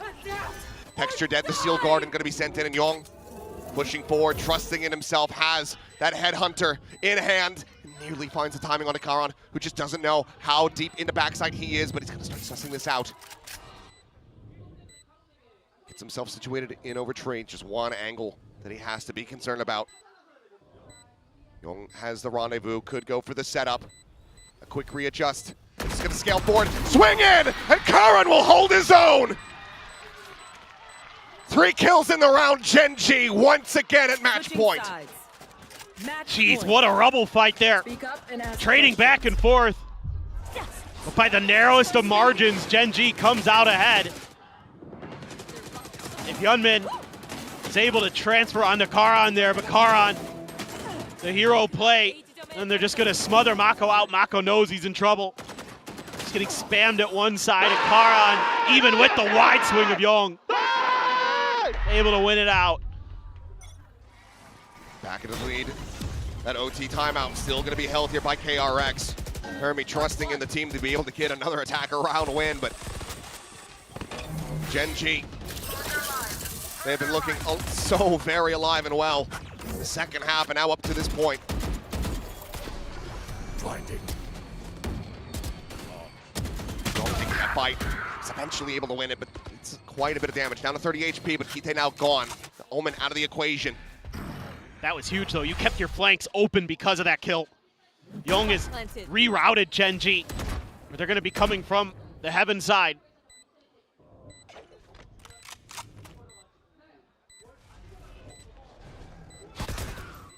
Texture needs to do Texture things. Relay bolt to one side. Zash drawing the attention. Karan able to find one. The peek in. Bane swapping over to the shorty. He's only able to confirm the 1 kill. And Lakia now suddenly in a 1v2. Peeking in, finding the timing, catching Fring on the reload. But he doesn't know where Mako is. He's trying to get a rise out of him. He's trying to get in the peek from Bane, but Mako. So managed to lock on, and Lakia knows that he's got a challenge in for this fight, but Mako staves him off. Ties it up, 14-14. Switching sides. It's another 1v1, but this time it's KRX and it's Mako. But this is the biggest kill in the round right there. That forces Gen.G to have to come from basically one angle. And even though they almost get it done, Lakia, I like the way he plays it. Just Mako a little bit better. My God. Here we go again. Back to Rubble once more. PK positioned up and over the top. Sees him behind him. Not going to be getting a grab. And so far, ultimately, it's just a tiny scrape of damage suffered by Kite. The only damage found. Yeah, just changing up a little bit of how they want to set up that execute. Get him up on the Rubble itself, so he's avoiding the majority of that opening salvo from KRX, and they are very suspicious of Bane's position, but come down to Yunmin Mako. Here. What's their plan? Are they just going to go for the wrap? No. Going to hold the line. Texture going forward on that entry. Gunman, minor readjust needed, but he's able to find a second as Mako takes down Kite as well. And Gen.G now scrambling. Spring trying to watch that exit from tree. The spot out on the Lakia. Young, ooh, quick little double peek, but they've seen them both. Spring for now, the one to rotate around, get himself in a position to try, pick them apart. Stop Gen.G from getting up to another match point. The peek in, shot to the shoulder. Karan still healthy. Relay bolt, nearly catching Lakia. Still, however, able to make it past the gap. Haunt going to be cleared out. The plant coming through, and Karan having to fight forward, having to try to peel back some of this pressure, but he is going to be taken low, taken down. Young cleans him up, and now it is all on Lakia. It would have to be an ace clutch. He's able to find the first, but nothing more. Young will collect the final 2 kills as KRX will get themselves up to match point for the first time in OT. Somebody finally wins on their defender side here in OT. Is that going to be KRX? Switching sides.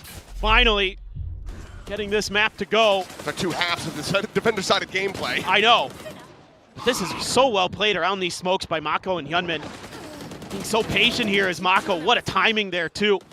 Right as that opponent's smoke is about to bloom, he gets the spot. 잘 막았다 진짜 얘들아. That's just expertly played. Yeah. Yep. It's anguish. Oh, I don't blame him. Immediate pressure forcing the retreat of Young. That's a lot of people being spotted on that side of the map. So KRX going to be feeling decently comfortable to try to push into C, but Card has other ideas. Going to be good for the one, however. Nash arrives on the scene, spotted out by the Boombot, by the Prowler. Just this smoke stopping him and Mako from being able to duel. She's already committed so much here. It's just not comfortable to try to go for the plant quite just yet. Wait for the smokes to dissipate. Swing in, Hyunmin trying to take that fight. Slide in from Ash. Gets the headshot, gets the spray down. Young going to be eliminated. Player advantage now for Gen.G, and again, that spike still not yet in play. And all 4 players of Gen.G are positioned forward onto the side itself. Push up though, Mako able to find one. Hyunmin gets another. Mako, however, going to be taken down as Kite fights back. They're so weak. Such little HP between the two. Just pain, and not for very long. Kite, another big round from the call-up. Ties it at 15-15. Overtime. It's just great pressure. Gen.G able to win the rubble fight, and they're pivoting over fast enough. Karan again.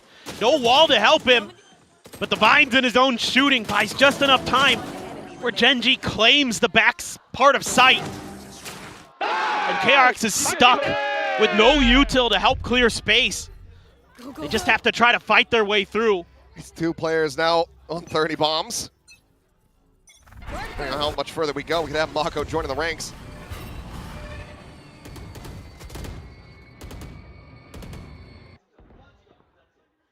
At least 2 more rounds to be played, freeing out on an island at the moment. Obviously can exit very quickly, but if he gets caught, the floodgates will be open on the C site. He sent a Boombot late. Prowler to check. He's immediately going to have to back away as the Arc Rush gets placed as well. Swings around the corner. Ends up getting away scot-free. They're pushing and pulling the map. They do have the trademark right around the corner of B. That's where KRX is going to give up the space for free. Prowler doesn't find anything. There's no one here to play off of it, so it's just slightly faster rotations. Top of the door, Karan behind the box as he go unscouted for now, is tucked inside of the smoke. It's gonna be Young dead first. Pain able to find one, but Lakia gets himself a second. Push forward, Hyunmin looking for the fight. Texture gonna be caught from behind. As now it is just on Karan. 1v2, but he's got the angle. Onus on KRX to make their way back across towards that spike. Looks like they don't have the read. They don't know where he's at, but now they do. Kill going to be cleaned up, and Card has another opportunity. Cover going out. The smoke going through, and Mako's got to start sticking this thing right here, right now. Swings out, and will be able to clean up the shot. Plenty of time remaining at the end of it. KRX once again in the lead. It's just unbelievable. Switching sides. How deep does this rabbit hole go? I have no idea. Scooby-Doo style, we got to pull the mask off these teams because one of them's hard kill. I'm convinced. They're here in disguise. It's a lot. It's just insane the amount of 1v1s that we've had in this overtime too. Come down to just big moments. Oh my God, Mako. Look at the wry smile there. Karan, he had been good for one earlier. Well, there it is. All right, Termi. What do you got for us? We've been back into defender mode. Need this attacker's side to go to end this. It only took 7 rounds of overtime for him to call a timeout. That's just the way he came into today. His mindset was give him a little bit of breathing room before I start wheeling out the timeouts. Let's see.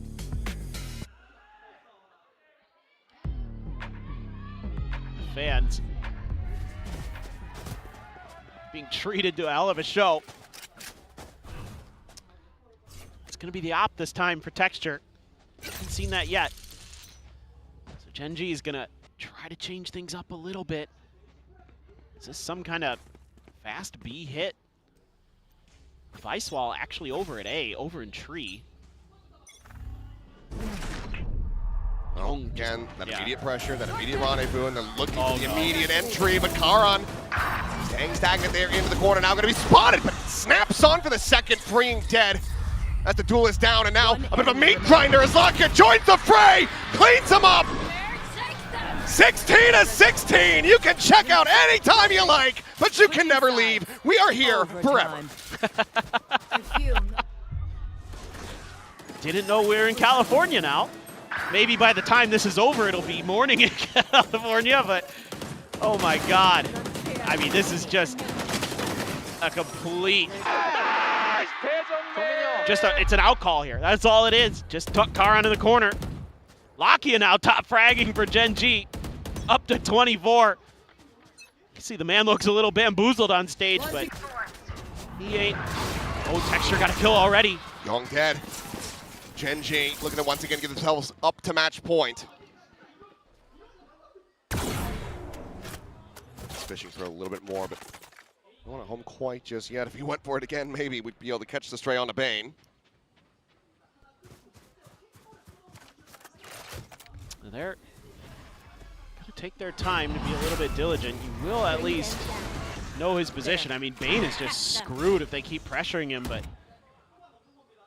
enough util there to at least make Gen.G second guess that attempt. Look at Mako. That's... Well, they're basically all in Gambit. That first contact is the Neon. He's not going to be able to back away too much, but does have some reinforcements. Peeks in. Is immediate with it. Finds the kill. Fring with covering fire. Able to take down Texture, but he's only able to peel back one. Hyunmin comes up with two. Mako dead, and once again it is Karan. 35 seconds remaining. Taps the door. Looks for the rotate in. 30 seconds left. Trademark not going to be doing anything here for him. Thorns down. Thorns immediately gets cleared. He knows that there's a player close, but now doesn't know that there's potentially one rewrapping to upper. With 15 seconds left, we'll stick in for the plant. Planted. On the back pedal, the spot out. They know exactly where he is. Clears the satchel, and it's a bit of a high-low situation here. Hyunmin taking point, but the defuse not yet being held, now being stuck. They get it up to half. The peak coming in, a shoulder going to be spotted, but Bane denying the heroics. KRX once again in the driver's seat. Just getting those extra reinforcements over to Mako in time. Throws a great paranoia here. Can't get the kill onto the Neon. Nice opener for Texture. Look at Mako. Look at the way he plays this. Dodges the flash. Actually, it might have been the paranoia from Gite there that hits freeing. Or not, excuse me. It hits Ash. Patience. 더블픽 됐어, 현민아. 방금 더블픽 지렸는데 타이밍. Very nicely handled. Here we go again. An opportunity. Well, Gen.G, you got another one in you? This time, check onto the corner as Kite, the one tucked in, sees. Getting the grab, another Prowler. Pain Shell going to be sent, but he is able to TP out. Meanwhile, Ash crunching forward from that C side, hits the door, and Hyunmin gets caught. Big kill that we found. Young now trying to push forward. Maybe a final lock here, but no, just around the corner. Texture patiently waiting on the A side itself, as it seems like Gen.G do in fact have a bit more for us. Just a 3v5 with basically no damage dealt. Oh, got the spot on the freeing there. It's these extra layers that Gen.G added to that B defense. Now you got a high-low setup that you're going to have to somehow break. While pushing through a smoke. Yep. That or just go for the blind TP across. That's a bit of a leap of faith here from Mako potentially. Ooh, fakes it, but doesn't check over to that side, so nothing going to be spotted. Obviously, smoke obfuscating regardless. Wall tripped. So wall goes off on B. 30 seconds left. The slow creep around onto the site. Spike in hand for Bane. If he peeks forward, he could be dead. Ash spotting out one, but they don't read it. They don't know. But there's that second layer. Mako, however, going to be caught as Lakia arrives at Waterfall. The reveal coming through, but the kill not going to be found. The barrel forward, but Lakia holds his own. As Bane now in a 1v4, this would be monstrous. But given the names, the opposition on the other side, it feels impossible, and it is. Texture will claim him 17-17. We just keep going, but again, Gen.G on the fly, adding layers to this B defense. You know, they have Gite in the corner who, in theory, could TP out of there if he gets revealed. Instead, he just sticks around and he just baits so much util, and it's all a trap to open up that door for Ash, who has mountain control. Beautifully thought out by Gen.G. Okay. Nice! Go again. Full reset. No timeouts available. It's time Young with the op. Can he get it to go? The pressure that they've been able to apply towards this chamber round over round has been looking very good. If they fast hit C here, there isn't much that, well, they're getting there. Actually, it just took a little too long to kind of ferment. Just trying to make some noise. Gen.G looking for some kind of reaction, but man, you got a lot here for KRX if it's committed to. That paranoia, relay bolt. Fast lane, but now starting to commit to the entry, but Frame will have caught a glimpse there. It's kind of going to be stranded inside of the site, but I don't think they mind that too much because they're looking for the pivot. And immediately the rotations start coming through. Mako going to be the one hanging back to try to maybe intercept, but it's just going to be a repump back over towards C. KRX starting to get a sense of this. Thorn's going to be lobbed in, backside. Mako locked off here for the moment, freeing in the spot on the Kite. Pulls away from the angle. Taunt ends up getting cleared. Late placement of the wall as well. Taran locking out that frontside position. The freeing is able to find one. Kite taken down off the box. Player advantage, but the time has been just taken away here. Gen.G still holding the upper hand for now, but that could change in the blink of an eye. Scale forward going to be coming through. A little bit of damage going to be suffered. Lakia taking point. Gotta go.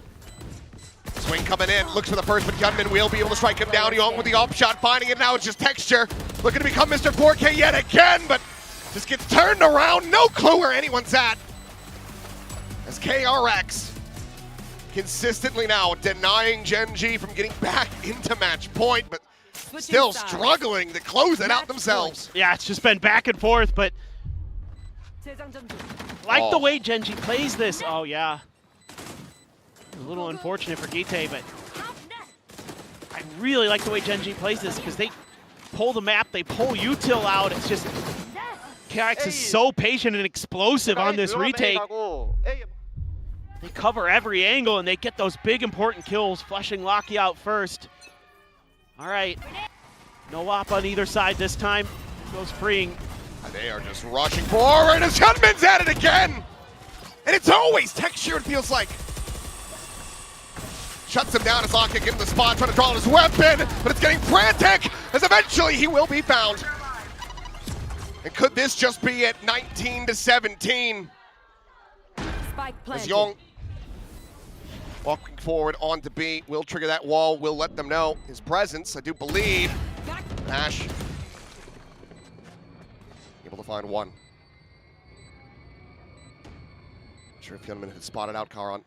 Either way, tucks back around to a little bit of a safer angle, and Young continues to advance. And for now, this flank is an afterthought for Gen.G. Not in the forefront of their brain, which Karan's now splattered on the wall behind him. Bane with a quick peek and a quick shot that is fused, held up to half, but it all comes down to Ash, and Young taps him over top of the box. A very long Lotus, a very long series. And the road that we took to get here was certainly unexpected, but the result, in the end, what we had expected coming into today. KRX coming out on top, but my God, Gen.G, what a performance from them in every single map. Yeah, I mean, you've got to be just, you're devastated as Gen.G that you lose this match, and yeah, absolutely. It's tough. It's tough because you gave it all you had and you put up one hell of a fight, maybe more than a lot expected coming into this really strong KRX team. But, you know, a nice showing for Gite here in the opener. Played pretty solidly. But overall, just a little bit deeper were KRX, and Young's Chamber a difference maker on Lotus in the long run. No, absolutely. It slowed down a bit once we got to that overtime. Felt like Gen.G had kind of cracked the code, figured out how to deal with him, but those last few rounds, those last couple kills he was able to find, absolutely instrumental in this team being able to close things out. So, I mean, I don't even know if this team, this organization has seen a 19-17 scoreline since Istanbul. But that is a big sigh of relief from Termi and Co. as they get this victory. KRX looking certainly beatable in this group, but still well out in front at the moment. But there's a ton to talk about. I can't wait to hear from some of these players. So we're going to get ready to send it down to Jen, who's going to be standing by. I mean, who do you even pick after a series like this? I think you can go for damn near everyone. But let's go ahead and see who she's got down on the stage for our winner's interview. KRX의 베인 선수 만나보도록 하겠습니다. 승리 축하드립니다. 감사합니다. Hey guys, Jen here with KRX's Bane, who just wrapped up the 2-1 series against Gen.G with the win. Now, Bane, first of all, let's talk about the never-ending Lotus that eventually ended with 19-17 scoreline. How was it for you, and how frustrating was it for you guys? 일단 끝나지 않을 것 같았던 로터스 연장부터 여쭤보고 싶어요. 19대 17로 끝나기는 했는데 경기하면서 선수들 스트레스도 많이 받고 너무 힘들었을 것 같았거든요. 어땠나요? 일단 이렇게 긴 스코어를 프로게임 하면서 안 와봤던 것 같아서 좀 너무 힘들었고, 그리고 또 저희 브리핑 하면서도 좀 긴장 풀려고, 야 보는 관중분들은 지금 재밌겠다, 꿀잼이겠다 이런 얘기 하면서 저희끼리 긴장도 좀 풀라 했던 것 같고요. 그리고 마지막에 결국 승리할 수 있어서 좋았던 것 같습니다. I mean, it's not every day that you come across having to play this long of a series, especially on this map. So yeah, we just make sure that we don't let the nerves get to us. So we kind of joked around ourselves saying, hey, you know what, maybe the viewers would have fun right now, so why don't we have fun as well? And I'm really glad that we got to close it out 2-1 on that Lotus. Now, there was talk going around, people saying maybe Gen.G can be KRX's kryptonite. Maybe they can be KRX. Now, let's talk about the game that went down on Haven and also how aggressive they were. They really doubled down on that aggression as well with their new roster change too. So what was it for you facing their new roster? What was different about them? What caught you off guard maybe on Haven? 이제 그리고 젠지가 로스터를 바꾸면서 조금 오늘 더 공격적으로 나왔던 것 같아요. 터미 감독님도 이제 영문 데스크에서 좀 예상을 했었다라고 얘기를 해주셨는데 헤이븐에서부터 그 공격성이 조금 KRX를 괴롭히지 않았나 싶습니다. 오늘 경기 치르면서 좀 달랐던 부분이 있을까요? 일단 뭐 지금 동아 선수가 손목 부서가 빠지면서 기태 선수가 왔고, 그래도 저희는 잘하는 선수니까 방심하지 말자고 했는데 오히려 잃을 거는 저희가 없어야 되는데 잃을 거 없이 했던 건 젠지였던 것 같고요. 그런 점에서 뭔가 잘 먹혀서 스노볼이 구르다 보니까 저희가 정신 못 차리고 좀 많이 맞았는데, 그래서 2, 3렙 때 더 집중해서 했던 것 같습니다. 그러면은 이제 1세트 끝나고 어떤 얘기를 했는지 들어볼 수 있을까요? 근데 뭐 사실 진 게 분하긴 했지만 진 건 진 거고 2, 3렙 이기면 또 이길 수 있는 경기이기 때문에, 또 그리고 저희 응원하러 팬분들도 많이 와주시고 응원해 주신 분들도 생각해서 힘내서 해보자, 2, 3렙 이겨보자 이런 얘기했던 것 같습니다. Well, with Jinx out with the wrist injury and Kite coming in for Gen.G to replace replace Jinx, they play like they got nothing to lose when in fact it was us that had nothing to lose. You know, playoffs was already given to us, so I guess that's why we dropped the first map, which was Haven.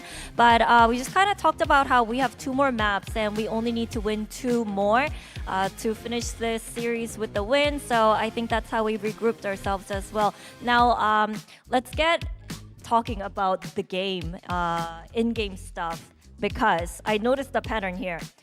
you guys made a Phoenix to Jet move on Haven against Gen.G, and Termi talked about maybe you guys predicted that GE was going to run the double sentis, which was understandable, but today as well, you did the same thing on Pearl against Gen.G. So break this pattern down for us. What was the reason? What was the logic?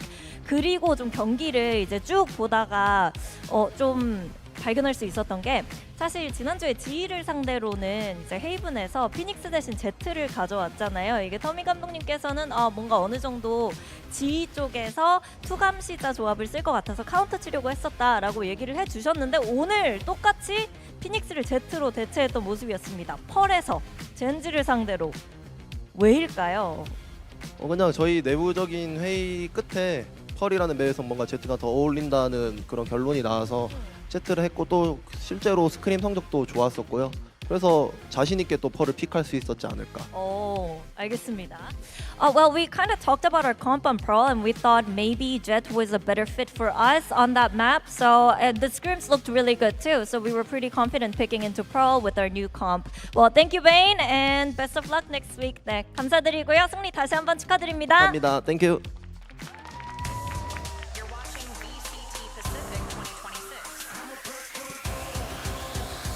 19-17 scoreline, full 3 maps, multiple overtimes, and clutch after clutch after clutch.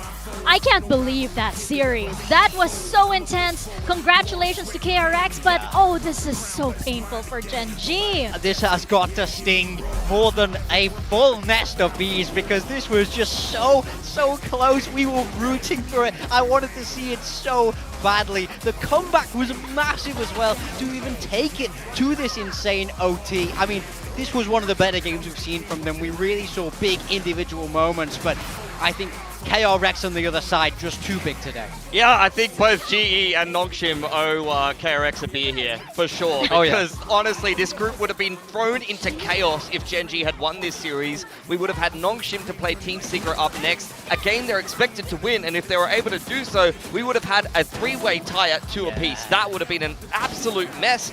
As it stands though, unfortunately, Gen.G fall to 1-3 despite the fact that they looked good enough to beat KRX today, and they already did beat PaperX earlier in this group. So a team that didn't have a lot of expectations, a lot of people predicted against them in both of those series, and they were good enough to win both of them, but unfortunately just ran out of steam, a couple too many mistakes, and they weren't able to win this series despite the fact that I felt like all of us were cheering for them. They had a lot of hometown fans in the crowd, and I think a lot of people wanted Gen.G to win. And what a story it would have been for Kite.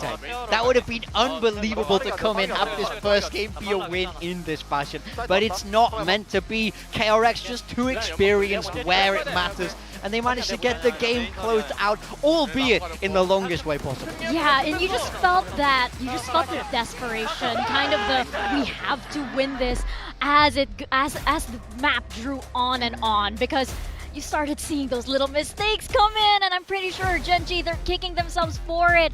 And KRX, I mean, this team is just so clean at the end of the day, and I feel like Gen.G, they even push them to their limits, and it's not often that we get to see a scoreline like this. You heard it from Bane. It's not often they get to this point. Yeah, multi-OT thriller, the post plans all over the place. We had so many retake scenarios, 0 clutches on either side, that's cap. That No. Of clutches. That was every round was a 1v1. What do you mean 0 clutches? What do we define as a clutch at this point?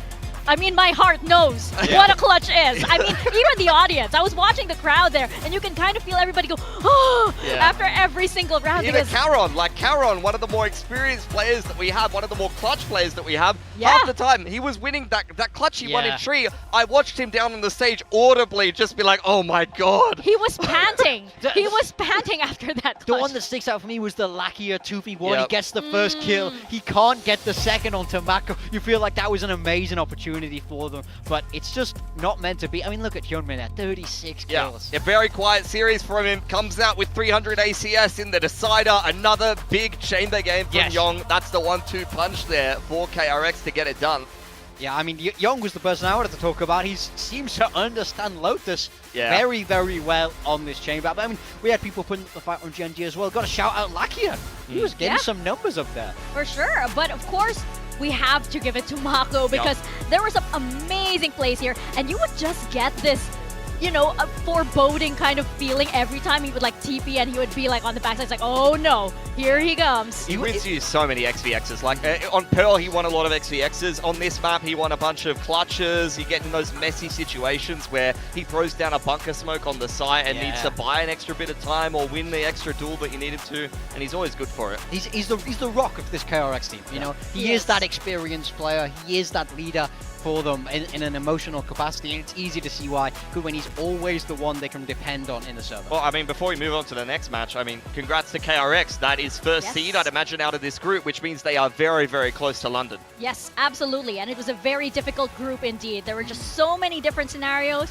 But I mean, like, commiserate to Gen.G. It was just such a painful, painful series. But hey, there were a lot of amazing performances. I think that, you know, this was really the series that they really gave it their all, and they can be proud of that at the very least. Yeah.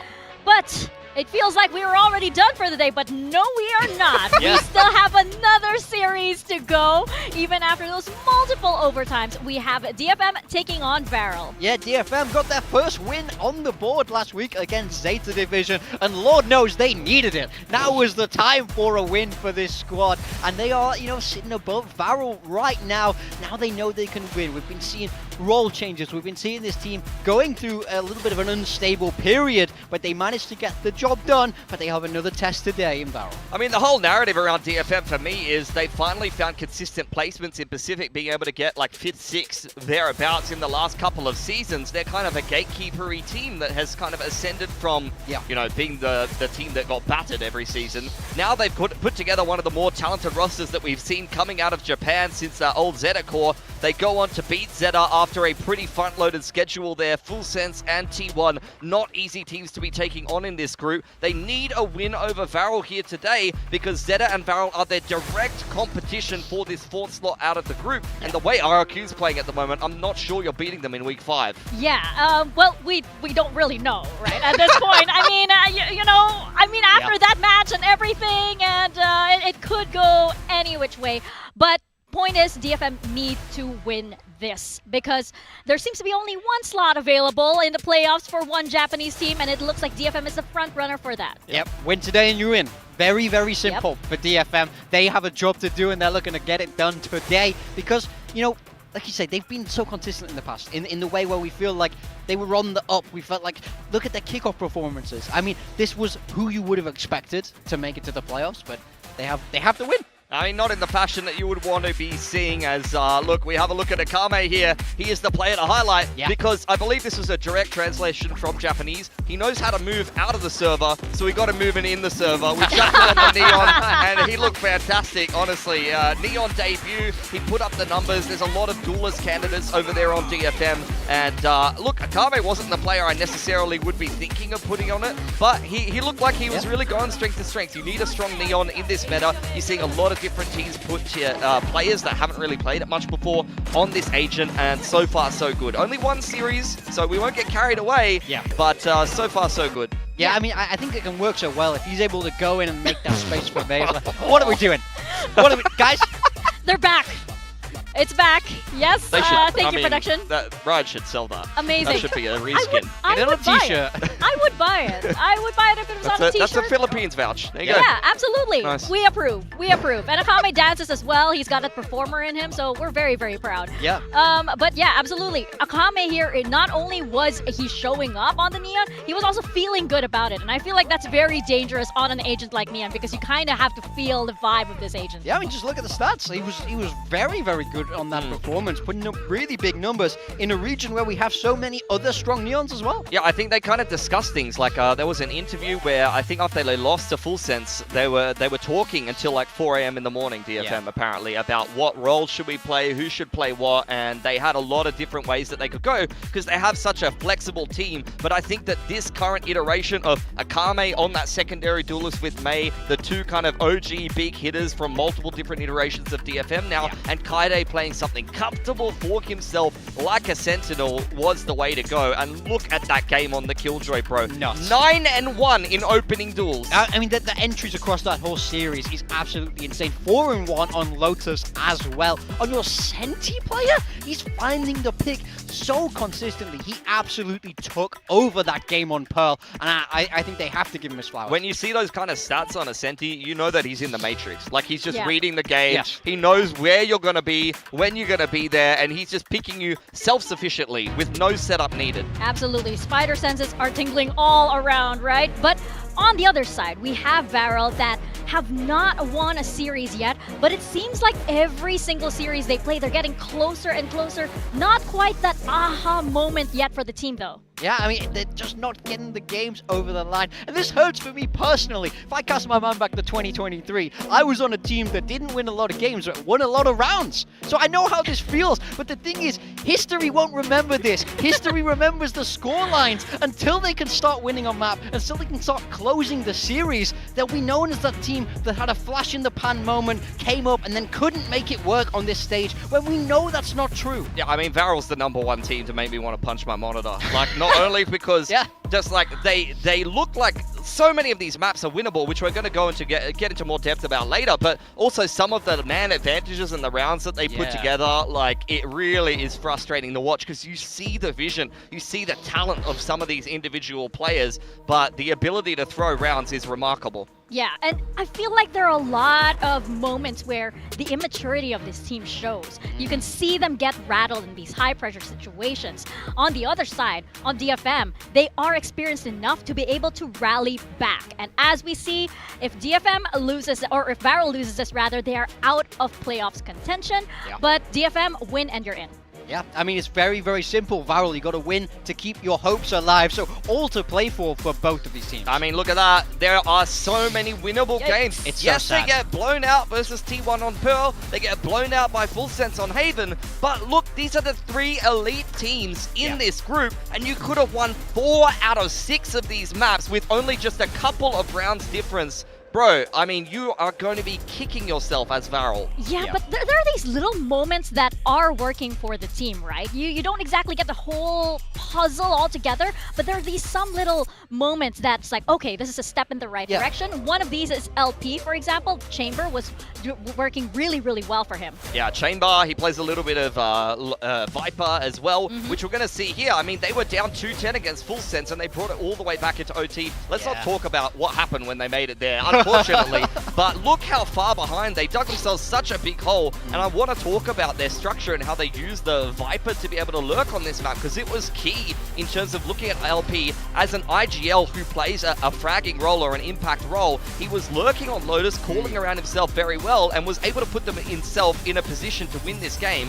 You start out this round with a little bit of A pressure for Varrel, and then they go back to C and move into a 3-1-1. They pressure that C side of the map, pull the rotations back across from Full Sense, and then you see LP just walk all the way up with the Outlaw. He puts the wall up, he puts the wall down, he clears everything out and avoids walking into that C stack for Varrel, continuing their momentum on this attack inside. I mean, it's a great amount of courageousness. That's what you want to see when your Viper is on the lurk. Now look at this. It's the other way round. They're charging into A side. There's so much pressure. There's so much noise that it buys LP a free kill towards C. And he opens up the pivot option to be able to drag the team across. But he doesn't stay still. This is what I love about him. He moves forward. He finds a way to take this space so consistently to catch his opponents off guard. I mean, he's just a man with a gun, but he commands so much presence, and then he multi-frags when he gets into the site. He's a fragging IGL, and you love to see that, especially on a team as talented as Varrel, because anybody on the team has that pop-off potential. You see LP never staying in one place for too long. You get the initial C pressure there coming out for Full Sense. Hort scans them.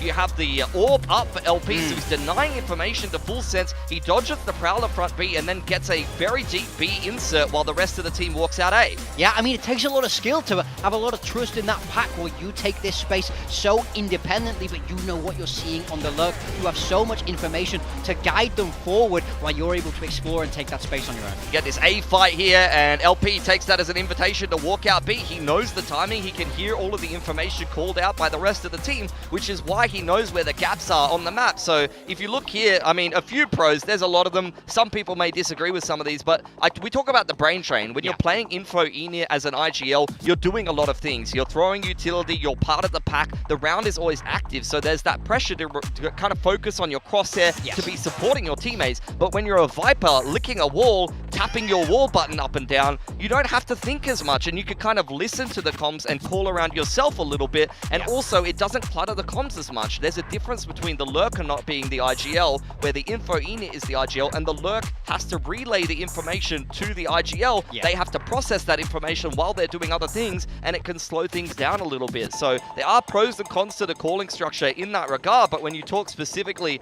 about Viper on this map lurking, the Viper is one of the strongest agents in this game for a reason, and that is the wall and the info denial of the orb. So if you have something like this and you have an orb outside of A main, LP, who's sitting here while his team either B defaults or C defaults and gives him information, can continue to do things where, let's say his team walks out B or C, they don't see anything. Now he can put the wall up, and maybe, for example, the other team might run an A trap, and he hears all of that utility, and now he can tell his team to speed up into B or speed up into C. Conversely though, let's say that there's a big fight on the C and it's a C trap instead.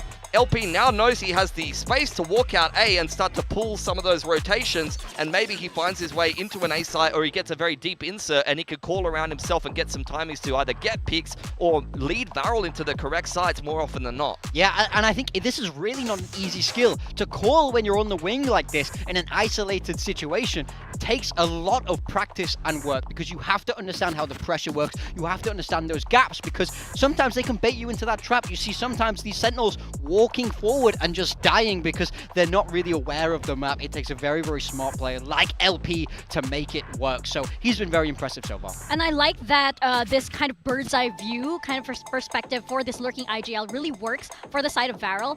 My question is, does this work against DFM? What do you think? I mean, I think it definitely can. It's all about DFM's discipline and how fast they're reacting to that pressure that LP's able to make on the other side of the map. We do have the skirmish results there. Zuna does beat Akame 5-3, so that will be a small veto advantage there for Varrel, who do have Lotus selected by DFM, so they've opted to pick this map. And this is where we talk about the lurking IGL, but when you do have that kind of playstyle, it can be a double-edged sword. If the other team sees that much of a run back for you against Full Sense, they're going to start to know some of those tendencies and start to play around them and maybe try to push out that player or isolate him as you go onto Lotus for DFM, a map that they've already done pretty decently on. Yeah, I mean, I think it makes sense for DFM to pick this. I think I liked what I saw from them against Zeta. But as you look further down this veto, we get into a real area of unknown for DFM. We've not seen their Haven or their Fracture yet, so a little bit surprising there. Yeah, I mean, Varrel, Fracture will be interesting to see them go onto it. They had a very close game, Varrel,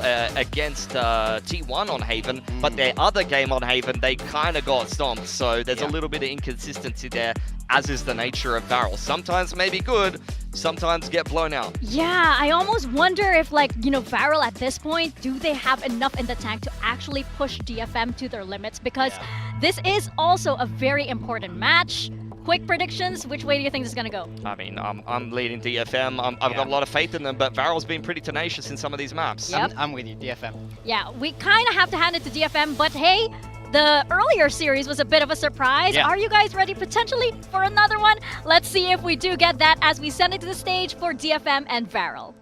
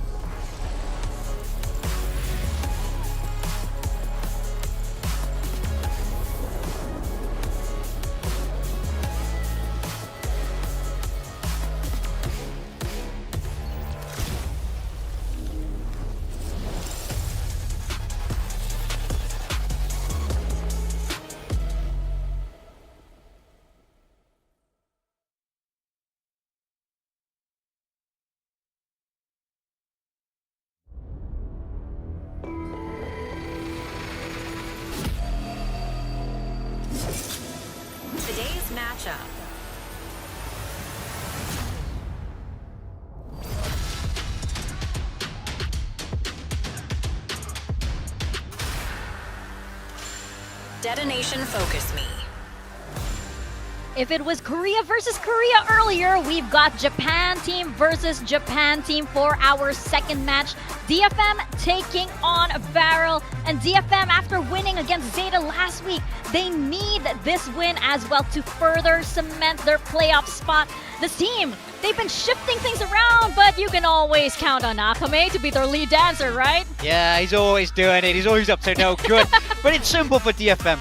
Win and you are in the playoffs. That is the goal for this team and this organization that we've seen have such an upward swing in recent times. I think we've really seen the potential of this team, especially bringing in the rookies, Yatsuka and Kaide. I think this team is able to unlock so much more, and it's just, are they able to close it out today in a match where they should certainly be the favorites? They don't want to get grouped. I mean, as I said, they've been very consistently in the middle of the pack here in Pacific. So if they get grouped in this particular group, especially with Varrel and Zeta in the group, their direct Japanese competition, that's going to be a very disappointing downturn for a team full of so much talent. Yeah, absolutely. But on the other side, we have Varrel, and it's a bigger question for if Varrel have found something that works. The former Ascension squad is finding that Pacific, well, it isn't exactly the easy road that they thought it was going to be. Winless so far, but is this the match where things finally change for this squad? I mean, it needs to be, or they're going to be out before they can even have a hope of turning around their fortunes. Unfortunately, as you mentioned, not just here in this stage, but in kickoff as well, Varrel hasn't found a win, and they've had some very close maps, but close does not mean that you're actually getting the W's across the line. Very inconsistent team, very streaky, but at times incredibly exciting. I know that they have the talent as well as some of the ingenuity. Some of the comps are very, very tricky from Varrel, and some of the vetoes very tricky as well. So I want to see them in peak form today. I think that DFM is looking a little shaky, and is definitely a beatable prospect for Varrel. I don't want to see this group be as cut and dry as the other. I need to see them do better, because history doesn't remember the rounds. It can remember the match score, and that's it. It's 0-2, 0-2, 0-2 so far in stage 1. We know they can do so much more, but they struggle to find that 13th round. Is today the day?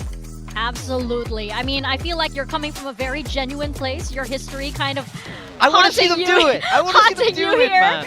But we are starting on Lotus here, and we were highlighting LP a lot on the Lotus side. Yeah. But, you know, of course, for the side of Varrel, they need to push up. They know that they have a strategy that works. Yeah. Can they make it work against DFM? So I think with the whole calling when you're on that wing, it can be very powerful, but it can also be predictable. I need to see DFM have some prep ready for this, because you know what you're going to see.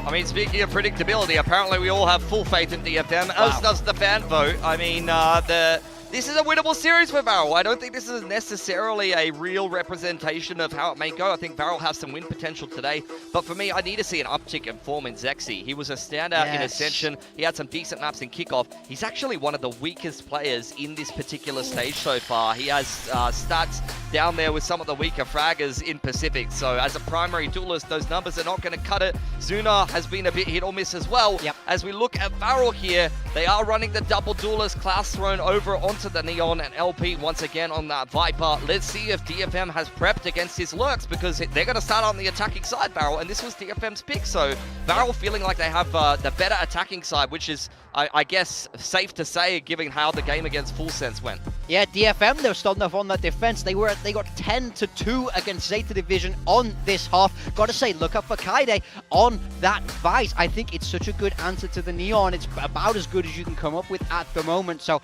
he's gonna have a lot of work to do, but we know he's good for it. Yeah, brass tacks. I mean, it is the info denial versus the hard senti. So as mentioned before, 2-10, by the way, on their defensive half here for Varrel, whereas the defensive half for DFM, they went 10-2. I think the defenses are going to tell a pretty decent story this game. Ooh, well, let's see if those stats do indeed predict how this match will play out, or if we're in for a surprise. Over to our casters, Achilles and the captain himself, Paper Thin. Okay, we have another series. We're not done yet. We have another match. It's going to be Varrel going up against DFM. Like I said, you are the captain. I am here along for the ride, and I don't really know what to expect. All I know is that I'm going to be needing this, so.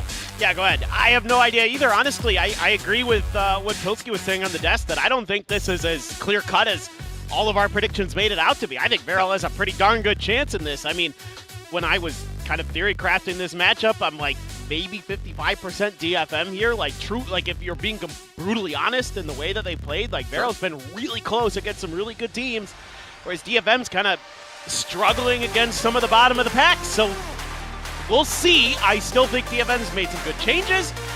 Putting Akame on the Neon seems to have been a revelation for them. But is that going to be kind of the light that guides them into the playoffs? It's time to find out as we get into the action. DFM, something to prove. Varrel looking to show that they do in fact deserve this spot. They earned it at Ascension, but it has been wavering since. We've seen those glimpses of the team that we know that they can be. Can they find that form here today? See here, DFM haven't really been taken around the world as far as the maps are concerned. Yeah, they're the opposite of Gen.G. Yeah. Which is weird because in kickoff they played every map.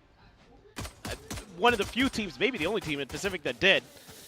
That was before we even got deep. It was like in the first 4 matches. But we'll see. Trying to keep it a little closer to the vest this time around. Again, really good on the defender side was DFM last time on this map. Really good on the attacker side was Varrel. So kind of wondering if that will continue. If it's just going to be a pretty even matchup, or maybe one has a better read on the other. Akame just looking to play an info line. He sees he takes a lot of damage too. That he does. That's going to be a swift back away. Kill not to be found quite yet. Full shots up towards Kaide alone on the A site. Meanwhile, Seth's going walkabouts. Quickly has to exit as the Prowler. It's the spot out. Another one going to be shifting over. May with the paint shell ready to try to slow this down as Paranoia as well will fly. So for now, Varrel going to be contained. They still have a lot of time though. They're doing a good job working the map here. Getting a ton of util out. The boom bot as well from May. So you've drained a lot of DFM's well.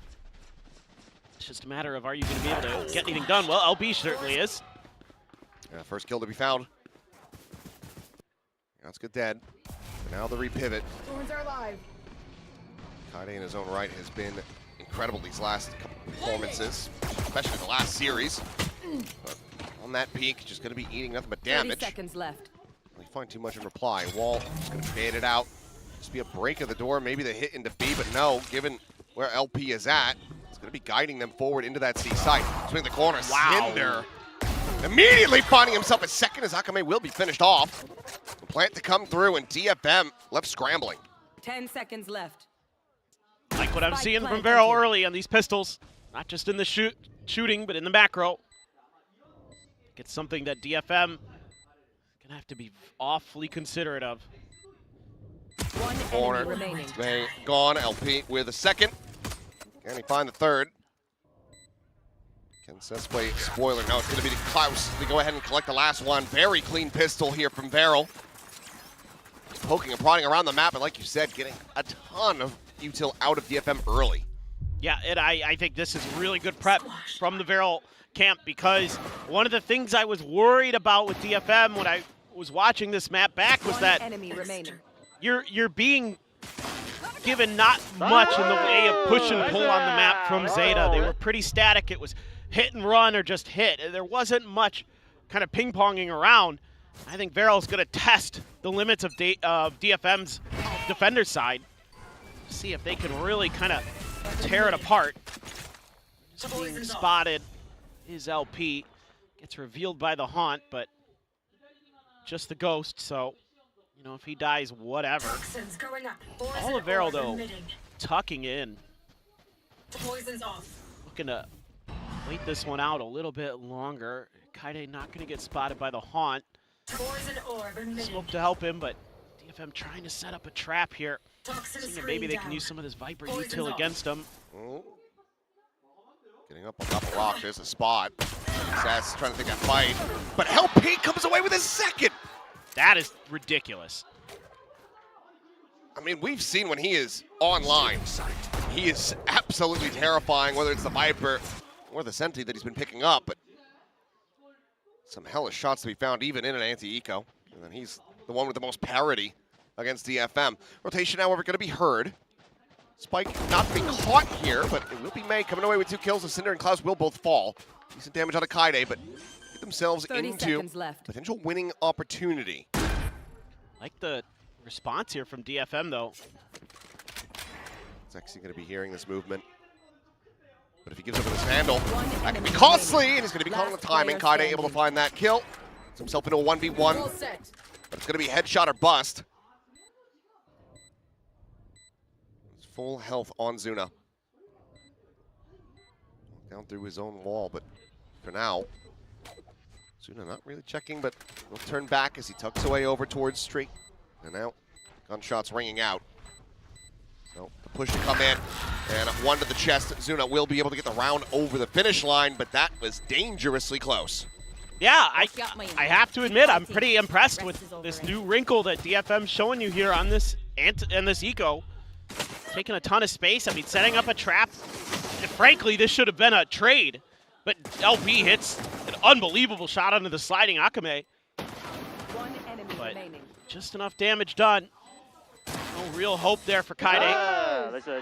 Still, that is phenomenal damage done in terms of an eco. Now you're looking at a couple rifles and a Bucky and a Sheriff. And a Bandit. Sees nade, nobody home. Some Thorn's going to be popped. Looking for that up and over, but doesn't get spotted. But there's a haunt reveal, but as that wall falls, so too sexy. Klaus, however, he's intercepting. Bucky out, finds two, but May can say the same. Showstopper gets burnt. Cleans up the enemy Neon. As chaos unfolds on the site. LP tucking back behind the wall, allows him to avoid being caught by that boom bot.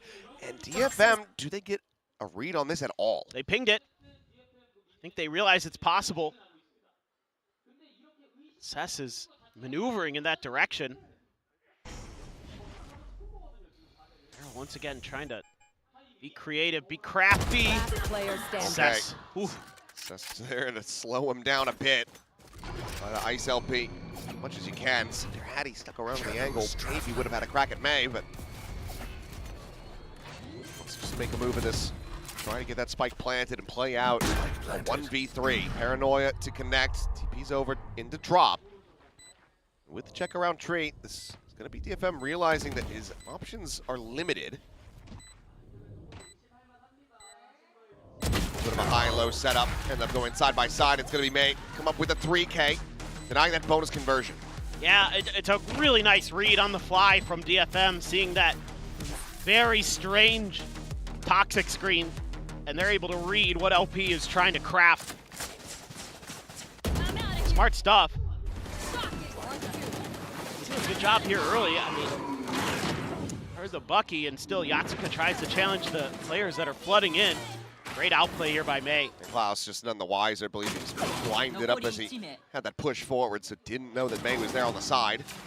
Otherwise, might have been him the one coming away with a 3K. It's true.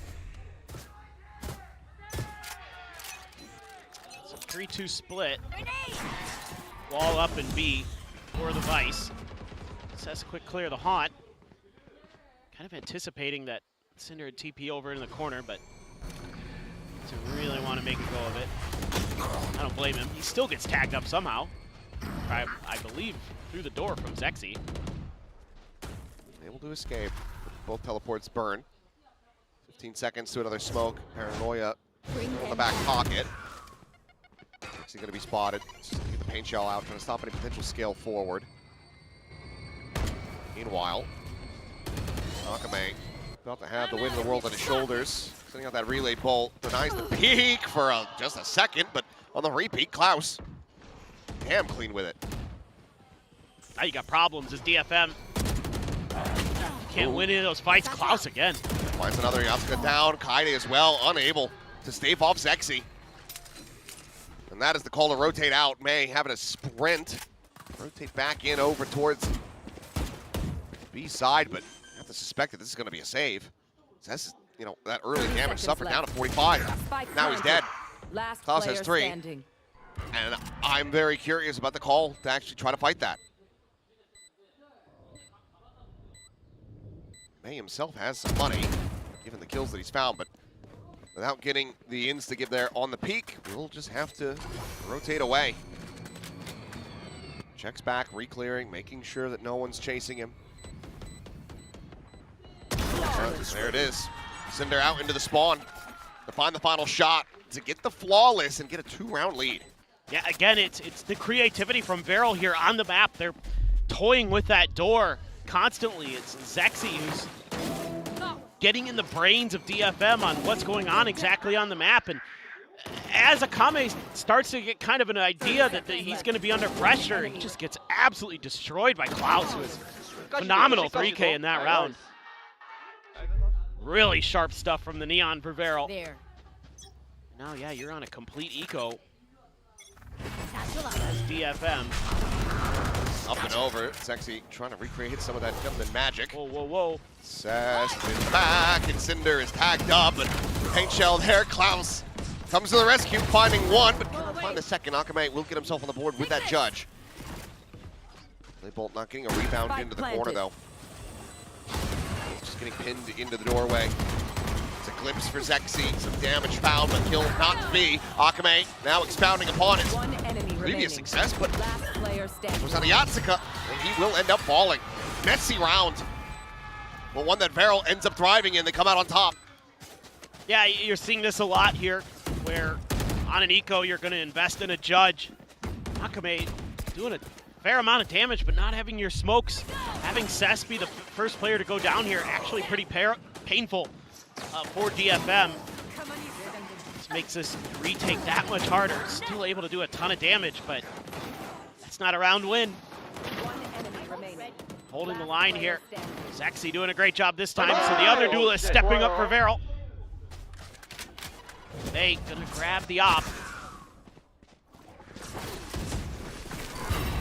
Oh, quick backpedaling needing to be done, but Akame's just still facing forward. Distracted by the haunt, but should have never been in that position to begin with. Welcome to my world. Things start becoming very concerning and confusing. Pit doesn't go deep enough for them to actually get onto a plant. Where are those pesky changes? They might have forgot about it. Oopsies. Nightfall. Well, you get the Nightfall out of it. It goes deep enough, but you only spot one. The problem is you still have the... He drops the pit. Okay. Enemy down. Wide swing in, double face. Will be off to find the kill. Sess able to find Zuna as well, intercepting. Spike can be recovered, but somehow we get ourselves into a 3v3. Showstopper leading the way. Zexy only going to be able to find the one. Not even a look at splash damage. Kaide sprayed out eventually. Rewards him with the kill. And you can tell how shook right now DFM are and how desperate they're going to be for these round wins. As May will be able to get on the line, keeping Kaide alive and getting DFM the round victory for their second. Yeah, look, you got to take everything you can get here because some of the early parts of these rounds are pretty scary for DFM. Akame, kind of an odd positioning maneuver. The haunt there just completely screwing him. Cess with a nice little push out. I like to see that from the IGL. Taking some space, getting some info. A gutsy challenge from Kaide. Somehow wins it. A little bait and switch there for your op. And it's actually going to be DFM. I think, yeah, absolutely. And I don't blame him because I'd like to talk about the early parts of this round. Yeah. The manner in which you closed out the round, still some cause for concern. Yeah, absolutely. The whole thing was shaky. There was a lot of call them eyebrow raising moments in that round. Sure. Because a Viper's pit that doesn't cover the B site into a Nightfall to clear it. Barely won by Yatsuka as he wide swung. Whole bunch of scrappy stuff. So let's see what DFM is going to change up coming out of this. Feeling generous? I mean, I think in general, I think some of the early round positioning from Akame, There. I think more is like a pivot player instead of a trying to gum up the chokes. It's probably a little bit, I think, more value out of the Neon here.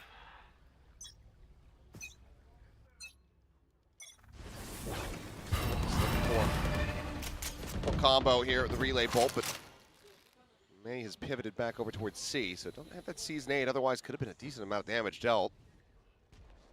Either way, rebel control in the hands of Varrel, but how do they scale from here? It's going to tell you a lot about where that op is, though, so that's going to lead them to think that maybe they can pressure their way through towards A.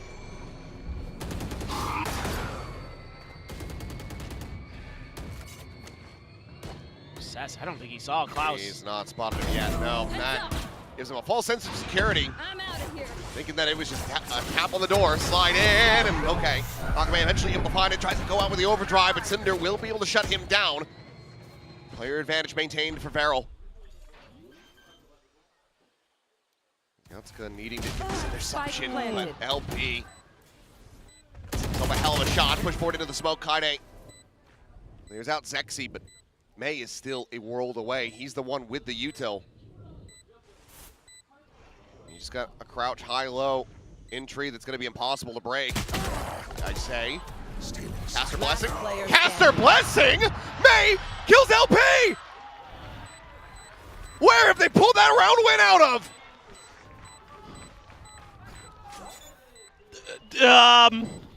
I don't know. Oh, they stuck that one in. TSA missed that. Good God. Oh. Show me this from Kaide's perspective. I was so ready to just be like, some of the individual decision making here for DFM, not the best, and well, that's still accurate. But Kaide gets just enough of a glimpse. The little peek, and he gets the spot. Oh my God. Just a glimmer. Timeout. Varrel's turn? Yeah, you would think. I would hope. It is. Wow. This has been already a fascinating game. It's one way to put it.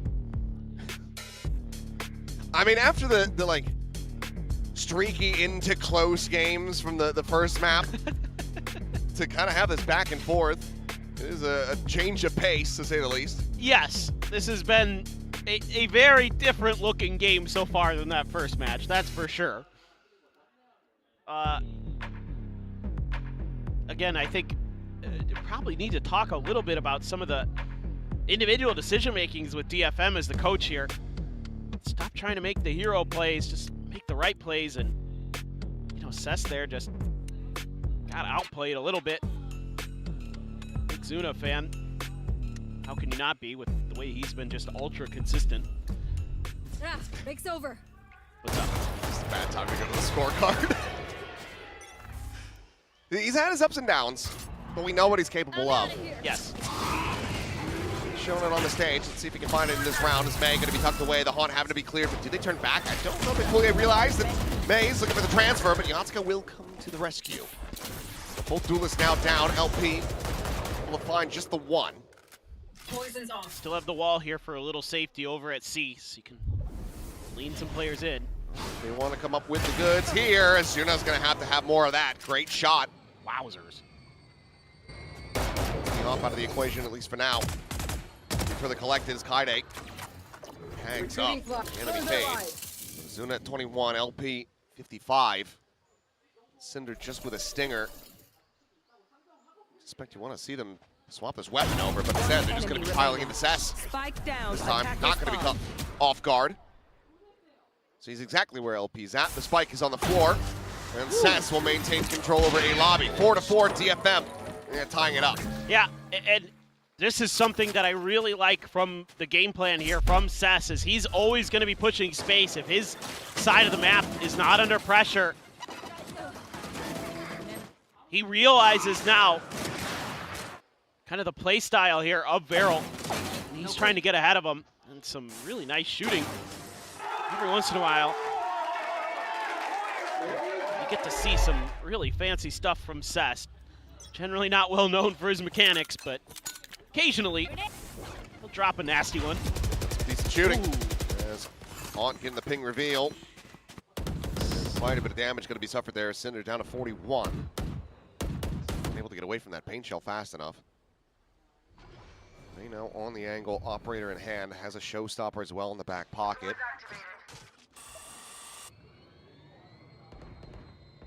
Boombot had to be cleared by Yatsuka. Another smoke from Cinder, and that's going to allow them to scale, get closer to this baby door, and now try to go for maybe a fast hit into B.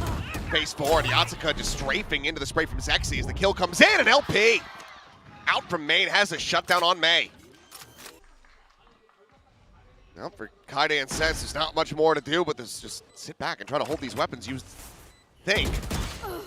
Kaide, still a bit of fight here, but cleans up one. Sess finds Zexy, and suddenly they could be back on for this. Suddenly you got to think about it. How many blood sacrifices does it take for a round win for DFM? I don't know, SS. We're averaging about 3.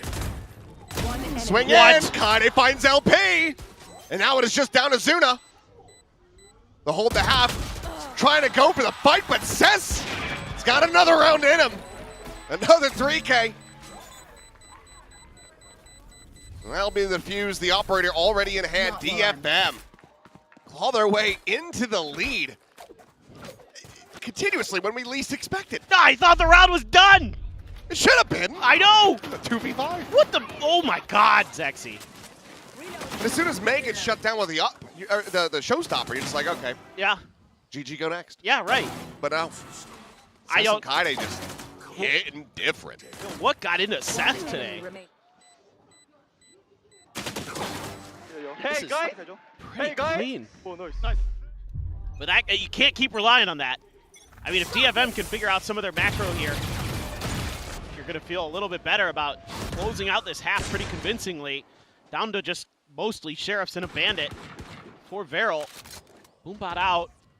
I don't think confirms anything over on B. They're heavily stacking up away from A, just saying, we don't even think they're going to fight Rubble.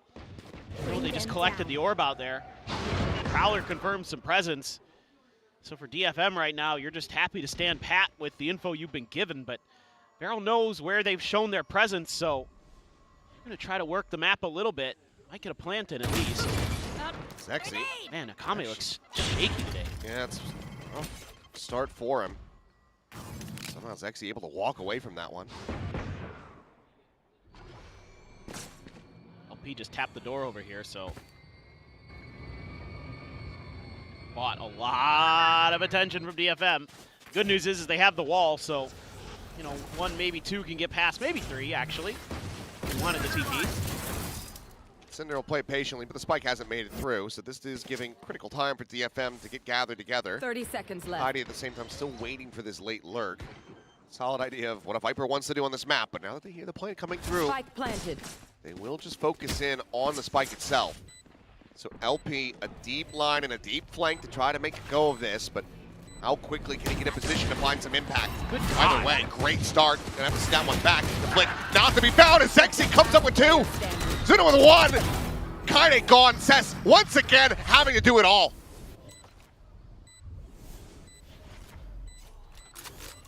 Spot out. The time is just getting away from him. Peek over to the side. Nice little hello and a thrifty from Varrel will tie it at 5-5. I mean, again, they're doing such a nice job working the map.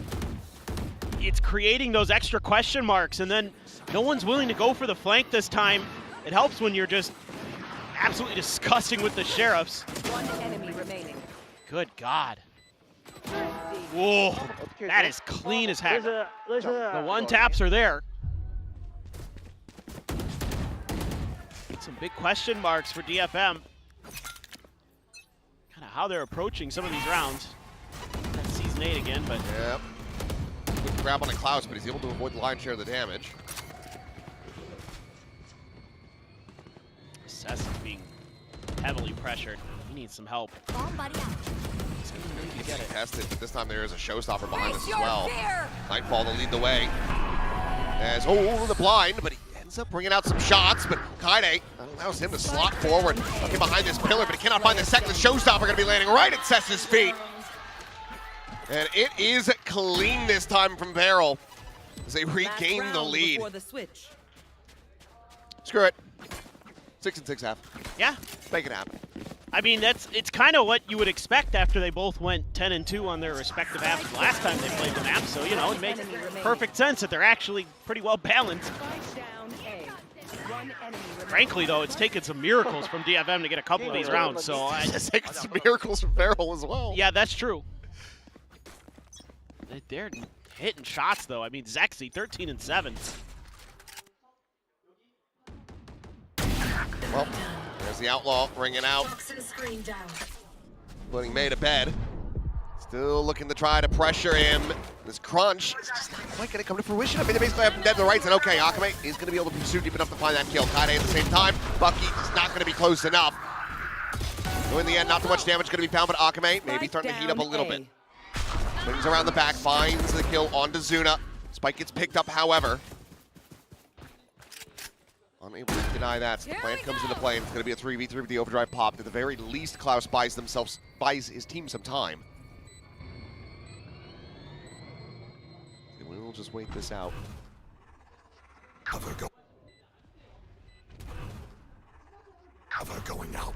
Smokes exchanged on both sides, but they're already out in front of this one. But Seth's now dead. Akame, however, a third kill found. Cinder drop. Tap of the defuse. The push coming in. Akame with a 4-piece. Maybe just the ace. Zexy so low. His head. He's taking him down to 1. And Akame will find it. A Predator ace to tie it up at 6-6. Of course. Why not? Why not? Switching sides. What is going on? Oh, it's just ridiculous. This is absolutely bonkers. It's like whoever I think has the advantage in the round actually does it. Yep. Because DFM's just they're both just winning weird ones. This is hilarious. I mean, just enough of an angle there. It's like Sherlock Holmes versus Moriarty, but way dumber.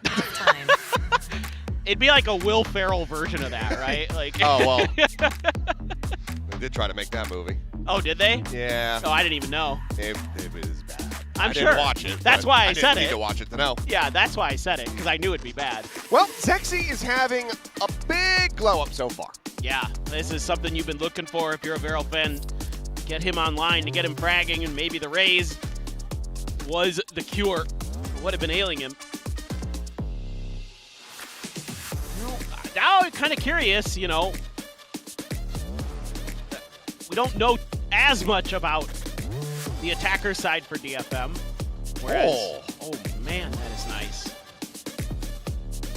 Very, very well done. It's fans of just about everybody out there. I mean, it is loud for both teams. This is fun to see. Look at that. Yeah. Oh my god. Been having a good performance as well. Yeah. Yeah, what, back-to-back 3Ks? Cess don't do that every day. Nope.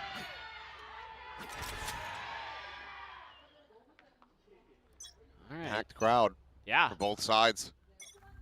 Oh, this is cute. Well, smoke certainly ruins it. Trying the old Zeta strat, and just one little smoke ruins everything. Not quite the full 100 Thieves. Not quite. You need 4 for that. Minimum, I'd say. Just a grab of the orb. Again, just looking for reactions here. I'd like to see some noise made on the other side of the map, especially with that damage done to Akame. You know what you actually call that, though, the 100 Thieves one? It's the pyramid. It's so bad. I'll be here all week. Ouch. They lose to Sentinels, and all of a sudden. Yeah, Sen got the better nade shot. There. Push onto the corner. Kaide just not quite able to find it. And Klaus, it starts off whippy, but eventually locks in. Is able to find Akame as well. Varrel looking to be good for 2-0 pistol here on the map. 30 seconds left. Yeah, I don't think they're going to have any idea that LP's going to be coming through main. They can't find it either. He's painting an outline around him, literally. He's 100 HP. Until Yatsika finds him, will eventually get the kill collected. The 2v4. Trying to get themselves back into this pistol, and it's just not going to happen. Klaus starts it, he ends it. 3K for the Neon. Now 7-6 in favor of Varrel. Yeah, I mean, frankly, you can chalk this round up to just whiffy aim. If I'm being brutally honest, DFM just couldn't hit shots and Varrel could. DFM had opportunities, to be frank. Like this swing here from Kaide, he's got a chance. I don't know why Akame's not swinging that corner first. I think you'd be better off there sending your Neon forward, but One enemy remaining. just trying to trick him a little bit, maybe thinking that Kaide could at least be good for the kill, but come through. Sheriff for Akame. Everybody else classics. Marshall for Zexy. He's going to try to maintain some A control himself. He will. Otherwise, a couple Spectres. The judge for Klaus. Spectre going to be on C. Just trying to toy with the map a little bit briefly. DFM. Maybe could get a plant down here if they're quick about it. Time being bought by LP. That's going to allow Zuna to slide over with the Sheriff. Ford checks down, Cess dead. LP quickly backpedaling. Spoke about the dissipate, so Zuna backpedaling as well as he can't quite line it up. Kaide will live for a little bit longer, but LP eventually will get the backstab onto 2. As it just feels like LP's just taking over. And DFM have no clue what's hitting them. Felt very awkward there. Felt like the comms just not there for DFM in that round. Nobody really talking about what they're seeing. The Prowler just a little late. Again, the coordination here feels off. Akame just decides he's going over into Waterfall because feels very odd. But it's just an eco, so what are you gonna do? No. Wall is still not the greatest sight to see, though, as Klaus scaling forward. He catches a glimpse there, but won't be able to actually spring the trap. It's a little bit of damage. It's a quick little TP back out, I believe, from Cess. Yeah, reposition, get out to safety. I think you got to pull the trigger here on a quick hit. That Viper is there, though, so it really slows things down and decide to grab the orb to make some noise. Cess just actually peeling off that angle to make sure he can smoke. Nothing attempted yet by Klaus. Still has the relay bolt. Genuinely could get it one and done, but Cess is backing away, and see what DFM wants to do. But they haven't made an ounce of noise over here at A. Got to know this around the corner. There you go. Certainly do now, and he's still going to get the kill! He was blinded. It was delayed from when he started firing, but how come he just can't collect it? I now trying to get an entry going here onto the C site. 30 seconds left. Flash out, not going to be getting the connection. Kaide dead. Yatsuka will be able to find center, but LP still standing. Swings the corner. Good timing. Yatsuka coming away with 1. DFM, for the moment, in control, but swishes through. May fires off a shot. Zexy has his suspicions confirmed. Cess now.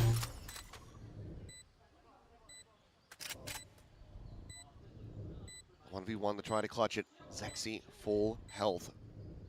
Vandal in hand, the push out of the smoke, and Zexy will be able to find it, the defuse to come through, and that is a bonus conversion for Varrel. Yeah, the Varrel players are just locked in today. That's really impressive stuff, Zexy in particular. But the DFM players aren't. I mean, I'd love to see this from Akame's angle when he's sliding around that corner just to see what happened, how bad the whiff was or what, but yeah, Yatsuka gets 2, but again, every head that Varrel sees is a beach ball. Helps when you read pretty well there that May's in that smoke. And he was already mega dinged up. So you're going to have to get another early timeout. Melophobia doesn't look happy. Vors was laughing a little bit, but that bonus is devastating here. If you're DFM, you got to figure something out and figure it out quick, because this map is slipping. Yeah, I mean, if the previous series is anything to go off of, excluding the overtime, we're seeing a lot of impact from the defender side. You end up going 6-6 with your own. Now onto the attack. It's looking like curtains for DFM. Let's see if they can find something to go though with this. Is That's nice though. It's good to see some Sideshow fans out here. Yeah, right?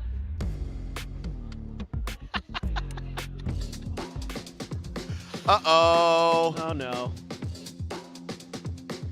I don't like this music. Nor do I. I veto this music. Ah, it's the post-bonus conversion breakdance competition. Okay. Do we have a DJ on site today? I guess so. I think. Okay, I won't say the dreaded words, but it seems like it was a false alarm. Thank God.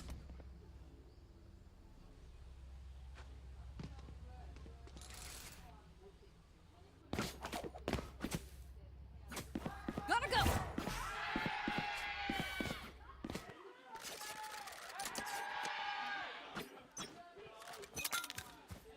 All right. Stinger judging some sheriffs. Yep. Okay. Well, that's a rough way to start. Push forward towards the baby door. Tag down to 5 is Akame. He went away from the showstopper off that orb. Push forward. Tuna able to hold it for 1, but Cess will quickly trade him back. Spam out from LP. Letting them know that this site is occupied, but Prowler didn't make it up. yeah, Kaide on the push forward. Let's buy them enough space to get his plants going.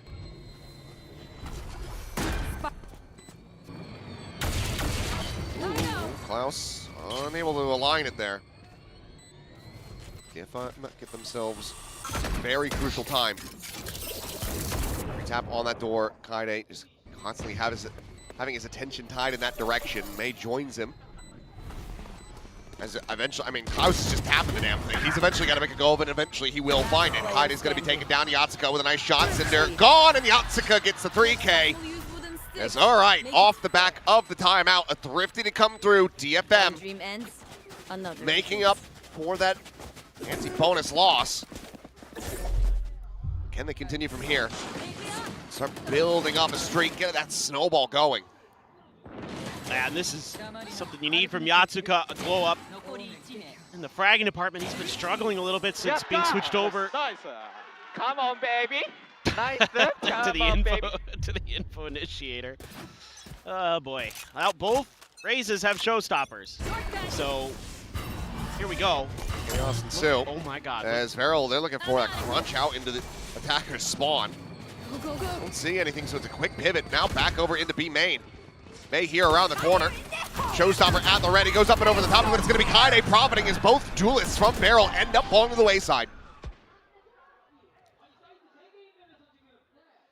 May Showstopper got involved, got an assist in that. I don't know what the hell happened there. Both rockets got sent. Yes, I was like, did I miss it? Did Zexy's rocket not make it out of the tube? But apparently it did. Yeah. Did it? It's expecting a massive fight, and instead it was just Kaide. It was like, eh. Did he send it to the moon? Is it part of the Artemis mission? I think he just died before he fully finished the animation. That could be. Paranoia from Cinder to try to slow this approach. Some Thor's going to be lobbed in, and Tuna playing up close, immediately taken down. Kaide gets himself a third in the round, and now it is just LP. Let's see if he can really put a dent in this, but given the numbers, given the economy, should just stay where he's at. Look to hold on to that Phantom. Well, I think if I was to try to make a guess as to what DFM talked about into that timeout, I think part of it is just playing together more as a team, playing for trades a little bit more, and I think they look a little bit more confident there. And need to see it. I'd love to see like an overhead replay of what the hell happened in B main. But in general, just looked like, you know, they're swinging together, they're going for those trades, being confident. Try to slow Varrel's roll down. See if you can get him off that heater. Do you wanna? You would love to try to find LP here. He has 0 credits, but not going to. We'll see if that Phantom ends up costing him nearly as yet. Oh my god. Never fully got the rocket ready. Kaide just so snappy to readjust. Great from him. Then finds a third off the back, so. This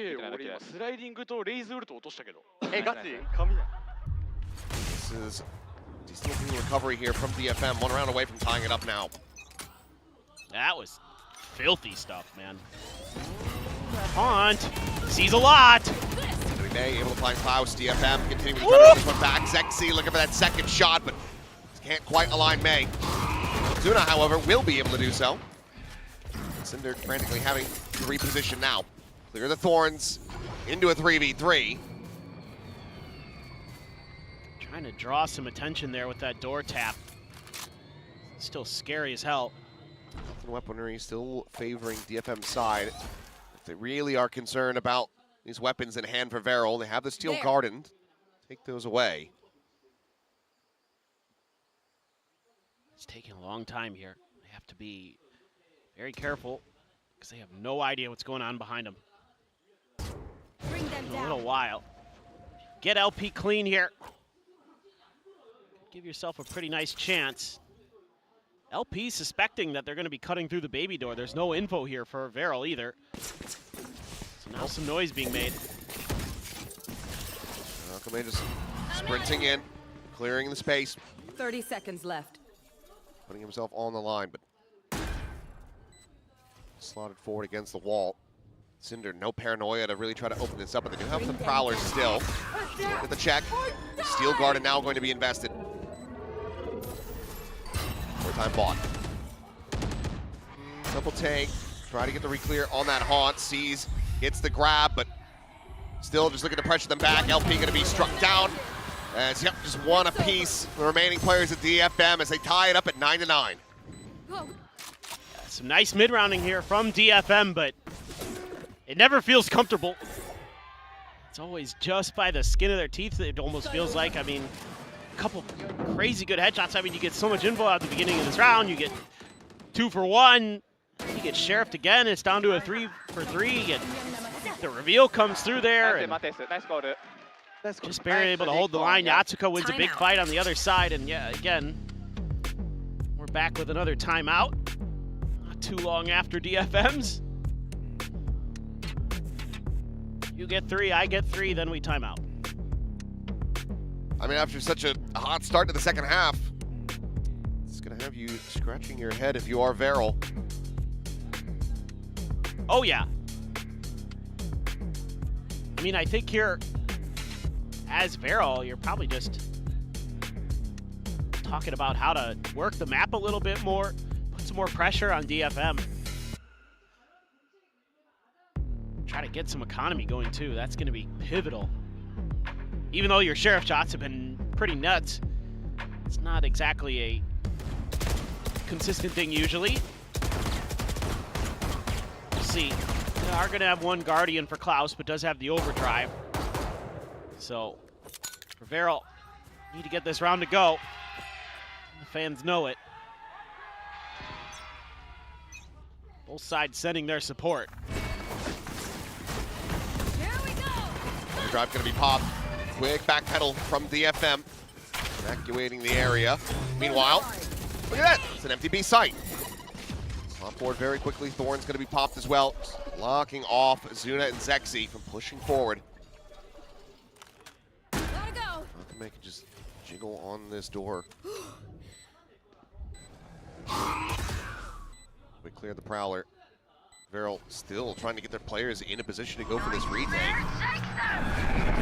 Still quite far away. Push forward, Kaide able to find one. Zuna now dead as well. And this should just be a call to abandon. Hold on to the few weapons that they have remaining. DFM. Great counteraction, not allowing for Varrel to get value off the back of that timeout. They're going to be gaining the lead 10-9. That's huge. That's devastating for Varrel. They will keep some guns at the very least. Klaus is hunting. We'll hear those footsteps. Does he get the kill? Oh no, yep, time to back away. I have one question about this round. If you weren't paying close attention, Cinder TP'd onto the site after it was basically done, after it was down to a 3v5. I kind of wonder if he was looking to see if no one was there to see if he could, like... Just ninja defuse it? Yeah. But I don't know. I mean, it could have just been him just seeing, okay, no one's here. Now we can maybe try for this 3v5 or something like that as well. But it was kind of funny. I was like, I would have been... What you doing there? That would have been a way to lose a round and your lead. It would have been very on par for this match with the way things have been going. This is all just a bit of a ruse here for DFM so far. Just Akame running around trying to create some attention. He's bought some smokes and maybe even the snake bite. Nope. LP thinks, oh my god. Holy. He is just getting lit up through smokes. Yeah. May there actually had a decent read, but could have returned the favor, didn't catch. I think this is a good idea. DFM's been showing a lot of just, make some noise, pause, and then re-hit that site. Instead, they're trying a little bit of a different direction with the boombot. See what the response will be from Klaus. Finds some damage, puts up that wall, tries to sprint out, and Akame just not quite fast enough to actually get the chase. Turns back over, though, and finds Sexy. Considering his health where it was at. 30 seconds left. Very good kill to be found. Kaide actually going to be timing here, and LP will get the catch. Kaide just not quite prepared. That's now using his TP, but yep, as you say, they have to make a go of this. It's 16 seconds remaining. They're going to make a pivot. LP, the re-peek, May dead. Akame finished off. Zuna finding himself a second, looking for that third. Won't manage to make it happen, but Cess now has to fight his way out of this one. And while he will find those kills, LP is nowhere to be found. Solid efforts again from DFM's Omen. And LP will survive, and Varrel will tie it up at 10-10. Yeah, just overcooked a little bit too much to DFM. Had an opportunity off this kill by Akame. You feel confident to keep swinging, and Kaide just not quite ready, and LP so fast. That is a nasty shot on May. 10 seconds left. Zuna as well. Crisp with the Guardian. Cess, what in the world got into you today? A Varrel viewing party over in Japan, too. Go. Haunt fighting too. Yeah. Very separated duelist. Top of the door, but LP changing it up as Sure, why not? Okay. Just through the toxic screen. Through the toxic screen, through the corner of the wall, into the site, and into Zexi's skull. Yep. Feels like a committed A hit. Wall's behind you. Showstopper trying to lead the way. Relay bolt to delay. LP trying to push forward, but it's going to be May actually coming away with the goods. Viper will fall. Klaus, next one nearby. Paint shell goes around to the side, quite tagging him up. Is May able to drop back off the rope fast enough to avoid getting caught. Vaseline now situated in DFM. A 5v3 to try to reestablish a one-round lead, and May clean taps. He's looking for an ace, but no.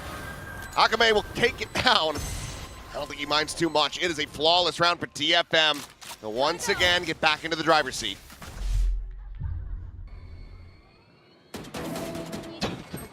Sure. What a reaction here by May, though. Needed a big round. Ooh!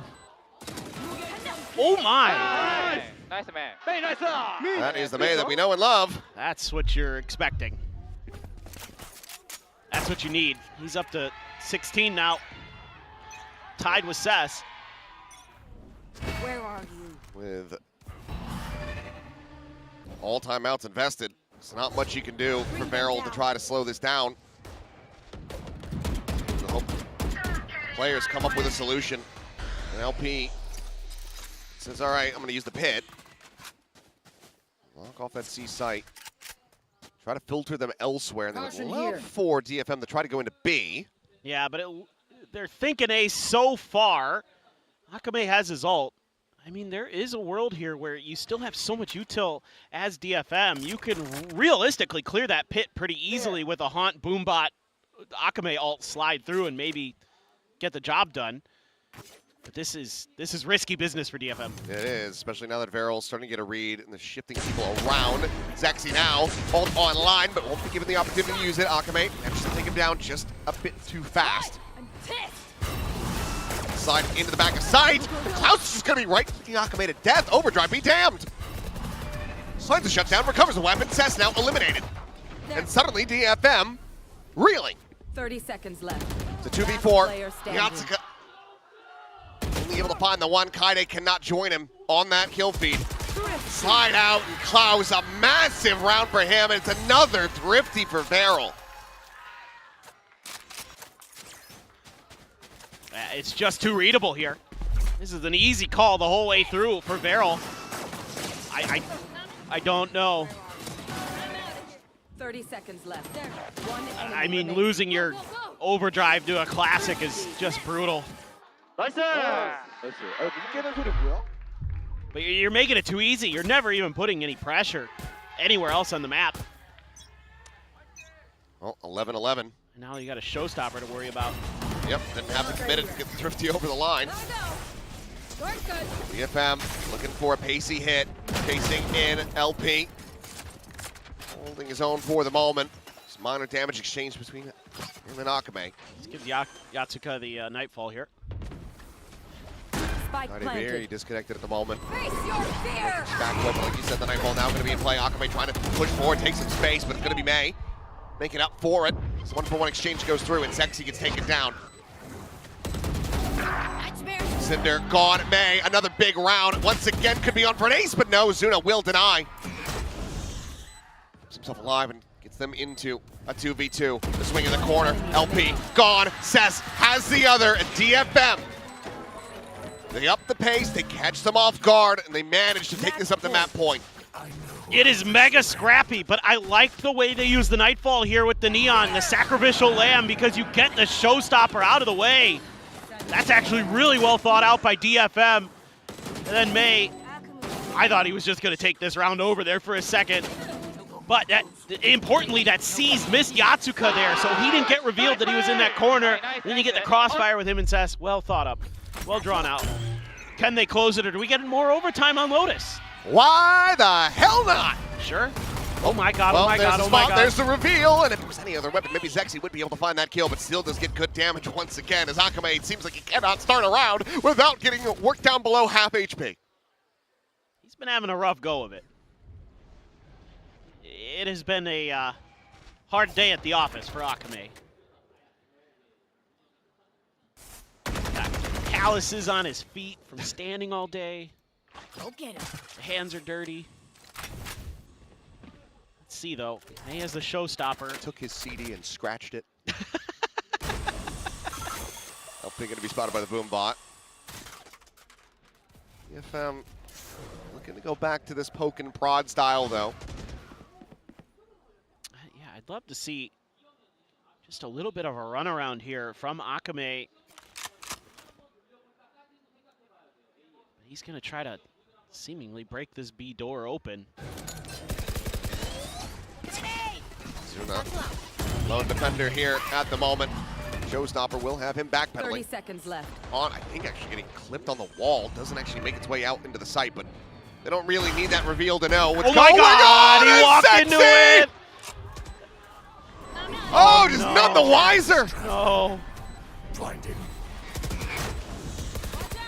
Out of charges.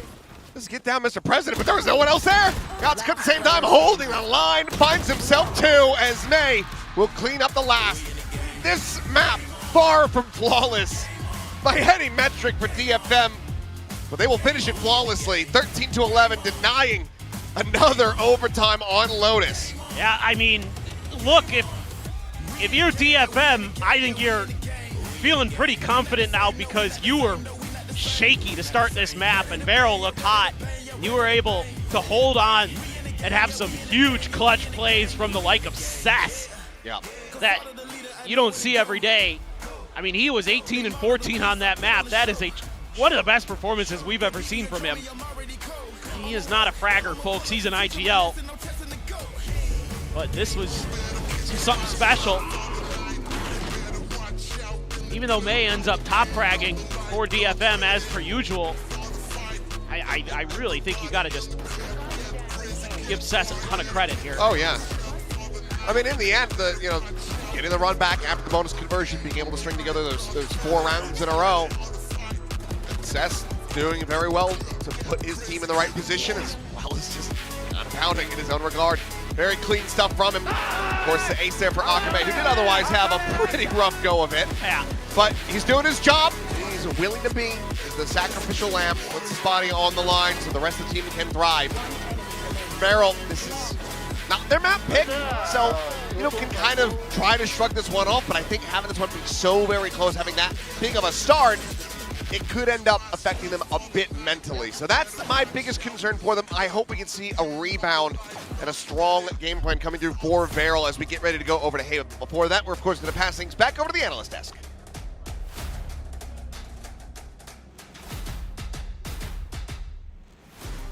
Ooh, it was close, it was messy, it was a little bit chaotic. Some rounds had us scratching our heads, but DFM takes Lotus anyway. It was really close with Varrel though, and there are a lot of rounds that, you weren't really sure who was going to take it. This is the problem. It's always really close. It's not even surprising anymore. You can guarantee them 11 rounds on every map, but no more. I don't know, man. I'm seething. I'm actually seething. It's crazy. They've won their first kills. They've won 2 thrifties. They won, that eco at the end of the game. I thought that was going to be enough to get them across the line. Ze1 had a much better game. The double duelist pairing was played quite well for Varrel, and they still can't win this game. I don't even know. I don't even know what to say at this point. It's just rough.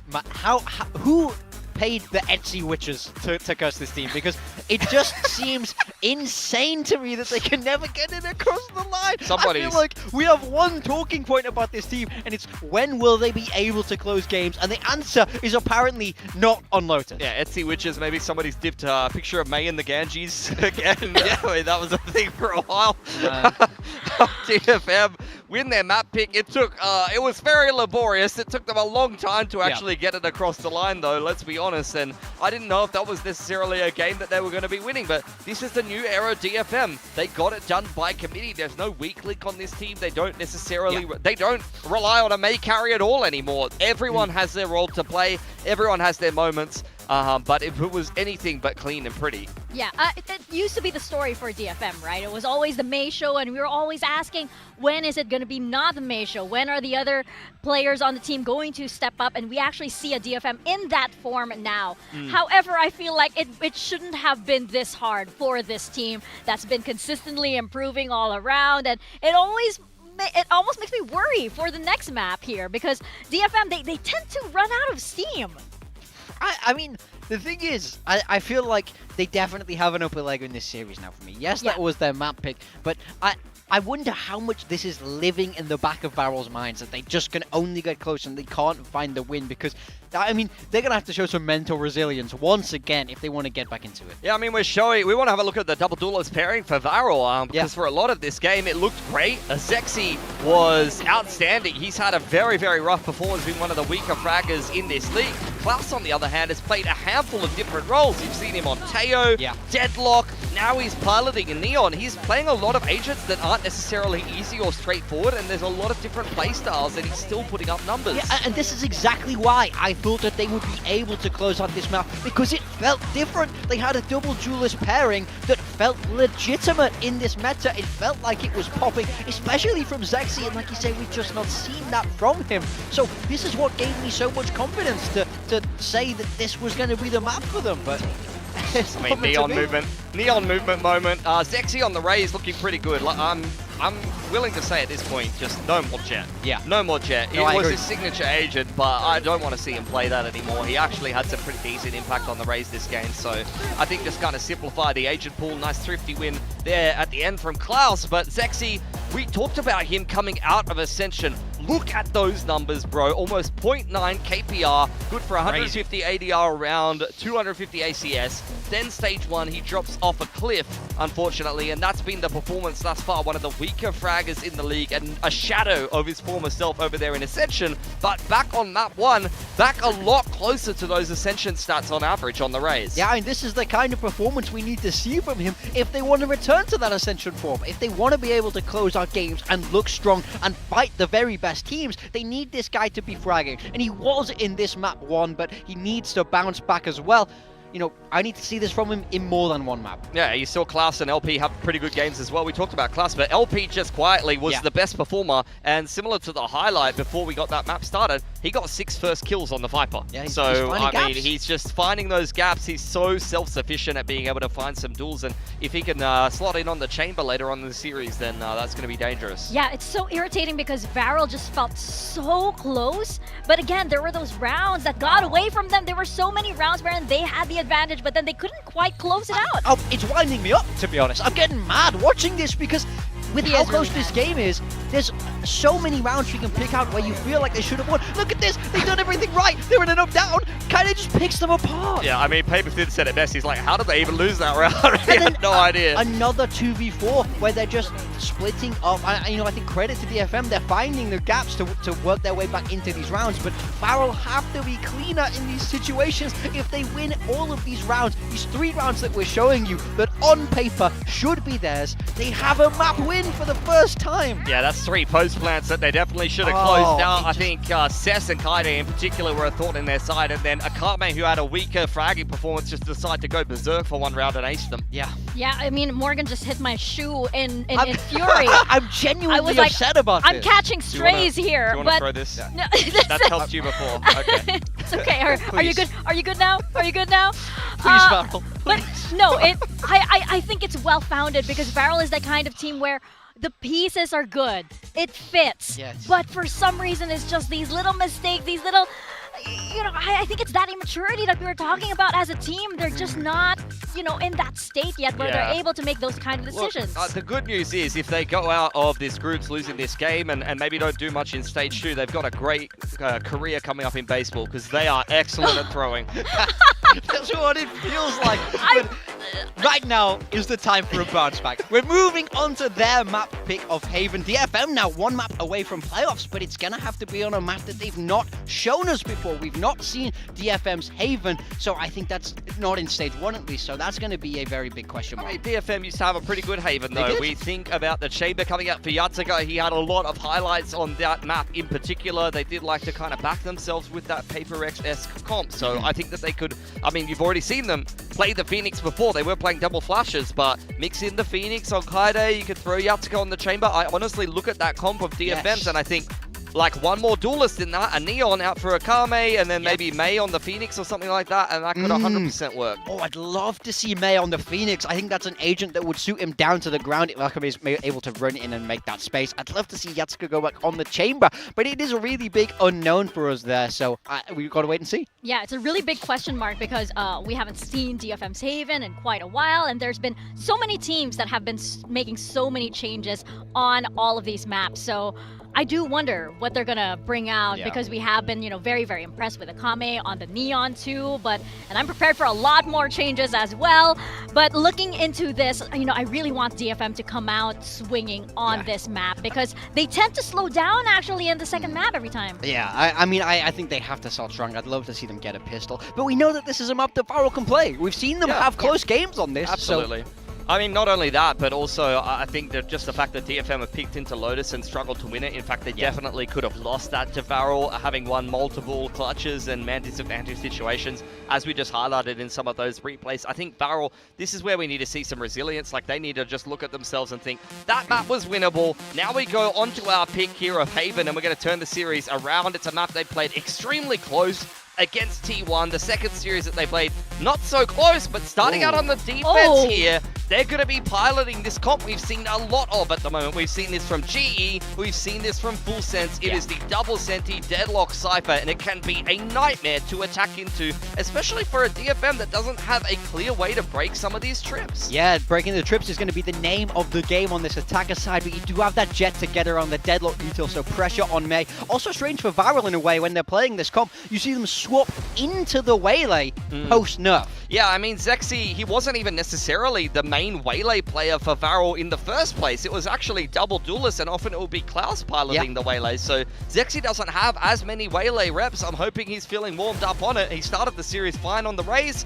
As far as I'm concerned, though, anything but Zexy Jet at this point. Yeah. Yeah, I don't know about the Waylay. I kind of have a bad feeling about this on the side of Varrel. It is good to see May back on the jet too, but we're gonna see if DFM can close this one out on Haven. We're gonna toss it on back to our casters, Paperthin and Achilles. Difficult to say what we can really make of this one. Feels like a very large risk for Varrel. The Waylay has certainly stumbled across. Well, I mean, we haven't really seen it today until this point, so I suppose the little outings we had yesterday. So what does this end up looking like as we go into Varrel's map pick? The crowd here, a ton of them, split down the middle, want to be seeing Varrel walk away with the win. Yeah, a lot of fans cheering Varrel on as they took their seats back on the stage. Really want to see this team come through, and I mean, to me, normally, when I see this comp that Varrel's running, I think, okay, as the attackers, you have to be really quick to clear the deadlock walls. You have to be good about dealing with the util that they're going to be presenting to you on this defender side. But early on, the pistol, just the camera, looks like it's going to be full retake here. Yep, hello. And nothing to be done off the back of that. Just a matter of, with that Cypher util there, is Kaide going to be able to play off his cam and maybe get one, but with a couple players there, scary to try to peek off that. Big walk down. Not sure how much he saw of that. It might just be the glimpse of one, but swinging to the corner, Kaide able to find some damage, but eventually will be flushed out as LP. Found that impact in the previous pistols, but Cinder now to fall. Paranoia sent through Garage, just looking for that delay. Approach coming in, though, from that defender side, and Zexy will be able to put down Yatsuka. 3 health on LP. Zexy now gone. May continuing to excel. Gets himself a 3-piece and will just find the 4th.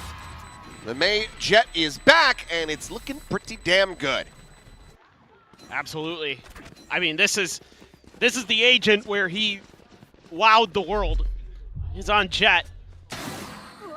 That's a great refill of space there. Not anticipating that at all, that there'd be a second layer. That is disgusting.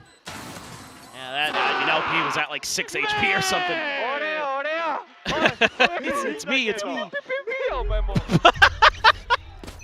Having fun. Varrel now the ones on Struggle Street. Flash up over the top, not going to be spotting anything there. No audio confirmation. It's going to be Zuna playing back. No investments to be seen from Varrel. You can see that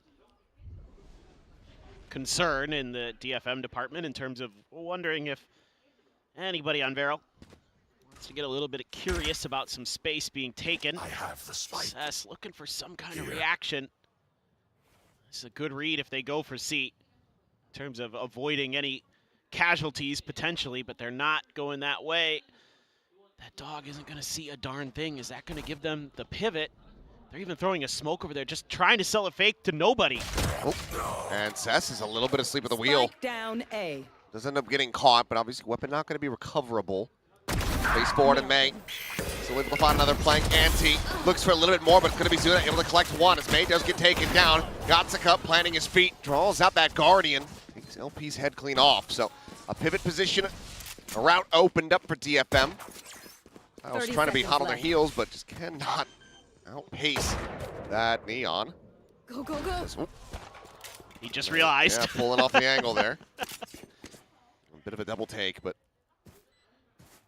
can Varrel do anything from here is the question. Yeah, should know that judge is in their hands. You want to give them long-range fights.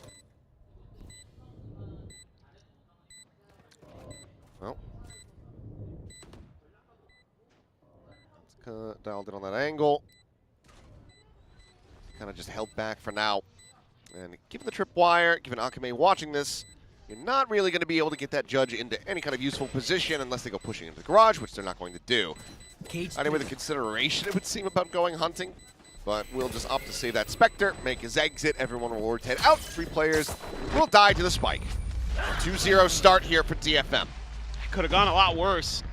Varrel got DFM to walk right into their trap. They only come away with a couple prizes. I'm out of here. So I think now as DFM, you're starting to wonder, well, if we try to sell a fake and there's absolutely no response, maybe that actually means it is something we can try to exploit in the future. Now you got to start worrying about the massive Sentinel util that you could potentially be facing. Cypher, or excuse me, the Deadlock trips. Sonic sensors are going to be spread out. Cypher trip inside a garage. It's really covering a lot of bases here. Our Varrel. Consideration towards long A, but space taken by DFM. Wall at the ready here if LP feels like it's necessary. He's got a lot of backup behind it. I think as DFM is going to reveal that shotgun. Gotta go. And just peel away quietly. Trip though, give you a little bit of extra warning here. Not a kill trip right now. Kaide knows it. Looks like they may be thinking about B. See a camera there. Jumping over. They posted up. Kaide on the swing, able to find one. Klaus going to be taken down. They're trying to rush forward, but Cinder kind of gives his position away. Shorty looking for the collection, but Cinder able to hold his own and finds another as May will get taken down. Flash forces him off the angle. The paranoia going to be dodged. Yatsuka finding that kill, but Zuna needs Akame. He's Varrel in with a numbers advantage until Cess takes it away, but all just for a brief moment. Yatsuka now try to clutch it. Okay. A little bit rough on that one. Getting out ahead of the guiding light. Ends up losing his life for that, but DFM, it's okay. You can afford to make those mistakes in your bonus. For a second. They do get some decent damage. 3 players dead on Varrel. Bye-bye. I will say, at least being pretty cognizant of what's going on in the map in terms of reading some of the setups, not falling for the larger stacks. Don't mind the idea there. What a nice little setup from Cinder. So ready for that swing from May. Nice. He hadn't jumped out ahead of it, maybe, but let's see what they can get done. You're getting to close to some alt cycles. Zexy 2 away, as well as Yatsuka. Akame should know. Oh boy. And he escaped from this one while Cinder's just going to be pressured back. Doesn't do a good amount of damage, but it's more in kind. Has a regen shield, about the only big boon for him in comparison, but heals are out from Yatsuka. Expect that Zuna do the same if he makes his way around this corner. Full backside stack from DFM. Trailblazers are going to be able to spot him. They're just going to try to fight forward. Kaide taking point, finds the first. Zexy refracting right back in to Akame, who will happily take that kill. LP now going to be noted. Can't find the shots, and this is going to have to be a save. DFM maintaining control, looking to try to make this a flawless. As long as everybody can make their escape out to see long. LP on the hunt, but don't know how much he's really going to be able to find. Here's the footsteps. They are wary about this, but oh, yep, and now they have the confirmation. But that's going to be 3-1 DFM. Off to a much more steady start compared to what we were seeing on Lotus. Yeah, like the call here from DFM. Not something you see every day from them to really get aggressive post plant. It works a treat because they're able to get the refracting waylay. We got flashed right on entry. Beautiful from Yatsuka. And just nothing Zexy can do there. Nice. Good Okay. Something to cheer about so far. They've been doing a pretty nice job of making decisive moves off of some of their early contact on the Sentinel utility. Here, though, they're quite worried about some kind of setup out of long A. But it's a layered garage and B defense here. If you try to keep digging into this well as DFM, I think you're going to get punished in this round. Let's see if they can suss it out in time. Maybe going to be on to Kaide. They go B, man. It's going to be a bad time. It would be a very bad time. Well, they are looking to maybe avoid that. Flash out, does get the connection onto Zuna. Facing forward. But that's really all he needed to do. Show some presence. Meanwhile, refract out. Sexy spotting them, and now here comes the push. The attempt forward onto this B side. The net going to be connecting, but May still able to find one. Says TP's up and over the top, finding Zexy, but LP still gets some fight here.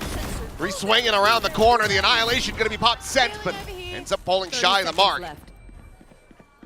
Hills push through, and Kaide is not ready for the angle. Cinder will strike him down. It's Yatsuka to 1v3. All of them working their way from that backside position.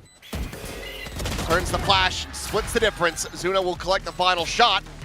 And Varrel, with a defuse, will get themselves a second round win. Yeah, I mean, this is going to be the tough part about this composition is if you run into the wrong space and try to overcommit, there's going to be punishes available, and that's just a kill setup. A great grab net to follow up off of this for LP. Reads Cess right away. The fact that he removes him from the equation wins them the round. And just not much that Yatsuka can do. So much of this is going to be about making some contact with that utility, clearing it, and trying to get away scot-free. And Ives from May. See if he can work some magic. Get out of my way! There's the pop, guiding light forward. Trying to slow the approach, but still going to be solid space taken. I've got Pivot your as well trail. as set up for the Cypher. Seekers are trying to lead the charge. For that push forward to the cage, but they're able to widely circumnavigate that one.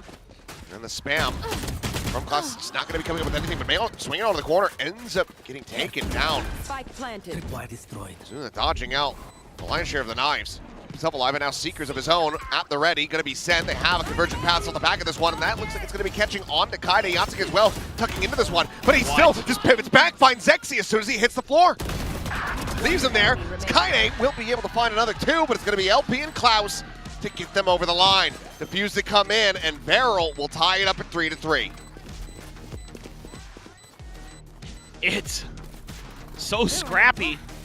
I don't know how in the world Yatsuka got one there. I mean, he got absolutely nailed by the convergent pass. Still, though, May a little bit off with the knives. Jeez. Wow. That's very casual.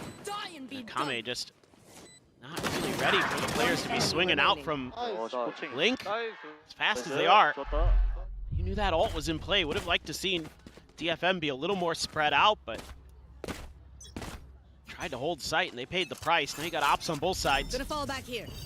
Zexy and May on opposite ends of the map. Kame. Okay, well, maybe a bit overzealous here. They're trying to take that space, and now just gives them a body. Kaide immediately investing the ult off the back of that kill. Gets the reveals. Still a sonic sensor situated here at A long. Another barrier mesh going to be chucked down into sewer. Trying to limit their options. So we've been joining in to reinforce this site. Blink Barrel starting to get a very solid read of this as they continue to pivot their players towards this side of the map. The up and over, not spotting out LP, I do believe, but the slide in from Akame will be able to find that kill. Klaus Zuna one apiece. Kaide, however, with three. Gets them very much into the driver's seat of this round as DFM will be able to regain the lead. Spike planted. Some nasty multi-kills. There's not a lot Zexy's going to have to say about this. Again, quick decision making off of clearing some of that info gathering util. Just swarming on in there. Get the trades. Should be A-okay to win the rounds. Okay. It's a little bit wild, but we're getting there.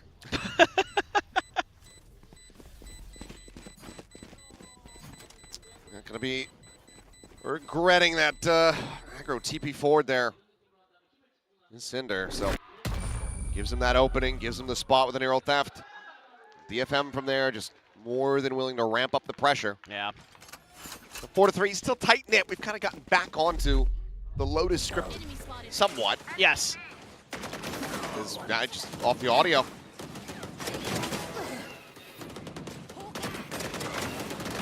Big round from Kane.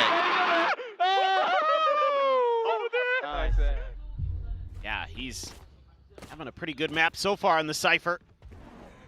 Still have that operator on both sides. Sexy this time gonna line up long A. Tight A. Has the Cypher cage out there, but doesn't want to challenge that, and I don't blame him. That setup would be pretty scary. So, they know there's a trip in there. They literally ping both sides of it, unless they assume that there's players, around the door with shotguns, but maybe they just guessed correctly. Should be pretty decently aware, but given the eyes that Varrel have, they know that this lurk into sewers hadn't come through. This is what you need to do. Yeah, Constant was watching that angle, making sure, but they will re-clear it just to make sure that A lobby as well is empty. A with a chance to find a massive one there on the LP. It's coming shy of the mark. Yeah, I like what they're doing though. Clearing some of this util and not making any moves. Just making Varrel have to consider a lot of different parts of the map. Flash doesn't connect. No, it does not, but now they know. Operators on the line, and Sexy doesn't want to overstay. Wins the relay bolt, but now this has DFM rotating right into the stack from Varrel. 30 seconds left. Push and pull around the map, seemingly going their way. Klaus in the hot shot, just get a straight connection there on the Atsuka, it would seem. Refaces forward through that fast lane, but can't find anything else. Cinder, however, the reposition, TP's in behind him and is able to find one. Akame gonna be taken down, LP with the Guardian in hand, coming up with two, Kaide May, both on the floor. Zuna gets a piece of the pie, and the Annihilation grabs Yatsuka to boot. Varrel not gonna be allowing for DFM to start running away with this. They tie it up at 4-4. Just overthought here by DFM. Kind of one of those moments where you have to realize that the op is likely by itself. They just don't check corners and they pay the price. They don't check LP's corner either. One enemy remaining. 10 seconds. And it costs them. The time was starting to put some pressure onto DFM, and it's going to be a timeout. I think just kind of reassuring the players, if you're DFM's coaching staff, being like, yo, if it's an OP, it's by itself, boys, like most likely. And if not, maybe two at worst. So if you find that like late round, you can challenge it. You've got the util, you've got the sky flashes. See if you can play for the trade. Because I think if you do that round, probably goes a little bit better. But the early part of that round was good from DFM, clearing some of the util, kind of playing with some of the map. Just made the wrong guess too late. Ended up working the clock very, very low as well. Yep. Some of these pacier hits from DFM has been where they've been finding some success. So curious if they opt to go for that, especially now that they're in for a thrifty attempt. 3 sheriffs, a judge. And a stack outside of A. Sexy looking for the op shot. Re-peek here from Akame. Let's go their separate ways. Meanwhile, Kaide scaling forward. This trip is way further forward. They're going to try to play off of it. That one to the open. Doesn't get the catch. Yes, it does. Akame completely slowed up. Still do manage to get the scale forward into the side itself, but Cessa trying to recover that weapon. Ends up falling to the wayside. Is LP again! 3 kills on the B side. I feel like I have deja vu. Saturate going to be lobbed in. Zexy trying to figure out which way he wants to go, and it's right into the face of Yatsuka. Takes it away with the shorty. Varrel now in the lead. I'm a bit surprised as well that after this timeout, maybe it'll come in this next round, that you're not trying to challenge A a little bit more, because you're not seeing nearly as much of these cheeky setups that you're falling for. I mean, just a little bit further forward with that trip, and it absolutely screws DFM. So well thought out by Varrel. DFM can't quite find those answers, and now they're going to double down on long A. I think they're thinking what I'm seeing. They've been leaving A pretty wide open. That might be something that DFM is going to try to establish some presence at. They do. There's that deep trip again. This time, Cinder in the back. Kaide should hear it there. Maybe try for a bait and switch. He's going to go for the paranoia off the trip clear. This depends on when and where. DFM wants to make a go of it, but they're actually going back into B, man. Clear that Trailblazer, keeps some interest on the A side of the map, but can be a quick pivot. That went up and over. Cinder cannot find the punish, just off the back away. While the slide forward, spray, it's a little bit wide. Spike planted. The plant is out, says TPing, he's stares at heaven. Trying to get a backstab going. LP, just gonna be walling himself away from connector. And he's gonna have to rewrap all the way back through sewers, now into A lobby. Gonna bring around the Rosie here, trading places are Varrel as they look to try to go for this retake, but Yatsuka finds the shutdown on the first. Cinder now gone, the Seekers flying through. Klaus finds the timing to slide in for one. LP pushing forward. Defuse attempt is sexy. Whoa. One hell of a shot to get the no scope, but cannot get them over the line. DFM, they will answer back in kind and keep it neck and neck once again. It's so wild. I mean, Varrel's coming at him from a lot of different angles. LP, huge brain there to read the TP and to use his wall to cut it off. But as they're coming into the site, there's just too many angles to consider, and DFM too sharp. Yeah, you want the operator. Oh my God. Big's not going to get punished. Zuna, however, is able to find Kaide there at A lobby. Looking for the grab on the orb, and May says, hello, I'm also here. Cess won that fight. Yes, he did. Curious if that ended up being through a smoke. I didn't see when that had gotten cycled through, but given that it just dissipated, I think it was.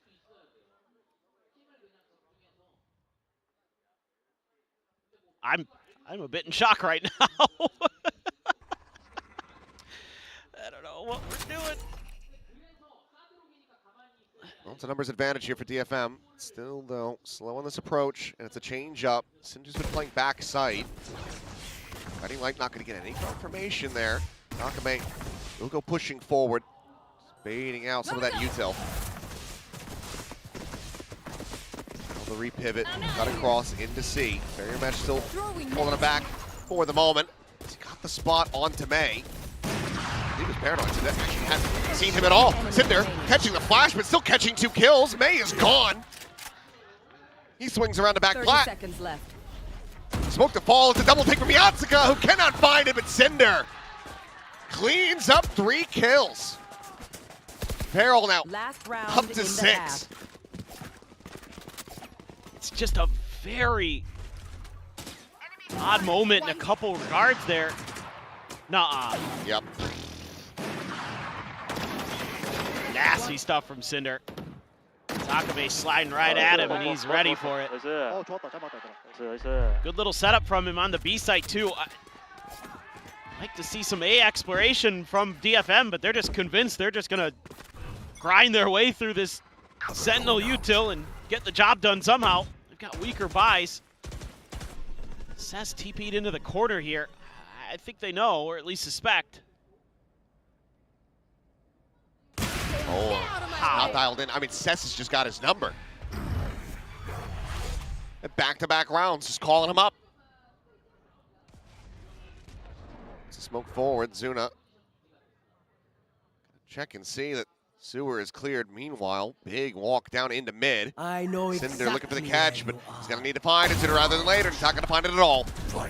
There's the reveal, and Cess able to catch him by surprise. Seekers do get sent. Siding just going to be clearing him out. Best of his ability.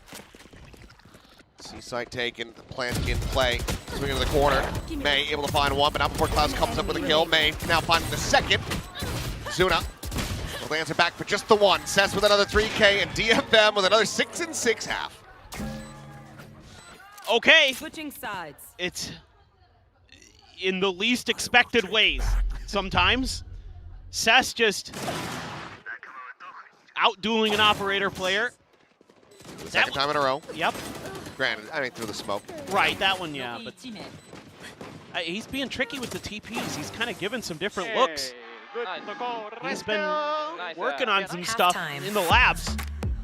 He did the one where he killed him in the smoke. He did some neat little TPs back and forth where he was jumped to one, TP'd back, then TP'd to the other side, stuff like that. But anyway, it ends up working. But LP, speaking of working. Yeah, he's looking really good today. Yeah, as usual this year, this stage. I just feel like he's been shining the brightest here for Varrel. How does that continue? Now that we do have the side swap coming in, so DFM over onto the defense, this deadlock now on the attack. Obviously get into a site, barrier mesh. The Nets can make a really annoying go of it when it comes down to retakes. Yeah. In my mind, if I was a coach, I'd be talking to the players right now, hey, we got to get ahead of their retakes. Like, we either have to be playing really deep on our lines at the mains towards C-long and A-long. Yeah, poor Varrel if they lose. Because DFM gets into playoffs if they win. Or, you know, being quick to flood. Being pretty reactive in that regard. So, we'll see, though. DFM kind of always has different ideas than I do often, so we'll just have to wait and see as they've got 3 players on B. So looking to maybe do a little bit of flood retakes or pivots. We'll see. Slow, steady creep up towards C, but quick pivots coming in. DFM. 4 players leaning on this side of the map. Catch on the one, but no punish to be found. Barrier mesh going to be flying out, but it's going to be May. Finding the opening kill as Zexy will fall, and it's an immediate evacuation. Did they screw that up? Yes.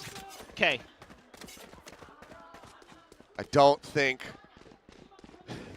that's intentional. I don't think that LP meant to pull an Artis and just lock the whole team out. It's the Rorschach. Stuck in here with me.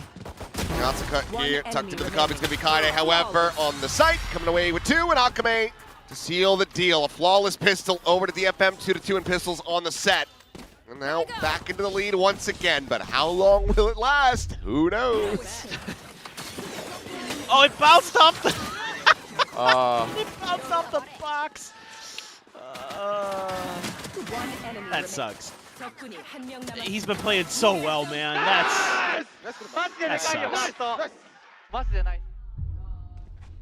But the team that won both pistols on Lotus lost the map. And it was a 6-6 half, so surely. Yeah. Let's keep the same script. May repositioning. Top site. Guiding light going to be sent out. Confirmation. Score, but doesn't manage to find that punish. Push up now into that smoke. Jordy in hand, trying to find some value, but he does not. Hello. Cinder, he's just TP'd his way forward. They're going to pull up a Thrifty! And Zexy guns him down! And they might make it a flawless! Never mind! Cinder's dead, but who cares? Did Cinder TP into their own grab net? Yes. Just checking. Just checking. I'll never see this one coming. They didn't! I mean, it works. It ain't dumb if it works. Good God. I mean, Kaide just turning to the side, you have to wonder. Like, I mean. They just assumed, I think, that there's surely he's not TPing into. The hell is a polar bear doing here? Like, caught so off guard. That is ridiculous. bizarre. And we are tied up at 7-7, ladies and gentlemen. Shocker. Who would have saw that coming? Yep. Yep. Yep. Yep. It goes to remove it. It's just like, oh no, I can just kill a second guy. Never mind. Absolutely insane.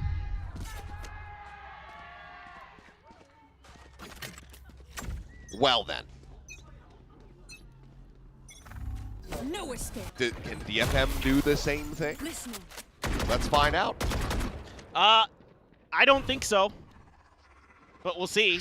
I mean, this match is delivered in terms of the just absolute wildness, so sure, why not? They're pretty far forward here. Cess, he's going to be the one with that Spectre that he managed to save. Doesn't get scouted. Here we go. But you ready? LP, he's suspicious enough. And, well, Zuna will actually have the kill taken away from him. Got the initial wall bangs going, got the headshot there, but LP confirms it for himself in the end. Push forward. He just lurks his way in. Cleaning up Yatsuka. May dead on the C side of the map. Push in. Kaide desperately trying to find something. Gets caught by the trip. Zuna will find one. And now it is just Akame with it. Bucky dancing around these shots. Klaus will clean it up. So no, a Thrifty cannot be found in response. Varrel start to find their footing a little bit. Gain a lead by 1. Okay. See if they can make a go of this somehow, some way. Yeah. Cess just praying that they didn't check.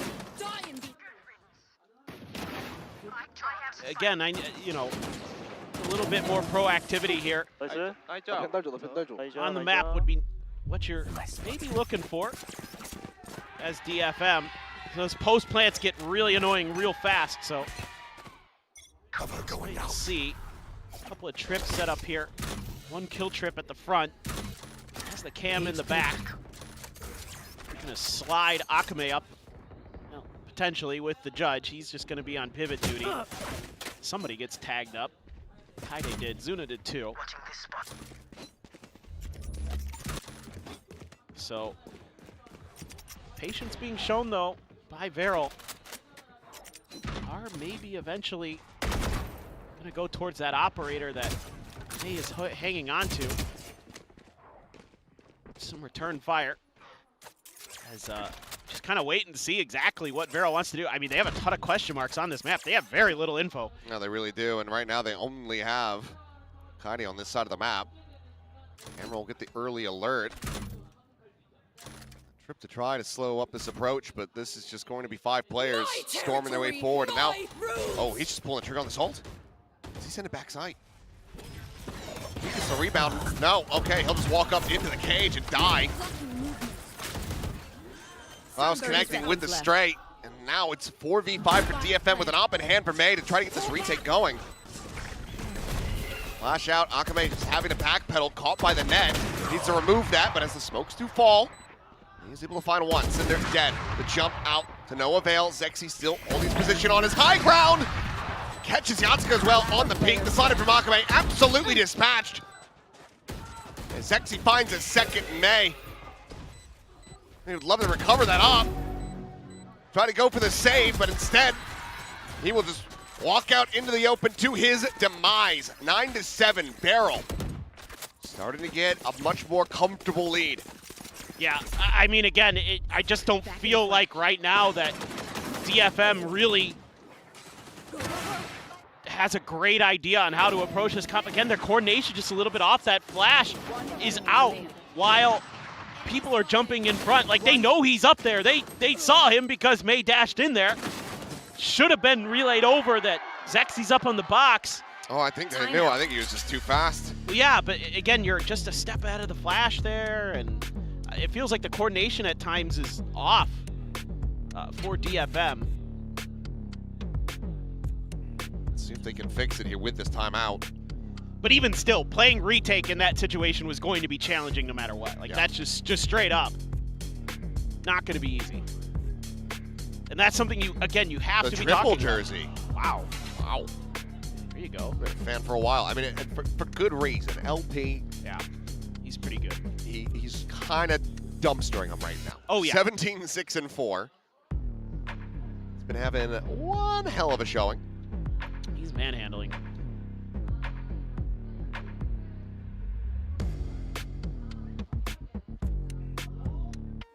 Well, we'll see. But just this very patient sort of push and pull the map a little bit here and there is Varrel, but they haven't had to do too much in the beginning parts of the round. They just got to guess their way into the right site and Blinded. set up for a post plant. And it's going to be tough for DFM to do much about that once they get there. Klaus, another opener. Says dead. Push out though. May built her a shot, able to find Zexy before he can realign that outlaw. Glass cannon as well, so he's been absolutely dead to rights. So push forward, just going to be cycling that tripwire down C long, and immediately starting to rotate out is Kaide. Natsuka spotted. Klaus getting closer and closer. May, another one, but Klaus able to scale forward, finds Yatsuka, but May turns back, cleans him up. Now suddenly, just the two players remaining for Varrel, trying to maintain this little win streak for them. But May on for an ace! And he's got it! How many Predator aces today? I think it might be 3. Either way, that is May coming alive when you so very much need him to. Well, he's a difference maker on this agent. There's no way that that's what was discussed in the timeout call, No, but no. Who cares? I mean, he's just unbelievably talented, and give him the opportunity. May with one, Akame with another, and I think there was an ace somewhere in that first series. I'm trying to remember who even played in the first series. KRX and Gen.G. I know. I was just joking. Well, it's hard to tell at your age. I know. Will be the timeout call immediately from Varrel. Wanting to ice the enemy jet a bit. Yeah. And I don't mind it too much, I guess. It's your first one, so it's okay. I mean, that was also... What do you do? What are you going to do against that? I mean... I mean, like, it's just so clean because, A, I don't think he took any damage, and B, he was glass cannon. Yeah. So, like... It's the most May crap ever. Like, he just, like, wins you around. Never in a million years do you think there's any world where it happens. But look at this setup. Intentionally trying to give up space on A here, our DFM. So they're going to line up May over at long C. But I don't think Varrel's even going to consider that for now. We'll have to see. Well, maybe. I mean, that sonic sensor there leads me to believe that they're not going to plant B, that they're looking to counter any lurks for wherever they end up. Certainly feels like it's going to be C now for sure. It's just May going to have something to say about it again. They're making a ton of noise over here. Trailblazer cleared before he can find the stun, double dash out towards safety, and Akame unable to really spring the trap there. I'm out of here. Players get away for the moment. Meanwhile, May walk down through C long, but Wire staring him in the face. Will just get cleared. Give them some pause, trying to make them consider a potential flank coming through. At the end of the day, I thought for a second Varrel might be committing. Cinder, ooh, got out of there just in time. Took just a graze of damage, barely any. Will be B in the long run. 30 seconds left. Convergent path sent over towards A connector. Meanwhile, Seth still dancing around backside, sees that placement. Zexy going to fall, May as well. Finding LP, finding Zuna. Spike down B. They're trying to peel back some of that pressure, but Kaide able to hold his own. Go in my mark. It seems like the timeout 10 not going to be seconds enough left. to try to slow down DFM. Klaus will have to just tuck away, hold on to the weapon. DFM get themselves another round win after May's heroics. And they tie it up at 9-9.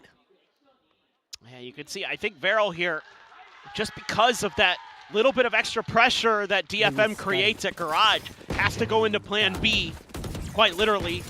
That's not, I don't think exactly where they wanted to go based on that early sonic sensor setup, but felt like this was going to be the open space, and I guess they're expecting, you know, a quicker flood from DFM, even though that convergent pass went over in towards Link, and they never quite account for the fact that Seth is over there, and wow. Back to back. Yeah, right back into it. Pretty interesting. TK9 does not look happy about this. Well, yeah, I think I've heard him bang the desk below us once today. Yeah, I heard that too, but it was on a round that Varrel won. Yeah, it was. I noted it. Yeah. Maybe he wasn't happy with something, but then they got the win anyway. I'm not really sure. That's kind of what I'm suspecting. Or perhaps it was just completely unrelated. Yeah, who knows? Maybe somebody dropped something. Yeah. We just assume when I hear that noise that the coach below us has lost their grip. Yeah. Like, oh, Alex is in it today. That's weird. Yeah, it is strange. No Jovi here. Yeah, Jovi's not here. Frost? Where are they? Why Our am I getting usual these noises? suspects, yeah. Wow. Back into it. Tied up affair and a weaker buy. It's for the moment if they try to sort things out. Looks like Cinder just going to be going into this one with a Sheriff. Granted, I mean, with as many thrifties as Varrel got. Yeah, why not? Just honestly sell the Vandals. Who needs them? They shoot better with Sheriffs. Not deep enough for the flash to get the audio confirmation. So looks like they're just going to be trying their hands at this B site maybe once again. Well, flash forward, nothing spotted. Smoke to the A connector side, saturate lobbed in back sight. Hiding, gonna be spammed out. Zexy able to find it from on high. That's however still here. Play this one quietly. Zexy stuck around. Now dropping down off the box. Clear out and they have enough of a gap. Slide their way forward. They're trying to get this defuse going, and Akame takes a little while. Pumps to the judge, but eventually is able to find the kill, but LP comes up with two, and suddenly it is just Akame. I'm out of here. Dark good. 3 more targets to try to be found. Boxed in on the one side, faces forward to his death. Klaus takes his head off, and Varrel take the lead. Kidoki. Just a change up here on how they wanted to approach that B site. Just get Zexy up on top, and he spots Kaide inside of the cage. A little bit of a positioning error there. Kind of just thought he could hide, but I think he assumed that Zexy was going to go top mid box. He went left. Just was not ready at all. Was hoping he could play off his trip maybe. May with the off Blade Storm. Kaide has his ult. And with the judge is Akame. Big important round. Economy not quite going to be shattered for DFM if they lose this one, but Varrel one step closer to put up 2 away from closing out this map and taking us to Fracture. And also stop DFM from being able to have these ops online. Sets up and over the top, finding one hell of a timing though to push forward. Gets the spot out, and LP ends up getting punished. It's a massive kill to be found given how he's been playing. Kaide, okay, up here in heaven. Just gonna be gunning him down. Suddenly it's Zuna and Zexy to go maybe right back into spawn. Got a minute to play with, but 2v5 this time around, not gonna be in the cards.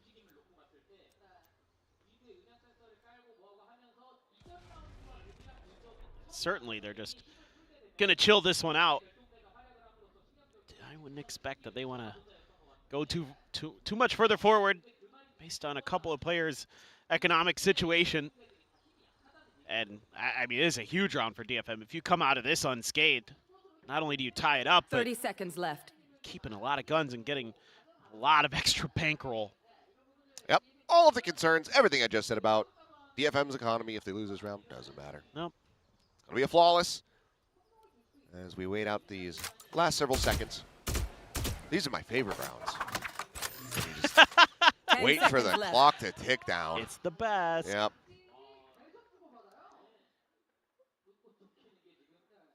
Well, just good fast shutdowns here from DFM.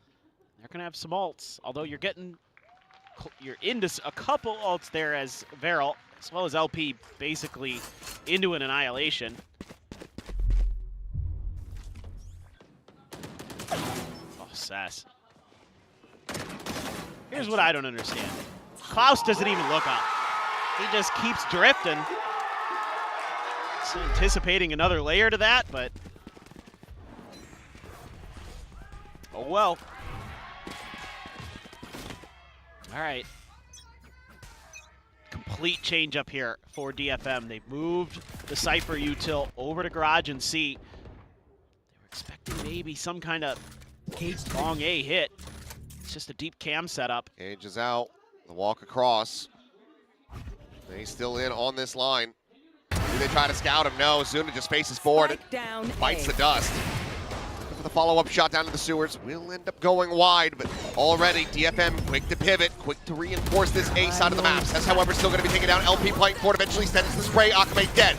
May with one. Annihilation going to be sent out to no avail, and the Atsuka knocked away. There's at the barrier meshes. The spike gets planted. A 1v2. LP down to 48.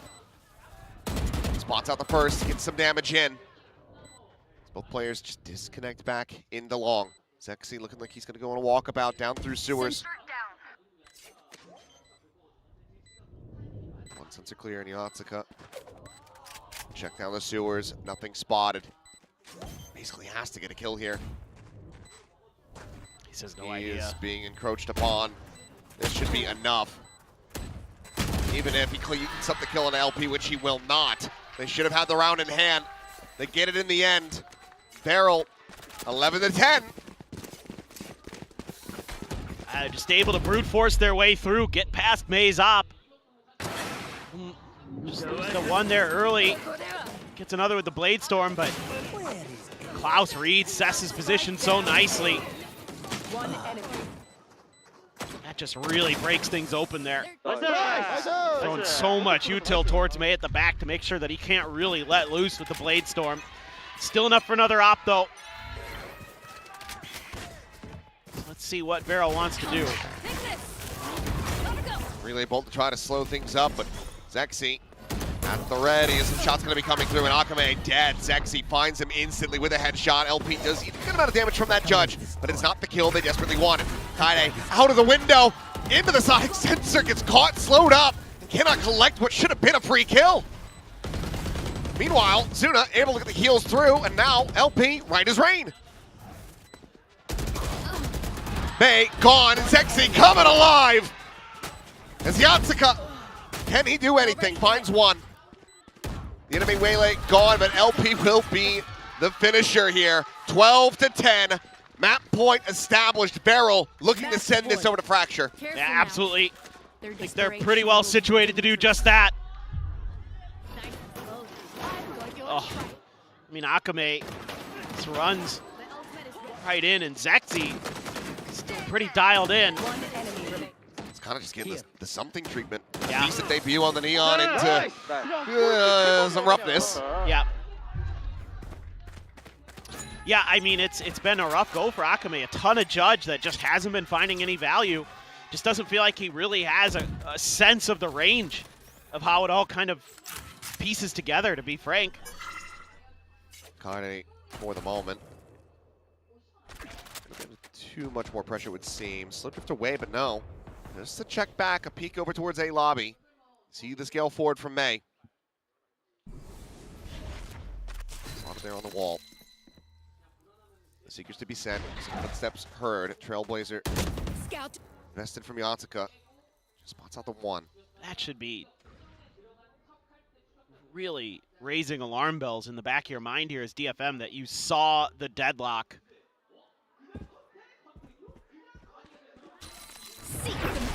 Seekers is now sent onto the corner, nobody to be caught. Nakame flushed out, picked apart. Klaus finds that kill. Zexy stops the flood retake with that convergent paths. Be fishing through the smoke, nothing to be found there. May on the approach from around the back, but as he gets ready to break this trip, that is just going to alert Klaus. Jump peek in, Cess dead, gone. Just 3 players remaining in a 3v5 at the time, working against at the clear of that as May will fall. Zexy has him in his sights. Yatsuka with the first, but they need so much more. Kaide able to find 2, but it's going to be Zuna to drag them over the finish line. 13-10. It is going to be a stacked evening, ladies and gentlemen. 6 maps to be played. as Varrel will send us the fracture. And a lot on the line. Both these teams know it, and Varrel able to fight back. Didn't feel comfortable at times, but they got there. Their map pick of Haven will fall their way. It was a crazy one, back and forth, and we continue to see round wins for teams for both sides, but it feels like they have no right to win them. No. But for DFM, playing it close, much like Varrel was able to do on DFM's map pick previously on Lotus, but now it all gets settled on a fracture. What do these teams have for their looks on that map? I don't know, because they're willing to change things up. Well, we haven't seen it. Yeah. We have no idea. So we could be in for some craziness, but what I will say, I had a lot of doubts surrounding the Waylay here for Zexy, and in the end, he made it look pretty damn good. Yeah. Overall, you know, especially when you got to that attacker side, Varrel just able to get into those post plants, work the map well enough that they could get past the defenses here. And the Waylay, yeah, was able to bypass. Again, if you just have a Cypher, the Waylay actually really good because you can get over a lot of the early problems. And they did a great job of just never really kind of running into bad situations once they got past that May Ace. Well, strap in, ladies and gentlemen. We're going to a third and final map, but for now, let's pass it back over to the folks on the analyst desk. That is right. We are going into a map 3. It's been all 6 maps for this entire day, and you look at that scoreline over there. It was very close once again between these two teams. Oh my god, I could cry. They've done it. They've got a map. They found that 13th round, and thank goodness they looked so much better. Look at that, 7 out of 7 post plans. The comp executed perfectly. They won a map, guys. Yeah, they did it. I mean, they have won a map in kickoff, but so far in this stage, yeah, but they haven't won a map. They've been 2-0 every time. Give this to him, Pilski. Come on. Let me be happy Come right on. now. Yeah. He's crying right now. Don't I mean, take this away from him. The attack looked fantastic. Not It only did. the post plans, but I think Varrel is actually a cut above a lot of teams who play Cypher Deadlock in terms of how they work the map and setting up sonic sensors, even how they use the Cypher to be able to get those deep cams or like cage off some of the info lines and put down aggressive trips on the attacking side. I actually really like the way they play it. You saw it with their Deadlock on Split as well in that multi-OT thriller against RQ. They've got a lot of unique and interesting ideas. Yeah, I really, really liked this for them. DFM, this is a map we've not seen from them, and ultimately it just wasn't polished enough to upset Varrel on this. You see LP at the top of that scoreboard there. This guy's just looking insane, so dominant. Oh, I totally agree. He outputs a lot on roles that you're not necessarily expecting crazy fragging output, honestly. He's playing Viper, he's playing a lot of Deadlock. On the Chamber, fair enough if he has some big gains, but I feel like any agent you put him on, if he can take the game at his own pace, he's going to put frags on the board for you. Another good game from Zexy, another game where he doesn't play the Jet and he gets more value, so I'm happy with that. And I think the rest of Varrel with their game plan was just a little bit of a cut above DFM, which, you know, funnily enough, kind of felt like they went back to the May show. You did have a few moments here and there for Kaide. He definitely still had a good map, but the rest of the team lagging behind a little bit. And Akame, as opposed to his Neon debut, where he kind of went crazy, he's been a little underwhelming today. Yeah, absolutely. We have to see more from him moving towards map 3 because, you know, this is DFM's chance. A win today secures their playoff spot. If they lose, it's all up in the air. It's getting contentious, so they have to close this out now. Exactly. And Varrel here, they're in that spot where they can play spoiler for all of the rest of the teams on Group Omega. But, you know, Varrel, it looks like they've gotten a lot of that confidence back in Ascension, back into this, right? We saw a lot of great plays, for example, from LP on this side, like we saw over there, winning that MVP, of course, in that map. Yeah, let's have a look at some of them. I mean, I'd love to see him because LP, I mean, he was kind of a double threat. Not only was he kind of multi-fragging, but okay, sorry, this is the opposite. We were talking him up. Different clip order here, guys. This is the most Varrel thing you've ever seen. Yes. They're on the pistol.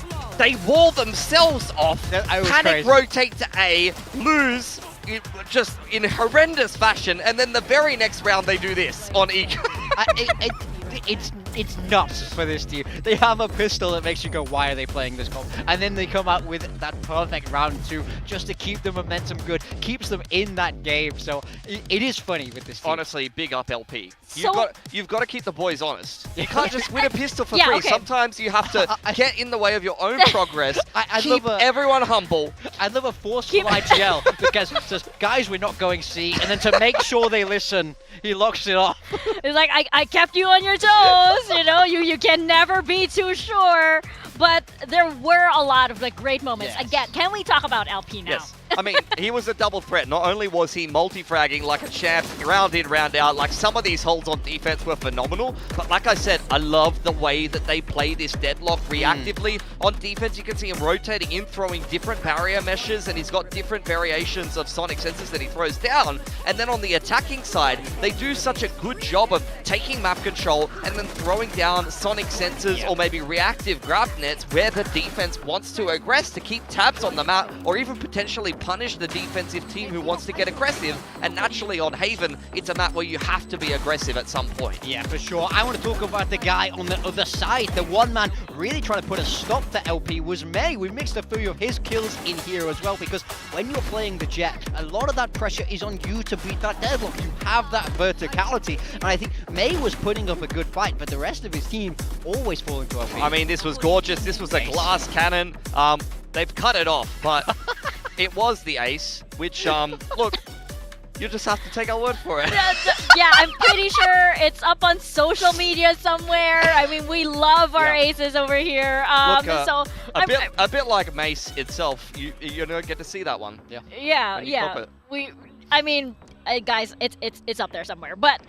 We want to know what is going to happen on Fracture here, because it's a big unknown for both teams. Yes. And from what we've been seeing, all of this creativity coming out from both teams, I mean, what are you guys expecting here? What are the comps going to be like? I mean, for Varrel, I think they can very easily play that Neon and Raze that we saw from them in map 1. It's a very easy fit for the map. I worry a little bit more on the side of DFM. I mean, if Economy's going to be out on this Neon still, he has to pick it up in performance. I wonder if we see a Chamber come out from either one of these teams. I wonder if we see a Breach come out from either one of these teams. I don't think they're going to play Chamber if they haven't played it on the first few maps, to be honest. I think Lotus and Haven, Pearl, these are the big Chamber maps at the moment. For Fracture, the thing is that Varrel's been using a decent amount of Teo. I wouldn't be surprised to see them pick up the Teo, to be honest. I really don't want to Klaus see. likes the Teo. I don't want to see Klaus on Teo today. I feel like, you know, he's had good performances on this duelist today. I feel like he wants to be going. Putting him on the Teo, I'd be a little bit upset there. I think DFM, I wouldn't be surprised to see them simplify and just keep Yatsuko on that Sky, play like what a lot of teams are playing at the moment, instead of playing that double init with the Teo Breach. Play the Sky with the double duelist and a little bit of a faster style. I think that stays true to what DFM have been doing on a lot of the other maps. I really want to see that, for sure. I mean, I think that's when they're going to be at their best with the double duelist. I want Akame to go in, make space for May, because we know how great he is there. I think for sure double duelist is the way. And I'm curious to see how DFM is feeling right now, because that previous map was so close. Yeah. They had so many chances to actually close this one out 2-0. And May had a great game, but I wonder if he can sustain it going into Fracture. Yeah, this is a case of like, it's a bit of an unknown for both teams. You're getting a little bit deeper into the map pool and you haven't seen as much. Like, we've got well-established teams in Pacific who have histories on Fracture we can point out and say, yes, they played this map, they've got some experience, but these are some of the teams that you just don't associate them as much with Fracture, and at least on the side of Varrel, like, you haven't really had an opportunity to see them actually test this map too much. Yeah, I mean, this is where you're having a really smart, talented IGL comes into play, because it's all about how do you adapt to what your opponent is showing in real time. LP versus S is really the head-to-head that I want to see. Wow, look at the Akame! agents are like breaches on both sides for DFM. It's Breach Teo. I don't love this, to be honest. I would much rather see that double duelist come in from them, but they back that Teo. I mean, a lot of teams are trusting this comp at the moment. On the side of Varrel, I mean, it's only one agent different for both sides. And in fact, Klaus could have been the man you throw on Teo, and instead they've gone in the opposite direction. They'll play the faster Neon double duelist comp with the Raze. On the defense here, I would love to see Klaus get on the op. You've seen other double duelist teams mixing in the Neon, put the op on someone like Buzz or Texture, for example, and have a lot of success. And Klaus is quite good with it, so I'd love to see that on defense. Well, we are going to find out if DFM can manage manage to cement their slot into playoffs, or will Varrel get their very first win on this Pacific stage?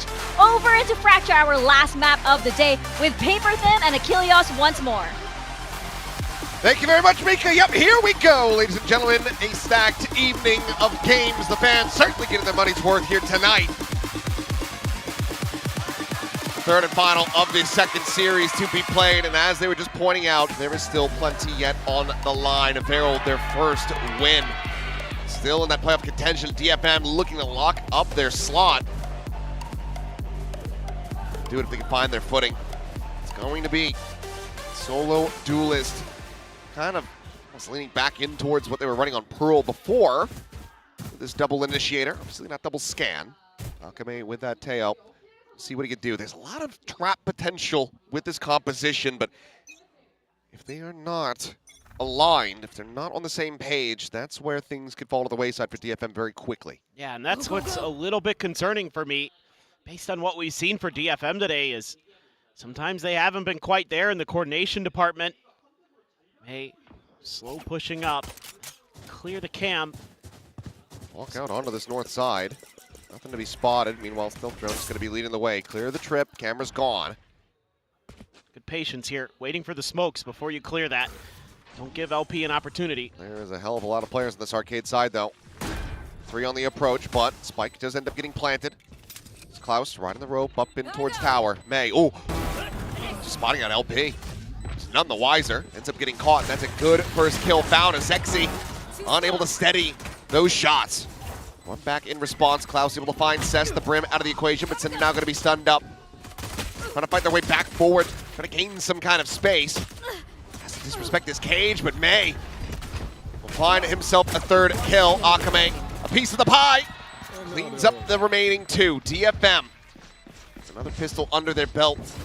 3-2 in that regard. Really nicely played by May, being extremely cagey around these smokes. Gets the glimpse of LP, immediately scales forward, isolates Zexy with the relay bolt.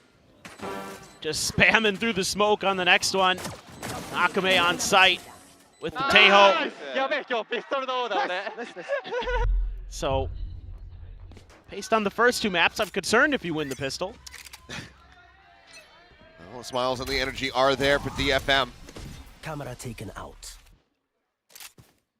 The fact that you get attacker's side here first, probably a bit of a boon. LP just shoulder peeking. Immediately backed off. May with that Vandal. Full armor. Grab of the orb. How does this... Feels like it's going to come down to some of these ult cycles that you can get into play with that Armageddon, with that orbital strike. You have so much post-plant util here as DFM. You kind of see the ideas of this comp on Pearl at times. Careful. Kaide not good there. Another shoulder peek. Gives a little bit of info. Varrel, if they are going to try to flank him, going to have to clear some of that util, and they do. But you have the reinforcements here. You're just going to have to fight your way through as DFM, it looks like. Players in position. DFM plan to come in. Salvos these players back over towards the spawn. Just classics. It's going to be difficult to really try to find too much here. That being said, Klaus will slide across, finding Kaide. May continuing to hit his shots, but Marshall recovered. It's May on the floor. Vandal passing hands now over to Yatsuka. Zoom in on the iPad. Salvo ready to be sent. Cycling forward, Zexy playing up in their faces. And just to take down Yatsuka. This place is becoming a little bit more difficult, but stun to the Molly. Going to be able to get quite a bit of damage here on Azuna. And does have it the half, goes for the retap, will force them to go ahead. Face back in for the kill. Backpedal away, and Cess will end up falling. The weapon, the one Vandal to be carried over. So good damage found by Varrel, but they cannot stop the anti-eco going the way of DFM. Yeah, really good damage found. Isolating the fight with Kaide just versus a Neon, a very difficult fight for him to take. That's good recognition by Varrel. Klaus as well, able to catch the weakened May on the way out, but again, that post-plant util will be the real name in the game here for Varrel to get ahead of. big bonus coming through. If somehow, some way, DFM was able to squeak this one out. Pretty insane. Zetsi up in the box. Everything. Overdrive of hit. Oh! Available. One away. As May will get taken down. Very good kill found, but being quite a bit of damage, but still just facing forward. Spike down, B. Pops the spike on the rope, and if your DFM trying to recover from here is going to prove to be damn difficult. That being said, though, Kaide. Oh, he's going to find timing. Does manage to clean him up, but now last one standing. Is it Zexy just offering up some shots from back gen, trying to find that wall bang. Camera checking around B main side, nothing to be spotted. Some cages that maybe try to play with if he wants to get this spike in play. But as soon as they hear that tap, it should be the go button. Aftershock, a flash, satchel, full kit available for Klaus. Ooh. There's the spot on one.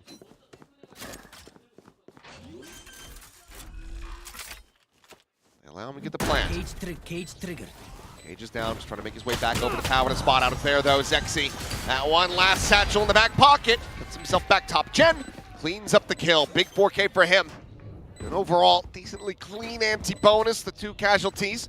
Certainly going to hurt a bit, but with 3 surviving and a showstopper online, Varrel, they will take that every day of the week. Oh yeah, absolutely. Got to be feeling pretty comfortable coming into this next round. Position that, I mean, that's just nasty. Just wait a moment. May is sprinting and he still manages to get him. Headshot connects. One enemy remaining. Doing what they can to try to clear some space, but yeah, you can see him up and over the cages. And into the next round. Change up here though for DFM. I'm gonna try a beat crunch maybe. Let's have to see. Trying to use the north side of the map. I like this though. Spot on the one, camera gonna be cleared. Double push down through the underpass. Klaus just gonna be re-exploring. They know that they've given up that north side, that arcade side, so they're very wary about May, but can they do anything against him is the question. But the warning shot sent. May's gonna look to backpedal. Still pitching at risk, never mind! Hell of a fadeaway. Taking down Zuna. Bolt doesn't go deep enough, but Klaus is not going to be fast enough to actually find the punish here, so May out like a thief in the night. He's just expertly lurking around here. He's got a little bit of util out of him. Now they're going to rescale back through underpass towards this arcade side. DFM just have to, I mean, Varrel's going to be scratching their heads wondering what the hell is going on. Oh, for sure. Meanwhile, Kaide poking and prodding towards that A side of the map, and that's going to call for the rotations. This is looking brilliantly played at the moment by DFM. They really handled this nicely, at least so far.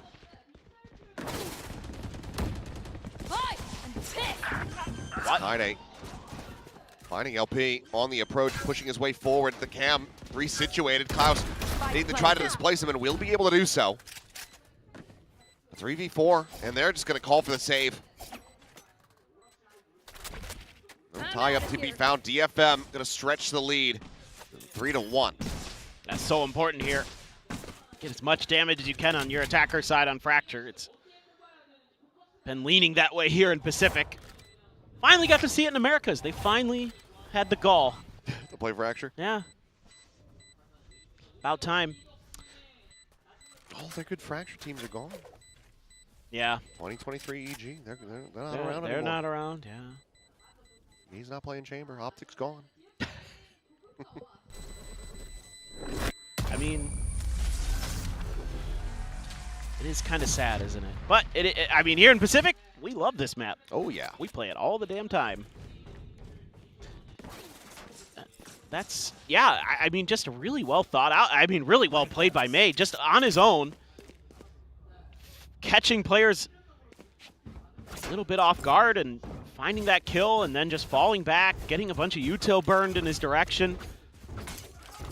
Solid effort from the duelist. They're going to go back to that 4-1 split. Go, go, go. Kaide on his own, up on the north side.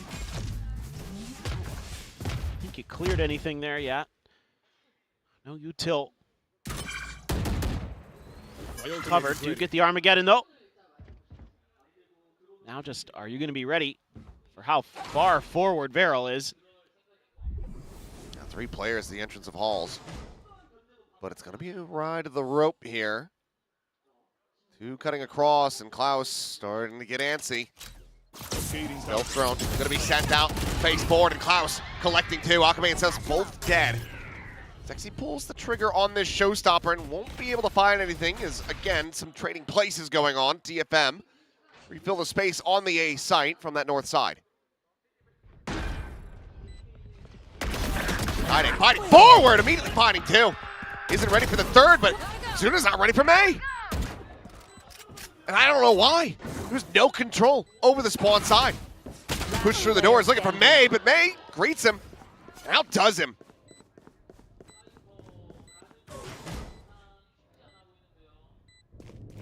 This is a horrendous turn of events for Varrel. Slide across LP, taken low. Forced away by the relay bolt. They know that he doesn't have it held at half. Free swing in. Finds the first, but time is starting to get away from him, and Yatsuka, yep, that's it. The round secured. One last glimpse to strike fear into his heart. LP has to just rotate out, and DFM continuing to find success here on this attacker's side. Yeah, other than a little bit of a mistake outside of A main. Brilliant recovery. I mean, May is just, he's really starting to feel it. It's really this, though. This, though, yeah, Kaide's double kill. Absolutely disgusting. And get the reveal. But just no cognizance, no real credence lent to the idea that they could have taken that space. You'd given up that entire north side. You'd given up the A site. You know what's weird is they pinged it. Timeout. I saw the ping on the map. But I don't think they think, I think they thought that they would be playing for like a door crunch or something like that. So far, 2 of the characters you very regularly see getting solid value on this map. Coming up shy of the mark here for Varrel. Zuna and Cinder both killless, 0-5 and 0 for Zuna. He's having a very rough day. Yeah, I mean, kind of an interesting changeup, right? Zuna usually on those initiators. But with it being a flash initiator, they wanted to stick Cinder into the breach. And the Brim not able to find value that you see often on this map, that Brim's kind of just able to be that back line and do a lot of damage. So far, Varrel has just been having a tough time once the spike has been down. Need to get the subscription to Bako's Masterclass. That is absolutely correct. Armageddon online. Ult's very much out of cycle for Varrel. LP, closest ones. It's going to be an attempt at a north side crunch, but immediately evaded. DFM quickly set their sights on A. LP alone, they try to hold the line. Fast lane going to be falling. Spike now on the floor. Pushes forward, trying to avoid that stun. Eventually, will get flushed out as Akame finds the kill. Finds himself a second. Klaus now dead as well. Still have the ult. God, might have to use it just to get the spike. Be concerned. Send this over Zuna's way. He managed to pull back towards safety. Cinder on the board now with a nice sheriff shot. The noise now starting to be cut. One footstep going to be made. Molly's available on either side. No aftershock to try to lay this. Planted. Smoke's down. Smoke on the halls. Cinder able to spot out one. Fault line to potentially try. Squirt them forward. Sends it. Swings. Dies. Zuna able to find the first. The spot on the second. Swinging! And it clutches up. A massive round win here for Zuna. There we go. A big way to come online. It's exactly what we wanted to see. The Brim doing Brim things. Akame just trying to hold the angle there. Kind of costs him. Just a little bit of a wide swing is all it takes. He didn't get the double face with Cess, so again, had an opportunity there maybe, but it seems like the coordination's still just kind of lacking.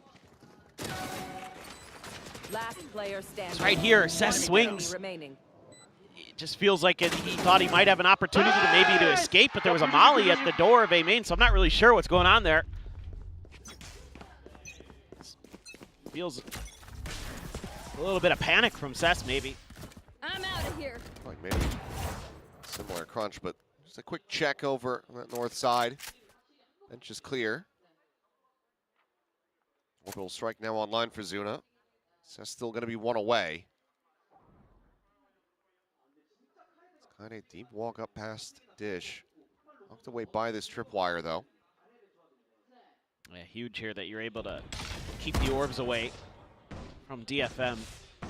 Close to both Cess's ult and Yatsuka's, so getting a little bit of A main control. Not falling for it, though, our DFM. Just some noise made, but Paint Shell as well. Going to be invested from Zexy, so it doesn't have that for the potential retake. They're going to go back down underneath sewers. Group up with Kaide. Once the smokes come, feels like it should be pretty obvious for Varrel to make the rotation, considering the A main control they have. Salvo's not clearing this at all, but Kaide will. It's a casual little push forward, and Labs loses his head. Tower player gone, the site opened up. Camera looking for the spot, orbital strike to try to delay, but just need a quick little reposition here. Meanwhile, Zexy, main approach, is able to find Cess, so potential orbital for DFM, now out of the equation. But there it is, the Rolling Thunder, I was about to say online. Push back onto one, Zexy scaling forward. Shock into the site, LP able to find Maze, he gets pushed out into the open. Yatsuka with one. Enemy down. Kaide finding his second, keeps it into a 2v2.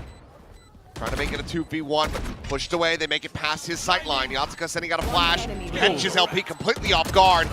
And Zuna, this time, not going to be able to be the hero.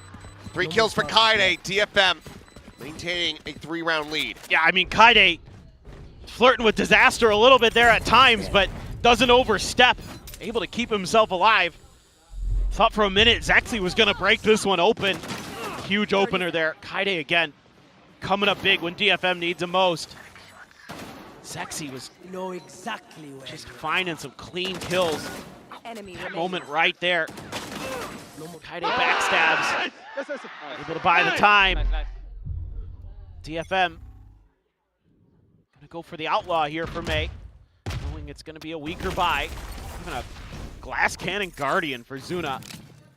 Zexy's so close to another showstopper. Big concern, potentially. Oh. I thought Cess had that dead to rights, My but eyes are down. maybe a glimpse of the minimap. Either way. Just don't think he figured there'd be a repeat. I think you're right. Orbital strike's going to have to be tabled for another day. That being said, DFM still in a solid enough position, but showstopper is online for Zexy. 4-player push through halls. They're realizing exactly where these players are going to be, but LP, however, is not going to be reading this. Turns to the side, and I thought maybe he'd be able to get the reaction, but we'll end up getting caught. So 1 for 1 in the end, the plant to come through. Coming out, Klaus just sending out those shots to the outlaw, nothing to be found there.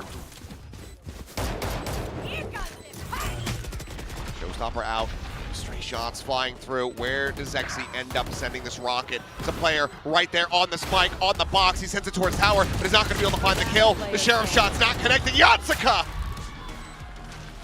just tucks away and reveals himself in the biggest way possible. 3 kills found. It's DFM continue to stretch this lead. Gotta credit DFM on this one. Okay, jeez. You lose Cess early, but then you're clearing a lot of space early, and then after that, you're spreading out, knowing that showstopper's coming. You get Kaide's ult there to give you the info. Know that you have the time to set up for it. And that's brilliant position from Yatsuka. Never got spotted and put up a huge 3K. Just like that, I mean, he's so close to another Rolling Thunder.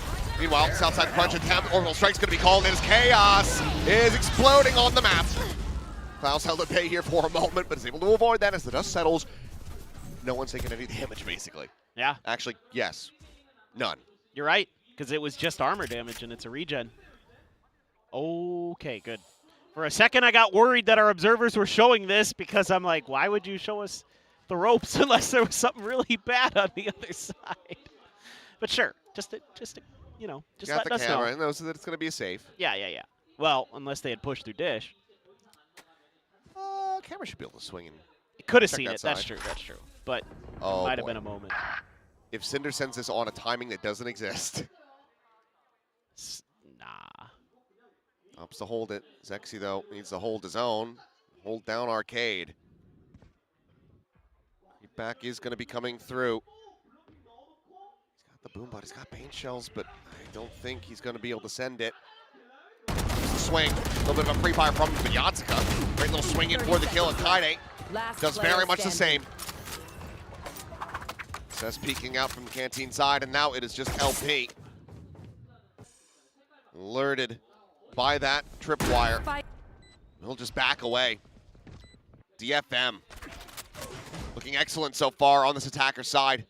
Yeah, truly. This was just a really well kind of crafted round. Yeah, you win a big fight around that corner at Arcade, but the whole rest of the round, you know, you're also setting up the crunch from the south side. So it's not like it's reliant on you winning that Arcade fight. Cess was creeping his way forward the whole time, and Varrel just cut to pieces from the flanks. It's pretty well thought out. I mean, I'm pretty impressed so far with some of DFM's macro on this attack side. They're really working the map, really keeping Varrel guessing. It's every round is something very different. So credit where credit is due. This is one of the most impressive maps for me from DFM so far. It is attack side fracture, so, you know, I'll hold my horses until I see the defender side. I mean, none of that has really mattered in the previous two maps. It's been back and forth no matter what. That's true. But this time, they've guaranteed a lead at the half, and the way that they're playing it, it looks like they're going to be able to balloon it up as well. Have to just wait and see how far they push this one, but for Varrel, I was half expecting to see a timeout off the back of that, maybe just waiting ahead of the next buy. Either way, they need to work some of that thrifty magic. They've already used one of the timeouts is the problem, right? Like you're Sure, but still, yeah. starting to get into a very rough position. Back away, relay bolt, trying to slow up that potential approach, but here comes Kaide, and there he goes. Wow. Klaus with one hell of a shot. Their sheriffs just hit different, dude. LP now. The hero Vandal comes away with a kill, backs out, sets up the tripwire. This is going to be DFM scratching their heads. Just great proactivity from Varrel. Just to pull off another thrifty. Be their third or fourth of the day. Yeah, you're kind of trying to explore the map a little bit, but lose a couple of those contact fights. It's not as well prepared. See, though. Hello. Still, though, got some space. You do have Zuna really close there. Just back Gen. The push. Not going to be coming through, though. We'll just stay stagnant until they start hearing that plant coming in. That being said, May starts swinging in from the Arcade side. There's a chance that he could get caught, but he's reading this decently well. But Zuna still just dialed in. Plant now going to be committed to is Akame, nearly caught. It is Zexy, but he still finds a shot. He hits the alley-oop for himself. Paint shell into body shot, into explosion. Varrel getting a desperately needed round win as they try to claw back this half. The fuse passed over to Zexy. He's going to be one away from another showstopper. Yeah, I mean, they're exploring the map and finding treasure all over. Really, really good adjustment. It's huge that he wins that. This one, okay, fine. You also lose the smokes there, which is scary for DFM. One enemy remaining. Maybe you could go for something a little bit explosive here. I think Yatsuka still has his ult. Yeah, so does Cinder. Yeah. Let's get two Rolling Thunders into a stalemate like we had with the Orbital Strike. Right. Oh, no one's dead. Fault line sent forward. May out in front of this one, but Zuna's still going to get caught. And some decent damage. Meanwhile, quick approach from behind. Klaus has to clear this tripwire, and he's going to just go sliding in, and he kills two! Spike down A. Rolling Thunder's now out of the equation as Klaus pulls out the overdrive, and he absolutely tears them apart. Do we get another ace today? Or can Kaide deny? I don't think they realize that the spike is down, though. They're just rotating out. They have to not know. Well, they just want to go for a reapproach. Either way, this is going to give Kaide an opportunity to try to get situated. Doesn't have any utility to work with, though. The spike. There's the plan. Pass lane to paint shell to try to clear some angles. Klaus pushing forward. Now they know exactly where he's at, and it will just be that showstopper committed. He works his way towards the dish side, and there goes Kaide. What a round from Klaus. A 4K into Varrel, winning their 4th round. Yeah, I mean, what a decision there. Clear the trip, and it's just go. That's all it takes, because DFM is like, oh, surely we have a second to react. No, you don't. Absolutely do not. You think, like, okay, maybe he gets one on the corner swing, clear the trip, they have a moment. No. Clean. Nice. You can hear some relief in the voice there. Go, go, go! 3 ults. Try to work with, though, for DFM. It's a very interesting round. Oh, here we go again. The up and over, but it's going to be May turning back. Able to find Zexy. Rolling Thunder's crashing through. May zapping, but Yatsuka collecting. Klaus now dead. Tripwire destroyed. And it feels like Varrel might have just overcooked this last round of the half as LP cannot maintain control of tower. We'll push on the rope into the tripwire. There's DFM dotting their I's and crossing their T's on this one. Send Kaide over to use his ult. That's what they're going to do. I know exactly where you are. Spot. One enemy remaining. Still gets one. But Zuna, this would be insane. Miraculous. This hasn't really been his day. Hasn't really been his stage, but he's able to find the first. Avoids taking damage. Time is ticking faster and faster, though. As Yatsuka, he's just looking to stay tucked on the side yet again. And there you go. Will be the finisher. So, decent recovery for Varrel.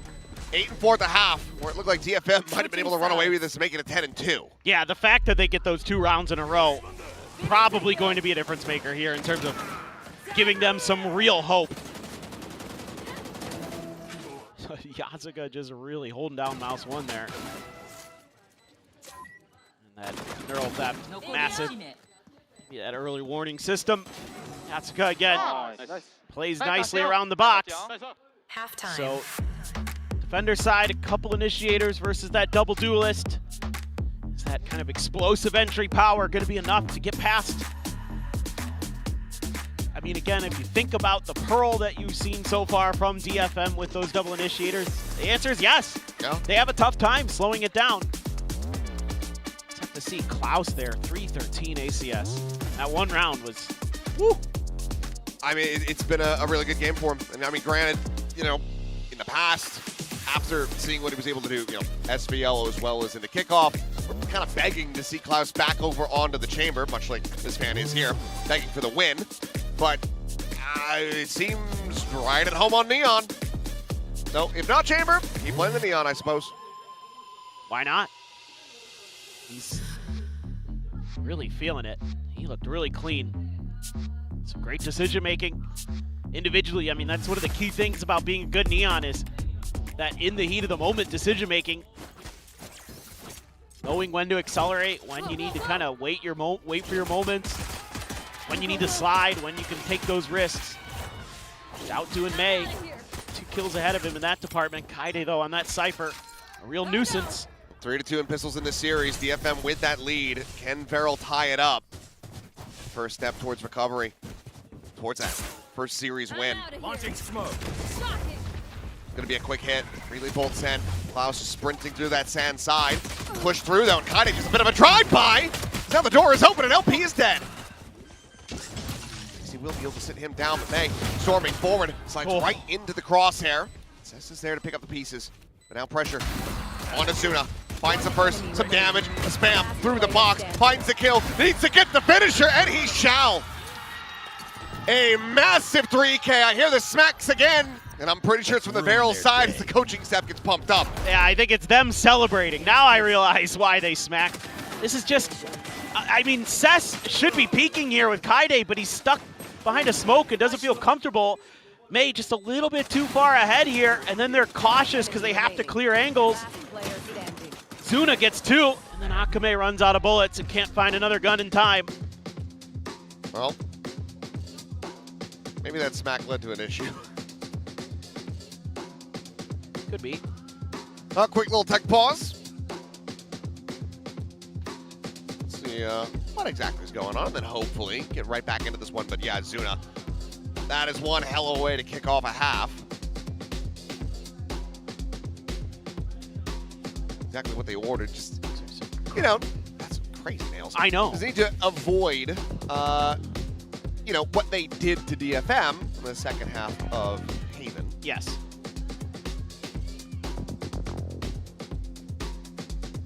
DFM's going to be kicking themselves after that one, though. That was a very winnable pistol. Kaide's been hitting, but needs some follow-up.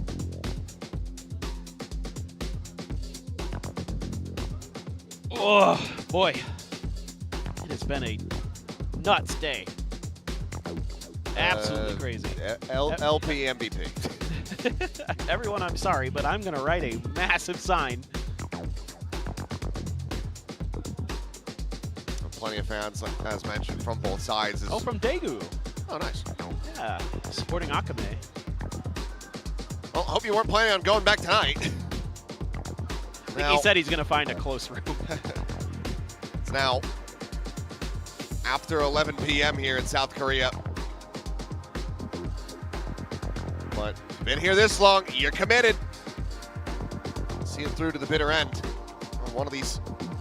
One side of the audience is going to be walking away very disappointed. The other one very elated.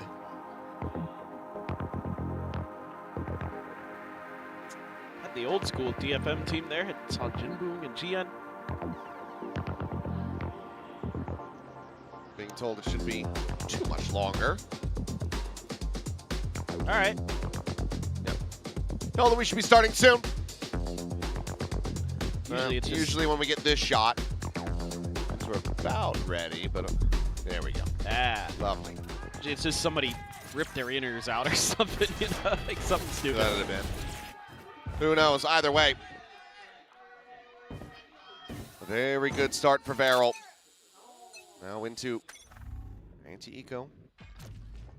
Big ride there for LP, arriving on the south side.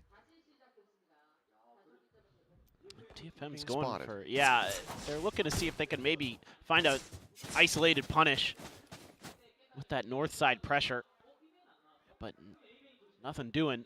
LP sticking with the team, at least with Klaus.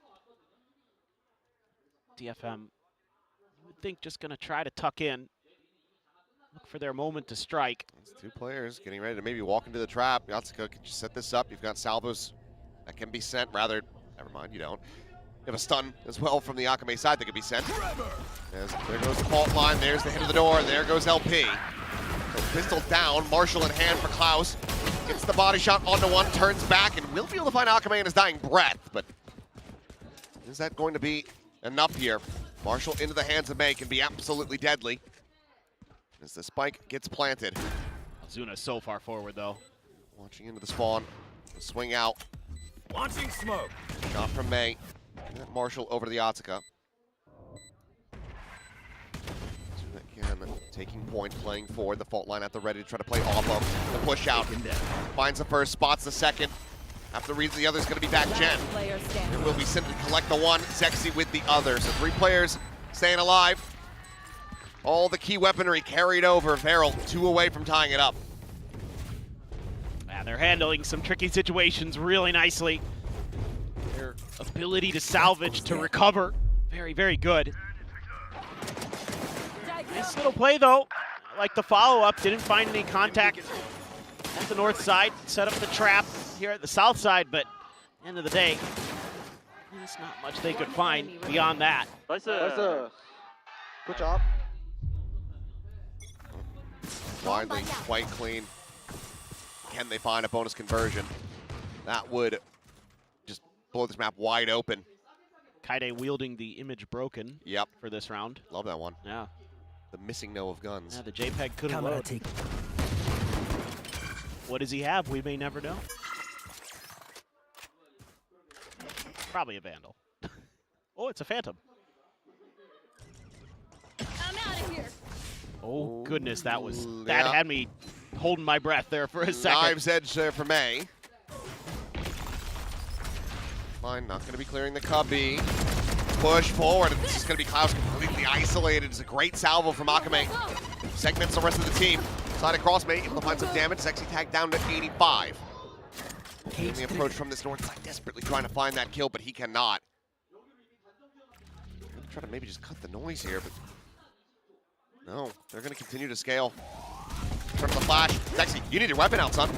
He's gonna get caught. Akame comes away with 2. Zuna can only find the 1 kill. And that is a very clean anti-bonus from DFM. Yeah, they're doing a good job there, using May to get a little bit of info.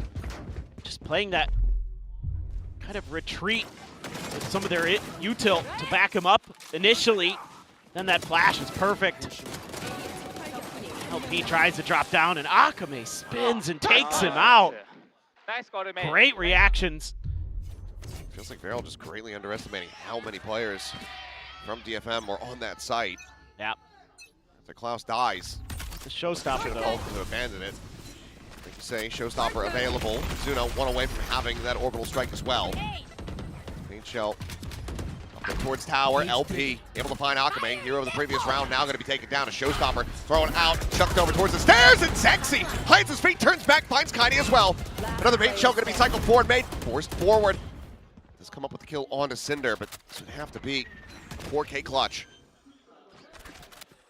If there was anybody on DFM, man, to make it happen, it would be May. There's a second, taking down the 9 health, has to take the time to get the reload.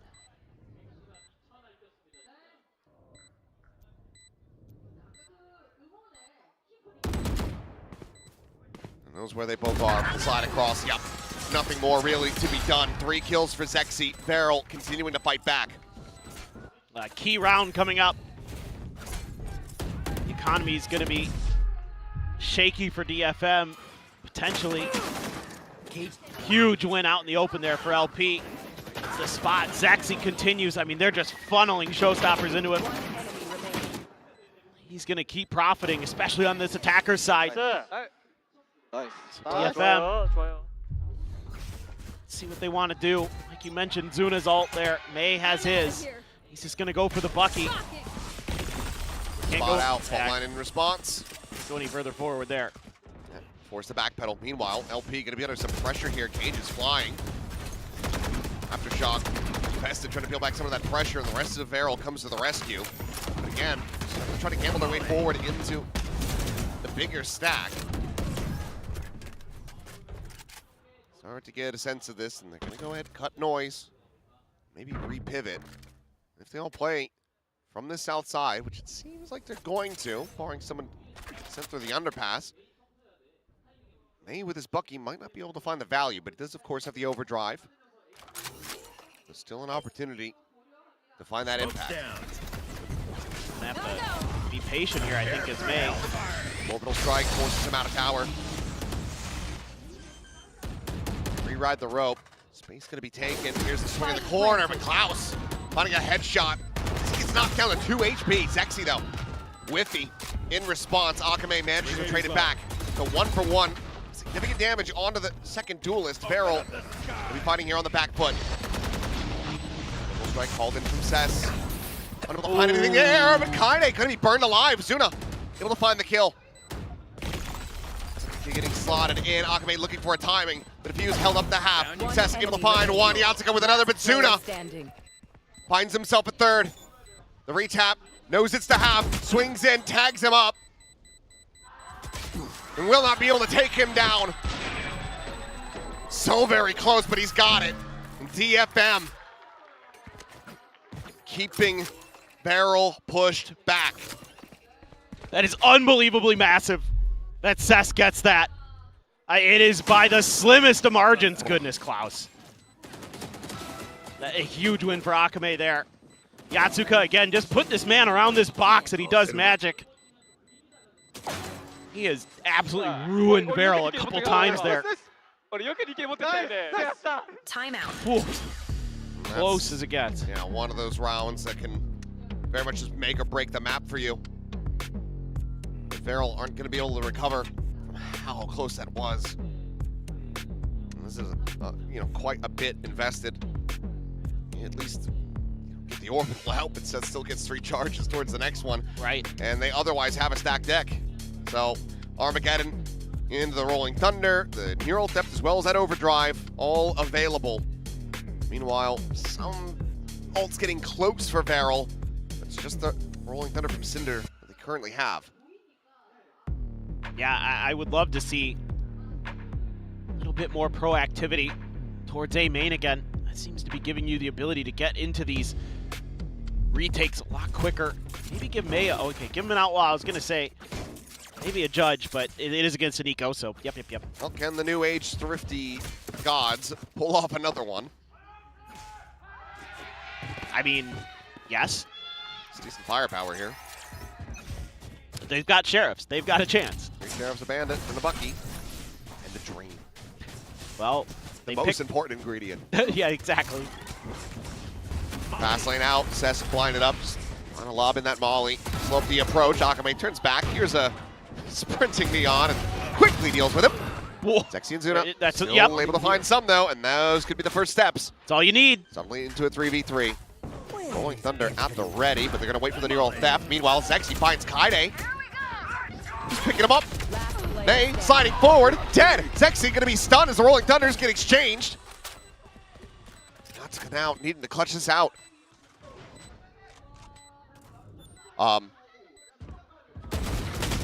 Okay. I was ready to have a conniption if they dropped it off that. Yep.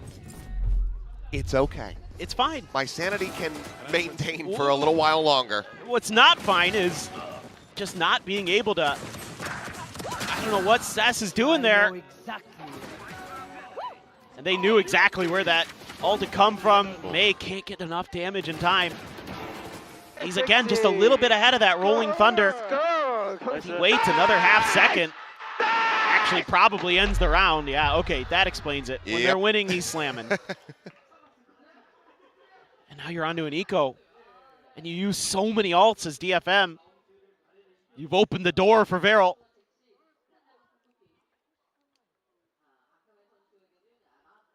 Yeah, to come out of that, dropping the anti-Eco. Right here. And only having the Armageddon left. This puts DFM in a really rough position, potentially for this next couple rounds. Boombot on the north side, checking out around Dish. Nothing going to be spotted. This orb is free for the taking, and that's going to be another showstopper available for Zexy. Yeah, they've done such a good job controlling the orb, cycling the ults. DFM Cess just going to be left all on his own. That Neon there is probably going to keep the other 4 players planted. I mean, they might make a go of trying to put some pressure on Klaus, but... HL out. It looks like he caught a glimpse. That's We did. doing some damage. It's going up and around, but it's already dead. Zuna collects the kill. 30 seconds left. Cess now gone. DFM quick to arrive on this side of the map. Klaus still staring on that north side. Trying to see if he spots out anybody. LP taking point here into Hall, but he's not going to be able to find anything. May clicks 2 heads. LP and Zuna both going to be taken down. Flash connecting on everybody, but Zexy able to regain his vision a little bit faster. Showstopper onto the corner. 2 kills found. Kaide striking out. Comes up with 2, but Klaus will barely get them the round win. DFM trying to recreate what Varrel just did in the previous, but they cannot. Get any closer than that. I thought this round was pretty well handled, but some nice util from the initiators to tee up May for those first 2, but the flash connects onto May there too, I think. Again, missteps with the util, with the timings are costing DFM rounds. Timeout. And they got to talk about some of this I mean, if you can't get the util combos to go, then you gotta work the map. You gotta take space, you gotta put some pressure on him or something, but man, the contact fights, that's where Varrel's been so scary. May seemingly gonna be going into the op this round too.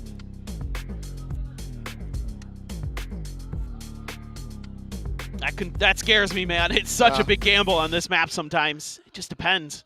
If you get the right reads, you can definitely shut them down, but certainly they've had their moments. The third eye opens and they are able to see exactly what Varrel has planned, but see if that ends up being the case here is Varrel looks like they might just go for another pacey hit towards A. 3 players on this side of the map, but it would allow them to avoid that operator. Sprint forward, Klaus again, just disrespecting Salvos, getting himself pushed past that one. Does get slowed up a bit by the stun. Weapon half already. A lean towards this side of the map as well from Kaide. As Zuna collects the orb, gets the orbital strike online.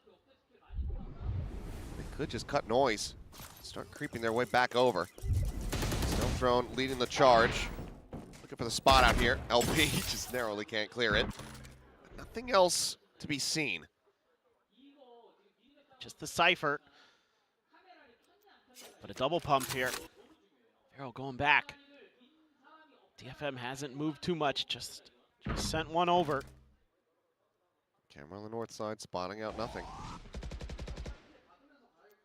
Flash through into some spam. Klaus making some noise. Arm is spotted.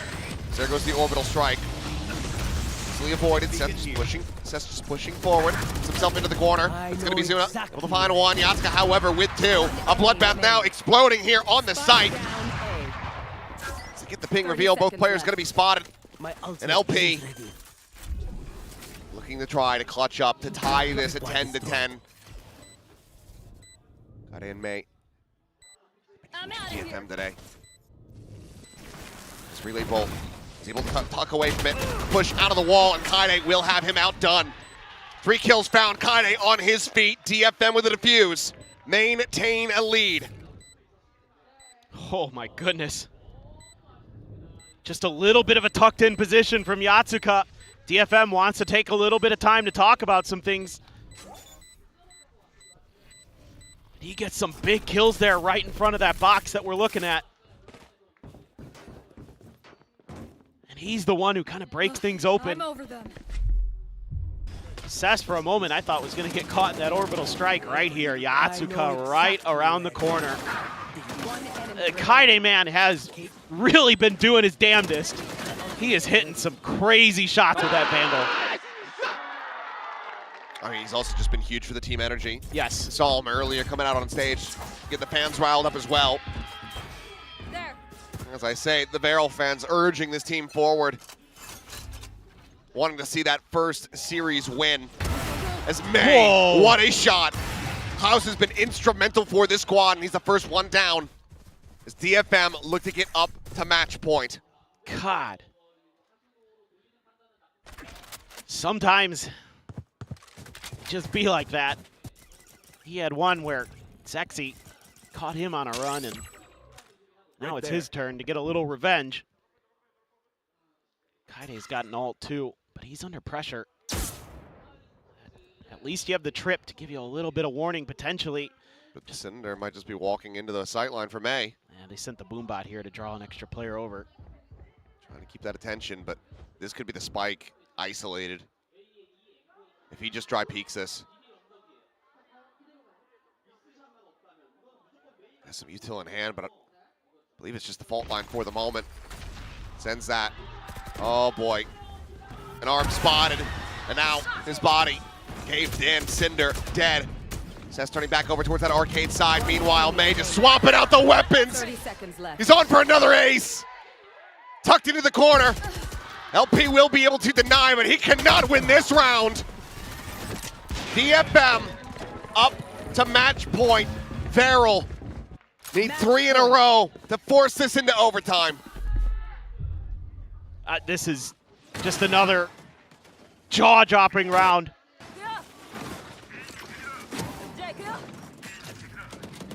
Good God. 4 kills, 3 different weapons. All May, all day. And now, for their last desperate bid to try to keep this map going, to try to find that first series win, deny DFM a position in the playoffs. It's another scrape together by Varrel, but it's been working out for them. Uh-oh. Missed him. That did not spot him. Meanwhile, Klaus in over at Sands, able to find one. Sexy joining him. Comes up with a second kill. Showstopper going to be invested. Overdrive as well. Popped. Flash going to be sent, but May zapping him down. Finds Cinder. Sexy in response. Puts the rocket at his feet. Kade scaling forward. Can grab a weapon if he continues to advance, but Audio should give it his position away. Does have that neural. But if Cess can find a kill, Orbital Strike will be online. Molly going to be lobbed in. Some more damage suffered by Zexy. Gets away from it. Now Kade's position known. Nothing really further to try to utilize here. It's Kade out into the open, but he's still able to find them both! On his feet immediately! As Cess goes for the defuse, he knows it's over, he knows it's done! 13-9, DFM seal the deal after a wild back and forth series. They get it 2-1, and they get themselves the playoffs. Well, with so much on the line today, both of these teams knew it, and they brought some of their best individually, I'll say that. There was some crazy good plays across the board. You think back to both teams. Zexy, LP in particular, looked insane today for Varrel. And a tough loss, man. They played so well. Yeah, it's very different circumstances between the two squads, but I have the same feelings for Varrel today after seeing this that I did for Gen.G. You're seeing the glimmers. There is hope absolutely for the squad. They started to really find their footing and put up the performances and the play style that we know they're capable of. This will be a heartbreaking loss for them. There's still one more series yet to be played, but I want to see more. I want to see that growth. See that win perhaps next week. Give me more Klaus on Neon. Yes, more Klaus on Neon. Unless we do get hit with a nerf, but I want to see bigger performances from Varrel because there is always a second stage. For Gen.G, there is always that second stage. It's not about how you start the year, it's how you finish it. There's still a chance for recovery. If you can make it the champs and make a run there, no one's going to give a damn that you didn't make it to the first two Masters. Yes, exactly. And for DFM, playoffs. Yeah. They've done it again? That they have. Well, we'll get ready to send it down to the stage and hear from one of these players after an exhaustive series, an exhaustive day. We had 6 maps played, but it was entertaining to say the very least, if nothing else. So that'll be it for myself and Pavement. Then we'll be back to go through the games tomorrow, where who knows, maybe we'll have 6 more maps. But for now, let's send it down to Jen. DFM의 메이 선수 만나보겠습니다. 승리 축하드립니다.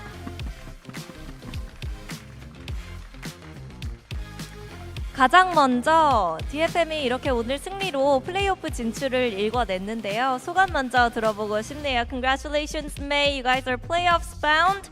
Not the first time for DFM, but still something that you guys have been working very hard for this stage 1.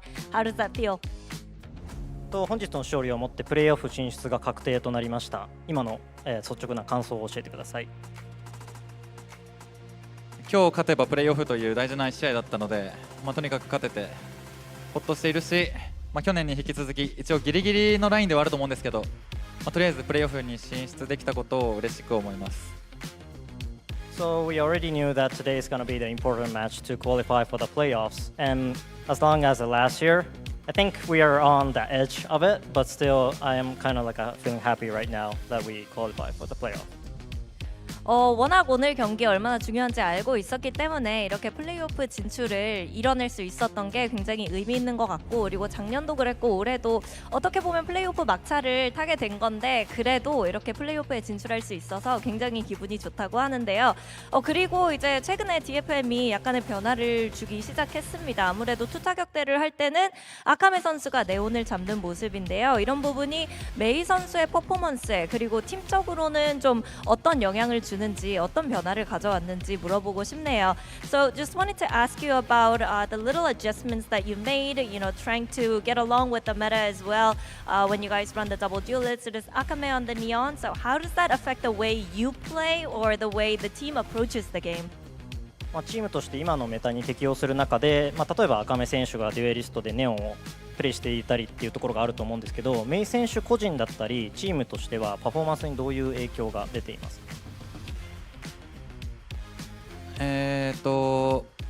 そうですね、赤目のメインデュエリストは、なんか俺と似てるなっていうちょっと感じてるところがあって、なんだ思い切りのあるというか、もういけると思ったら行くみたいな選手なので、俺が今までそれをメインデュエリストでずっとやってきたので、赤目をデュエリストにして俺がサブデュエリストやれば俺がその思い込みのある赤目に合わせれると思ってこうやってチェンジしたのは良かったかなと思ってます。So Akame is actually the guy who hustles, and he is kind of like a similar to my playstyle. And myself playing the sub-duelist, I thought like it's gonna be matching the Akame style and also to the team's playstyle. 아카메 선수 워낙 열심히 하는 선수이기 때문에 많이 믿고 있고, 그리고 플레이 스타일도 메이 선수와 비슷한 것 같아서 이렇게 투타격 때 기용을 할 때 굉장히 잘 어울리고 잘 풀리는 것 같다고 얘기를 해줬습니다. 그리고 DFM 요즘에 안 그래도 워크아웃 때 다양한 퍼포먼스를 보여주면서 팬들의 관심을 받고 있는데, 혹시 메이 선수도 여기에 동참하고 싶은 플레이오프 기념해서 챌린지가 있는지 계획이 있는지도 물어보고 싶네요. So you know, DFM, they've been catching Pacific fans' attention with all sorts of wild things you guys do in the walkouts. Does May have any plans to join them, you know, since it's playoffs? DFM はさまざまな入場でいろんなところで盛り上げているとは思うんですけども、メイ選手がそういった入場のパフォーマンスに参加することはありますか？いや、そうですね一応 50% ぐらいは、踊ってみてもいいかなって思ってるんですけど、なんか俺が初めて踊った試合で負けるのが怖くて踊れてないって感じです。So maybe 50-50 about that, and I'm just afraid that if I dance at that time and if I lose that match, I'm just afraid of that. Oh, it's like you're never gonna dance again. Yeah, something like that. 50대 50이라고 하는 게 만약에 기분 좋게 같이 춤을 추면서 등장을 했는데 그날 경기 지면 뭔가 다시는 춤을 출 수 없을 것 같아가지고 일단 좀 고민을 해보겠다고 얘기를 하는데요. 그리고 이제 마지막 경기 남았습니다. RRQ를 상대하게 됐는데 아직 공식 경기에서는 RRQ를 상대로 승리가 없거든요. 어떤 부분 노려보면 좋을지 다음 경기에 대한 각오와 예상 물어보도록 하겠습니다. So next up will be the last game of group stage, and you guys are facing RRQ and opponents that you don't have a win against yet. What is your plan against them? What are your expectations? 次戦グループステージ最終戦が RRQ との戦いになると思うんですけども、未だに DFM として勝ててない相手というところで、どのような準備だったりをして臨みますか？RRQ は、個人的には守りがすごい上手いチームっていうイメージがあるので、自分たちの攻めをどう組み立てていくかっていうのを RRQ 戦までにちゃんと RRQ に向けた対策をちゃんとできるようにしたいなと思ってます。I think that RRQ is kind of good at the defensive side, and we just have to structure our offensive side. So we just have to talk with the team about that. RRQ가 확실히 수비에서 더 강한 모습을 보여주기 때문에 DFM 입장에서는 좀 어떤 맵을 하든 공격 부분에 집중을 해서 전략을 잘 짜오는 게, 팀적인 얘기를 나누는 게 중요하다고 얘기를 합니다. 이렇게 해서 메이 선수 만나봤습니다. Thank you, May. And since you're 50-50 about dancing in the walkout, what about doing it now? 今踊ってみるのはいかがでしょうか？ Just go. Okay. Stop. Alright, see you everybody. Have a good night. 네.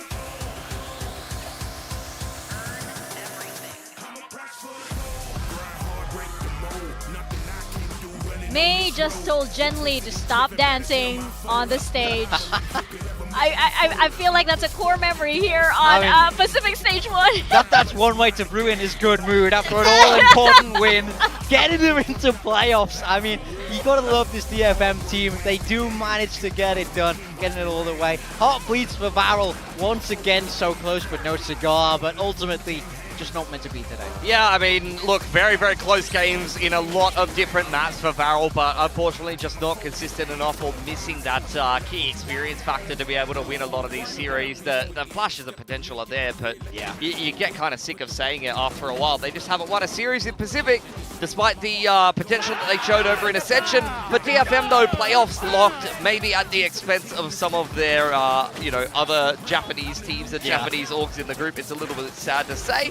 But, I think that they're still a little bit rough around the edges, to be honest. If they're struggling to beat Varrel, then, I don't know, I'm a little bit concerned to see them go into a game against RRQ and further on into playoffs. I don't think they quite hit their ceiling yet either. I would definitely agree, but we know they have the potential to shape up and be sharp. If there's one of these Japanese organizations that I want in playoffs, it would have been DFM. They're the one where I feel like if they find that form, they really can manage to do damage. So I think we just got to wait and see. And if the improvements are there, if they keep growing and what they've already shown, we know just how great they can be. Yeah, absolutely. DFM, I think they're one of these teams that just constantly improve, and we're seeing that here, especially in this high-pressure match. This was going to cement them in playoffs, and they managed to deliver, and it's no small feat at all for all of these players because Varrel was such a tough opponent. And congratulations to DFM. It was a lengthy series, and every map, just nearly went the distance or just about, but they managed to close it out. Yeah, it's the first time that the org, at least, has been able to get a win on Fracture as well. They haven't had a particularly great record on it in Pacific, so good to see that left in as a third map. Maybe that gives you a little bit more hope in DFM's map pool as well, and they did play that double E in it, so they've piloted, like many of these teams, the Teo Breach pretty decently today, and Mei in particular, 8 first kills. That's pretty monstrous. 300 ACS from him. That was especially the Jet and the Neon to close out map 2 and 3. Very, very big numbers from the star duelist of DFM there. Yeah, absolutely. We were noting him as he's been a little quiet lately, or maybe the rest of the team has been stepping up. But in this series, he really did shine, especially on those later maps. But of course, I think we would be remiss not to have our eyes, of course, on Akame, who's been so interesting. No matter which agent you put him on, and right now we put him on the desk for our post-match interview. Akame, congratulations on the win. That was a very, very long series. We have Jen as well to help with some translation, not with the dancing, unfortunately. But Akame, just want to ask, every map rather was so close. How were you guys managing to keep up the energy, especially after Haven? 오늘 승리 축하드리고요. 굉장히 팽팽한 3세트까지 가는 경기였는데 특히 헤이븐 이후에 좀 집중력이나 멘탈 관리는 어떻게 하셨는지부터 여쭤볼게요. 솔직히 좀 너무 힘들었어요. 뭔가 진짜 최악의 날이라고 생각을 해가지고 그냥 뭘 해도 안 됐어가지고 첫 맵부터 헤이븐은 특히 공격 때 그냥 들어가면은 약간 그런 스타일이 없었거든요. 바렐 같은 스타일이 없었어가지고 들어가면 와이어 맞고 파라노이어 맞고 센서 맞고 뭐 스턴 맞고 다 맞고 그래서 총을 못 쐈어가지고 그래서 프랙처에서는 이제 뭐 네온 아니니까 총 쏠 수 있다 해가지고 약간 총 쏘고 그냥 다 잡는다는 마인드로 그냥 멘탈 좀 어떻게 회복했던 것 같아요. Yeah, it was really tough, especially the first map. I feel like that was the worst. We just couldn't do anything, nothing would work. Especially because when I was on the Neon, it's like we've just never played a team like Varrel, and it was really hard to kind of get a read on what they would do and play into them, because as soon as I ran into the side, there was a lot of traps, paranoia, and then trap wire and stuns and everything, so I just couldn't shoot. But heading into Fracture, I was like, oh, I'm not on the Neon anymore, I can finally shoot. So yeah, that's how Fracture worked out. Yeah, I mean, I wanted to ask two questions, but one of them is kind of touching on that point where you don't have many games on the Neon so far, but it's the kind of agent where I feel like it has this, especially from ranked, this reputation of just being, you run down people and you shoot them and it's as simple as that. But at least in pro play, depending on what comp you play or what team you play, you have to change how you play a lot. Has that been hard to adjust to for Akame picking up this role recently? 일단 네온을 최근부터 보여주시기 했는데 근데 이제 랭크에서는 아마 그냥 이렇게 뛰어들어가서 총만 쏘면 된다라는 이미지가 강하지만 프로플레이어에서는 상대팀이 뭘 하는지 그리고 우리 팀이 어떻게 하는지에 따라서 네온을 하더라도 플레이 스타일을 많이 바꿔줘야 되는 부분도 있잖아요. 그런 부분이 좀 어렵지 않았나요? 맞아요. 처음 할 때는 어려웠던 게 스크림에서 처음 할 때는 이제 랭크처럼 하니까 뭔가 팀에 그렇게 도움이 안 되는 내용이라 해야 되나? 그런 느낌이었는데 그 부분이 좀 어려웠던 것 같아요. 네온을 아예 안 해봤어가지고 그래서 팀 연습하면서 약간 랭크는 좀 뭔가 총을 좀 쏠 기회가 많은데 팀 게임은 좀 뭔가 탱크 느낌으로 그런 느낌으로 좀 하는 게 좀 많은 것 같아요. Yeah, I do agree, and that's something that I struggled with because, playing Neon in the rank, I used to play like that in team play, but it's just you don't get a lot of time to shoot when it comes to pro play and team playing. So it took me some team practices to get used to it. It still is pretty difficult, but I think it just really differs, as you said, in ranked. You can go in, but in team play, I was struggling to find that value for the team. I just feel like the way that we run the Neon, or as long as pro plays and teamwork goes, it just kind of feels like you have to play it like a tanker. You have to soak all the util. That makes a lot of sense. And my other question was just, DFM have pretty consistently, I mean, again, you've made playoffs here, but pretty consistently been finishing 5th, 6th, somewhere like that in Pacific. But usually, kickoff included, when you run into one of the elite teams in Pacific, you're not quite able to beat them. So what do you think is the difference between a DFM that finishes 5th, 6th and just does okay, and a DFM that takes that next step to beat the best teams in Pacific or even push it to an international?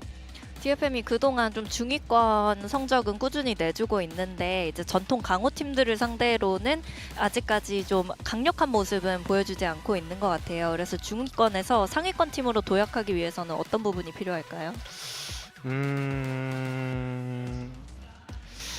일단 경험이 제일 중요한 것 같고요. 약간 오늘처럼 바렐처럼 뭔가 안 만나본 약간 좀 상대방? 약간 스크림에서 경험을 안 해본 상대방일 때 좀 어떻게 해야 될지 좀 어려운 부분이 아직 있는 것 같고 그래서 그런 부분을 좀 경험하다 보고 좀 여러 가지 좀 경험으로 아마 강팀으로 도약할 수 있지 않을까 생각합니다. I think experience is the most important thing. That's the main factor because, for example, for today, when we run into teams like Varrel that does unique stuff that we haven't really experienced before, we had a hard time adapting to what they do. So I think we just need to keep playing these matches and get better at adapting. Excellent. Pilsky, you brought up the elite teams. I do want to ask because looking forward into your next match, you do have RRQ. What's your read on them? How are you feeling about that match? I mean, if you're on the Neon, you're up against somebody like Monyet, for example. How do you think that will work out? 일단 전통 강호 중에 한 명이 RRQ고 다음 상대잖아요. 이제 좀 RRQ의 최근 모습에 대해서 어떻게 생각하시는지도 궁금하고 그리고 이제 만약에 네온이 나오는 맵이면은 아카메 선수가 모냐 선수를 상대해야 될 수도 있는데 그 부분에 대해서 어느 정도 자신감이 있는지 궁금합니다. RRQ는 옛날부터 되게 잘하는 팀으로 되게 알고 있고 저희도 킥오프 때도 그렇고 작년도 그렇고 RRQ한테 되게 좀 세게 당하고 거의 이긴 적이 없는데 이번에는 남은 일주일 제가 네온을 더 잘 깎고 혼내주도록 하겠습니다. 알겠습니다. Well, last year and this kickoff, RRQ have been a strong team to go up against. We've actually never had a really good match or good results against them. So I think in terms of the next matchup against them, I think I'll just have to grind the Neon as much as possible and try to teach Monyet how to play the agent. Oh, I like the sound of that. Finally, Akame, I'm pretty sure you heard this from the stage, but there are so many fans here for DFM. This series was actually pretty crazy because we already had a very long day, but there's still so many fans shouting, yeah, DFM! I mean, how does that feel like knowing that even though, you guys were exhausted playing up until the limits, that these fans were with you up until the very last round? 그리고 마지막으로 오늘 정말 시간이 늦었지만 DFM 팬들도 정말 많았고 그리고 경기가 길어져도 계속해서 DFM을 이렇게 응원해주는 팬분들의 모습을 볼 수 있었고 오늘 가족분들도 오셨잖아요. 지칠만도 한데 이런 응원을 들으면 좀 어떤 마음인지 궁금해요. 되게 좀 안 좋게 약간 라운드를 졌을 때 그럴 때 이제 라운드 시작하기 전에 화이팅 소리 많이 들리고 그러니까 좀 뭔가 오케이 이번 라운드 다시 리셋하고 열심히 하자 약간 이런 느낌으로 좀 힘이 잘 되는 것 같아요. I think especially after a messy round and losing rounds, hearing DFM fighting, that kind of refreshes us. It just kind of gives us that motivation to regroup ourselves and really have a strong mentality and have a nice round next time. Oh, I love that. For all of the fans cheering for DFM, they can feel it. They can feel your energy, so keep on cheering. Akame, congratulations and thank you for your time. And we look forward to seeing your next walkout, your next dance, or what you're going to do on the stage. Thank you so much for the interview and congratulations. Thank you. Bye, Jen. Bye as well. You can leave your headsets over here. And thank you very much. And we will bring back Big Time on the desk. Yes. And I love what they said about that because there were a lot of messy rounds as well from DFM, but knowing that they just had the fans back them. It's that six-man power, right? You call on the fans to be able to cheer you on and reset all of these players. 100%. May getting the match MVP there. Probably could have given it to a couple of players on DFM though. They got it done by committee as they have been doing recently. Big game from Kaide as well, worth mentioning, but I think May, particularly map 2 and 3, he was putting aces together, he was putting highlight plays together like you've been wanting to see for a while, and actually, interestingly enough, it's been the first time in a while that I've seen him actually pick up the op. Yeah. I was very impressed by him all series. I was a little bit worried with him moving on to that Neon. I think he is at his best if he's that second man in, but he put up a big performance in map 3 as well. This guy is truly the savior of Japanese Valorant. Now he's got to carry that flag into the playoffs as well because we know how great he can be. For sure, and it is going to be indeed an interesting playoff season that we have over here. Of course, Group Omega looking like it's pretty locked with that win from DFM, but Group Alpha, it could still swing another way. I mean, I'm not really sure. I mean, the result of the Gen.G game definitely makes it a little bit more cut and dry, as long as Nongshim beat Team Secret tomorrow, which you'd expect to be happening. Do want to correct myself as well, by the way. I thought that KRX were top seed, but their last game will be against PRX, so I believe that will determine their head-to-head as to who actually comes out first seed from the group. Yeah, if PRX win, they would tie that up 4-1 apiece and have the head-to-head, so not as locked as we originally thought for KRX. PaperX, even after that shaky game against Gen.G, they could still go top of this group of death. Yeah, it's not quite set in stone just yet, so stay tuned to the rest of our matches to see how this is going to play out. I mean, there were a few close calls today. You saw Gen.G nearly upset, I guess, KRX earlier, and Varrel nearly taking it from DFM, but right now, we have our build diff rosters. How are you guys feeling about it with our matches today? Honestly, this could go any way because we all have such different teams. I think Paper Thin's probably good here. I think having Hyunmin was actually not good today, unfortunately, especially if he was your flex, because he had an underwhelming first 2 maps. His third map was phenomenal, back to his normal standards, but a bit of a slower day at the office. I think Paper Thin's got it locked up. That roster is looking pretty solid to me. Yeah, he had Karen as well. Yeah. Yeah. Oh well, let's see. Oh yes, you're absolutely right. Paper Thin is over there. Oh, Achilles screaming, crying, growing up right now. He jumped. Okay. Yeah. But Quack, unfortunately, as Victoria mentioned, the Pacific's favorite bottom. Just terrible. Yeah. He's just bad at this game. I wish we could say nicer things. I thought he just won yesterday, but there you go. It's not that big of a jump, but that little 1 point is all that matters. I'm proud of myself. There we today. go. You've overtaken Achilles. I have. Truly, the objective is to make Achilles come last. At least that's mine. That's my Vic game. has overtaken me by 0.2 of a point right now, so Ooh. I'm pretty sure we have close. a. It is another so penalty close. tomorrow? It is so close. Is there another If we penalty do, tomorrow? I Because think we Seth should is very close to being Yes. on the bottom once again. Yes, so stay tuned to these standings because these are not locked yet. It could still change anyway. I could be talking about the teams. I could be talking about us at this point. But tomorrow we have T1 taking on Zeta, and we have Nongshim taking on Team Secret. Yeah. There are some, you have some wild cards in these matches. I mean, look, T1 versus Zeta. I mean, T1 are already locked, so Yep. I'm Yeah. pretty sure that they're just looking at that game as I'm going to batter you and get that first seed out of the group because I want to make it back to another international. Sure. The second game, though, is truly the biggest example of everything on the line versus nothing to lose. Team Secret are already out, and they could potentially play spoilers to our reigning Masters champions. That would be so crazy. Zeus is coming in. The Philippines, can you hear me? It's time. It's time, people. It is time, Laban Pinas.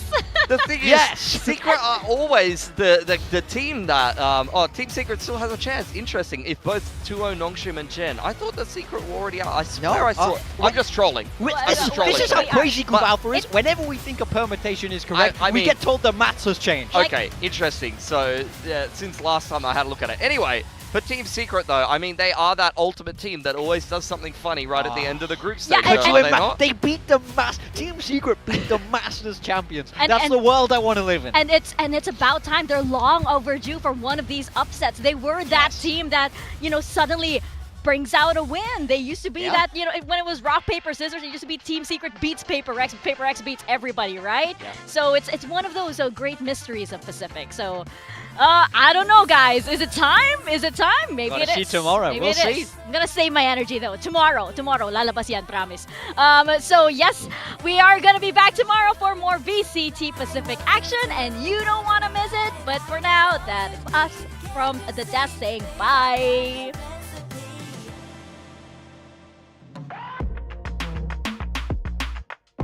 This is VCT Pacific 2026.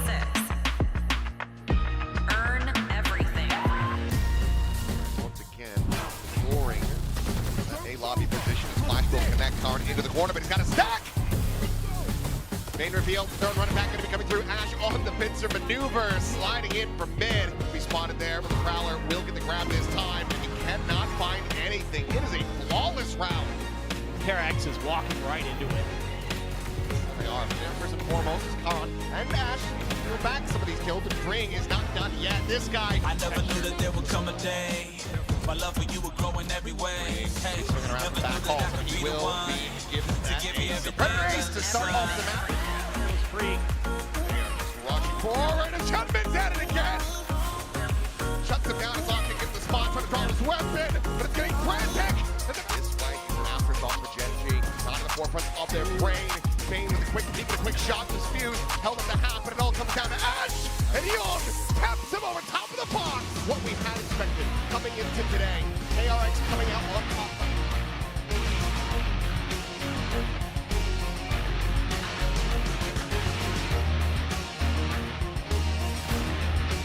Looking to try to pressure him. Crunch. Okay, VCT Pacific 2026. Solo is head, he's taking him down to one, and Akame will find it. Predator ace to tie it up at 6-6. And quick countdown name. Another one. Forward, finding out another matrix back. Little win streak for the May. On 4-8. Lexi. Already is tough to be coming through an Akame. May gone. Sexy coming alive. The enemy waylay gone, but LP will be the finisher here. Oh, here we go again. The up and out, roll cutters, of the half. Bottom. They tucked on the side yet again. And there you go. Will be the finisher. So, DFM seal the deal after a wild back and forth series.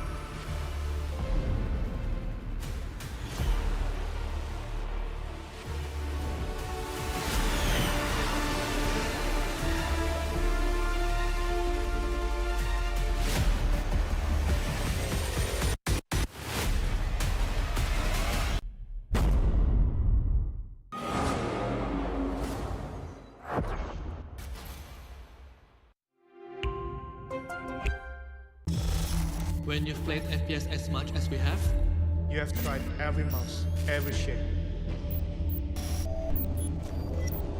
And we know shape matters. Shape is key. This one has both our experience, our family name, the next piece of our legacy. Built for the big stage, for the biggest moments. The Susanto Brothers Mouse.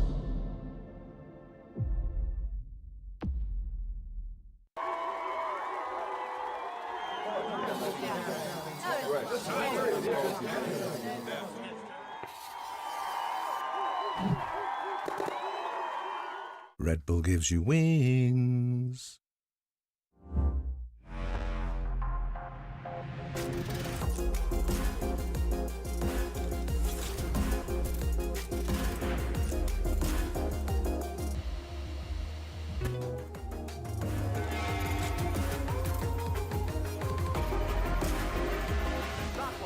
Push, push, push.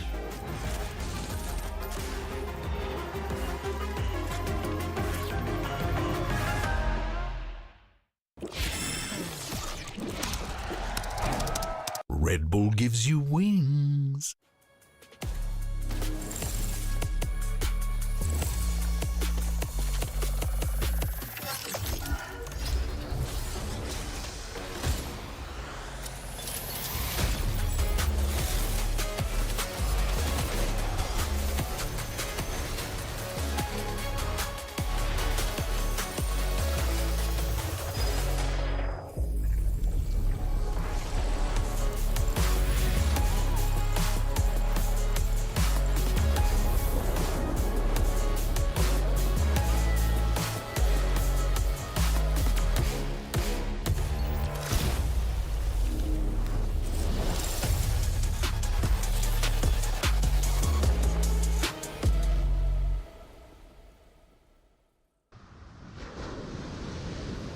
This is VCT Pacific 2026.